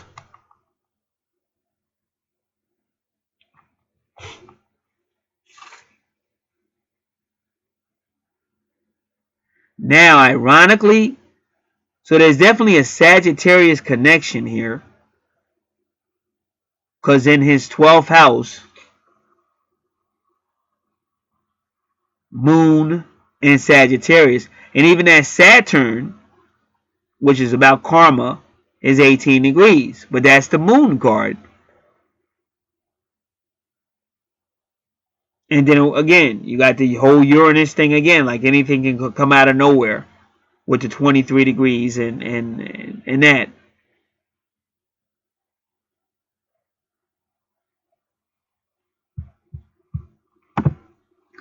So that 12th house, which is all about endings and karma and all of that stuff, that's one of his most intense houses.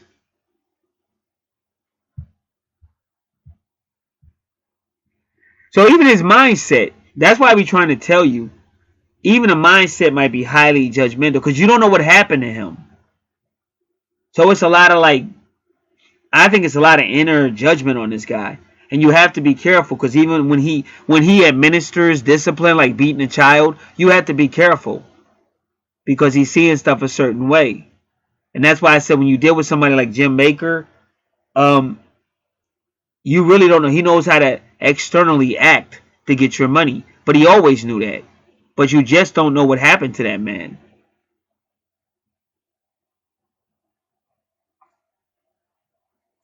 But he's a magician, so he can make you see a picture that's not really what that picture is. But he's a master at doing that. Because you have to ask yourself, why did the government really go after him the way they did? Like, what did he really do that made the federal government put your ass in a federal prison for a long ass time? Because you gotta understand, they probably knew shit about him that we don't know because they just kept it confidential.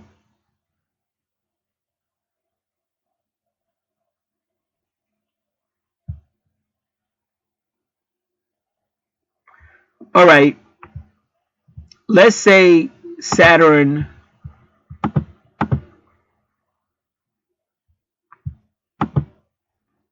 Okay, somebody just sent me another calling me a nigga. Now, what's this shit about?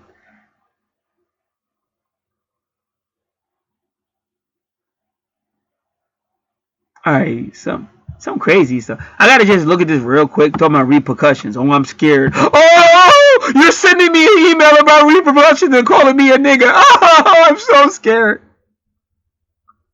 You're in a.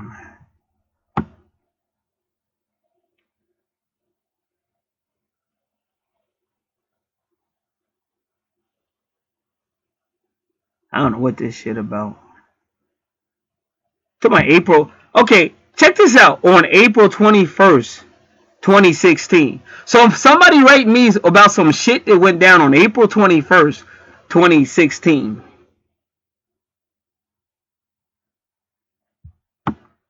And this fool talking about you in Toronto the whole time. I'ma find you, nigga. Listen, man, I'm a Jersey dude. Jersey. Not Toronto. I don't know jack about no Toronto. This dude is crazy. Talking about April 21st. So it took let's do this, people. I'm sorry, but I'm being threatened over here. He's gonna come get me in Toronto. I'm nowhere near Toronto. Okay, so it took you from April 21st, 2016 at 2:35 to respond. I guess I must have wrote this guy to June 15th, 2019. So it took you It took you 3 years and April, May, June, 2 months and some change. It's almost like 235 because it says 235 is when this conversation allegedly took place. But you're going to find me talking about repercussions.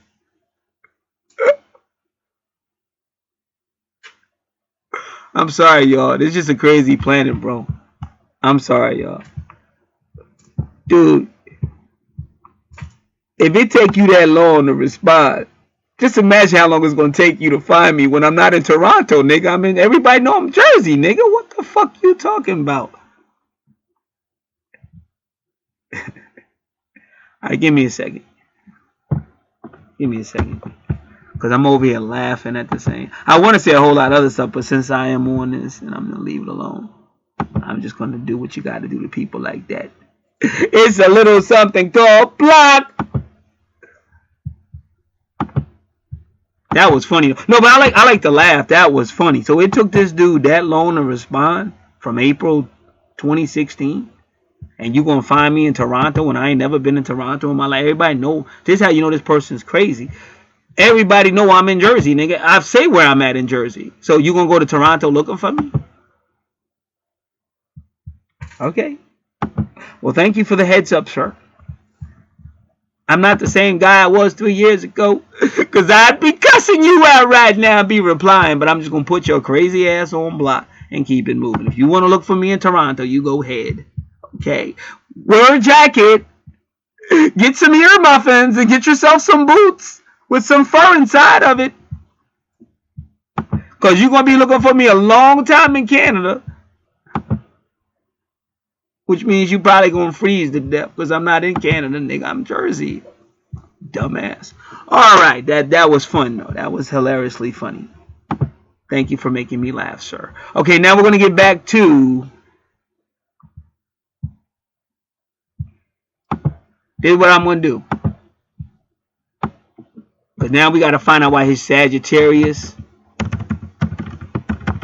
is in the 12th house.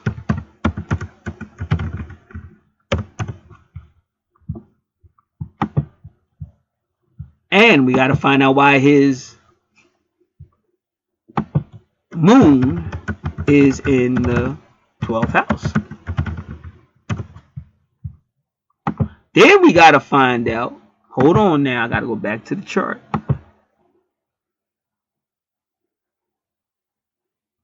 Definitely got to find out where it's Saturn. But see, that's Saturn in the 12th house. I'm telling you right now, that's weird. But I'm pretty sure that's going to be about discipline in 12th house. Because a lot of times when something happens to somebody, they blame themselves. You know? And another reason why a lot of these people think they can just rob from somebody else like Jim Baker did, because they feel like they deserve it. Like, I've been through this hell and I deserve to get it all and stuff. But they're messed up. But like they're going to, like I said, he's a magician. He's still screwing you. Like, he's telling you jokes on you, like he's screwing you because he feels like you owe him something. And Jim Baker always felt that way. He always felt like, well, I deserve this. I deserve Jessica Hahn. I deserve all this money. I deserve that. Because there's a reason why the government came hard on his ass. Like, I mean, that's like God's discipline. Like, there's a reason why they really went hard on. They treated him like a mob boss or something. Like, they really treated this dude rough. And I give him credit because he went through it. But I'm just sorry. I feel sorry because I'm looking at this chart right now. I could tell it's like the similar energy. But I'm telling people, you don't have to put yourself through all that hell. Take it from me. I've been there. I've done that. Like I said, you got to understand your spiritual power and just tap into it. You got to learn how to let go and let God, and you get your power back. Otherwise, you think you're hiding shit. You think you're going to get away with it, but that's just shit that's going to convict your ass. And I'm going to tell you the same thing I did my friend Doc. I tried to warn Doc. Doc did 15 years in a federal prison. Okay, if you keep on going, you're going to go back again, and it's going to be worse. That's what I told Doc. The first time it was a state bid. Because anytime you see Libra and stuff like that, you're dealing with the law. And if you see the number 25, that can be universal law. And when you're dealing with Sagittarius, like I'm telling you, that's universal law. That's higher law. That could be a law coming directly from God, retribution, or it could be like the feds getting you or somebody getting you and putting you in a place a long ass time. Because you're not, you may think you're smart and you're gonna get away with it, but you're not. So that's why I said when you're dealing with God, you're better coming clean and just dealing with it than thinking you're gonna hide it, because all God's gonna do is reveal it. So Saturn in the 12th house, Sagittarius, Moon in 12th house, and we could put Uranus, but we already know what Uranus is. Uranus is, like I said, you get exposed out of nowhere.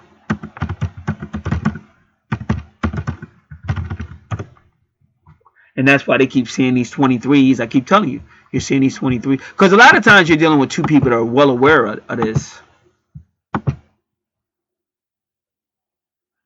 There's a book out called Moon in the 12th House. It looked freaky, though. This shit look crazy. Y'all should check that shit out. It's a book at Target. It look freaky. It's two women, but they look mean, but they look freaky. Oh, man. Like, everything happens for a reason. Even me getting that email talking about Toronto. Like, dude, what are you talking about? You're responding to something I wrote in March of 2016. These people are crazy. Dude, you will die fucking with me. Like, don't threaten me. That's the worst, man. Everybody makes that mistake with me and they find out quickly. Like, you don't do shit like that to me. I'm a survivor. I honestly don't care what you're talking about, dude. Watch your tone. Because I get a little psycho, a little crazy, a little crazy out here in New Jersey, not Toronto. A little crazy. All right. All right, so let me do this again. Moon, Saturn.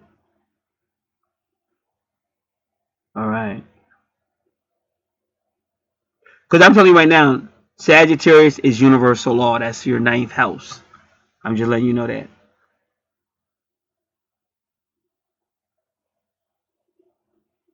Saturn represents the law or karma.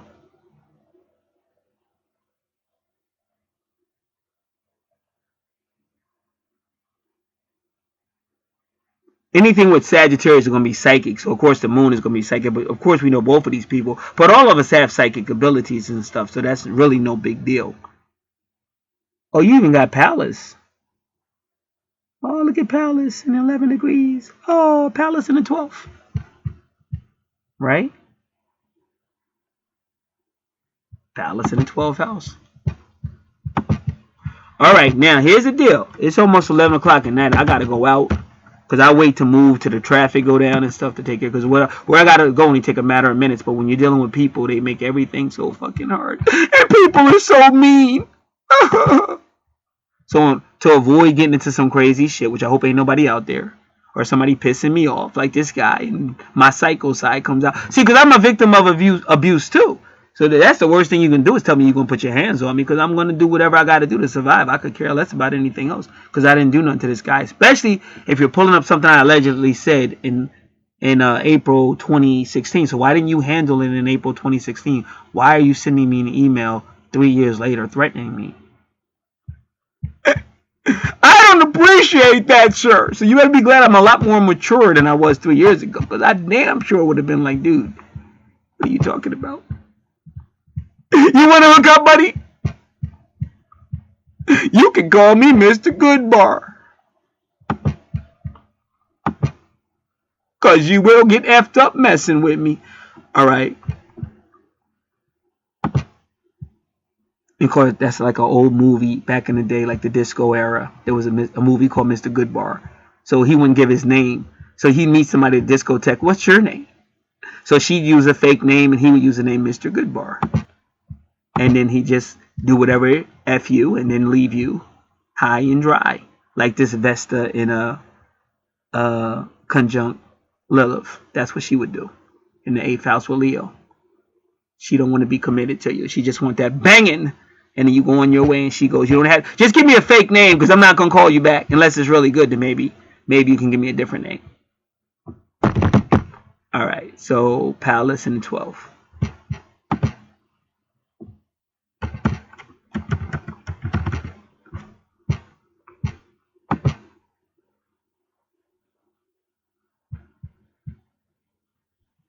I get crazy. Like, I get emails when somebody says they're Lilith. Why are you talking? Now, I like Lilith. I don't got no problem with Lilith. Somebody said, why are you talking about me? And say like their name was Lilith. Like, uh-oh, another crazy. It looks like Mr. Block for you, sweetheart, because you're a nutso. All right, so we're almost out of here. We're going to do all this 12th house. He's got a really intense 12th house. All right, and it's almost 2 hours already. And the other one's over 2 hours, and this is the second audio. So this video is going to be close to 5. It's definitely going to be over 5 hours. All right, so what should I do? The best thing for me to do is to stop. This is my audio number 2.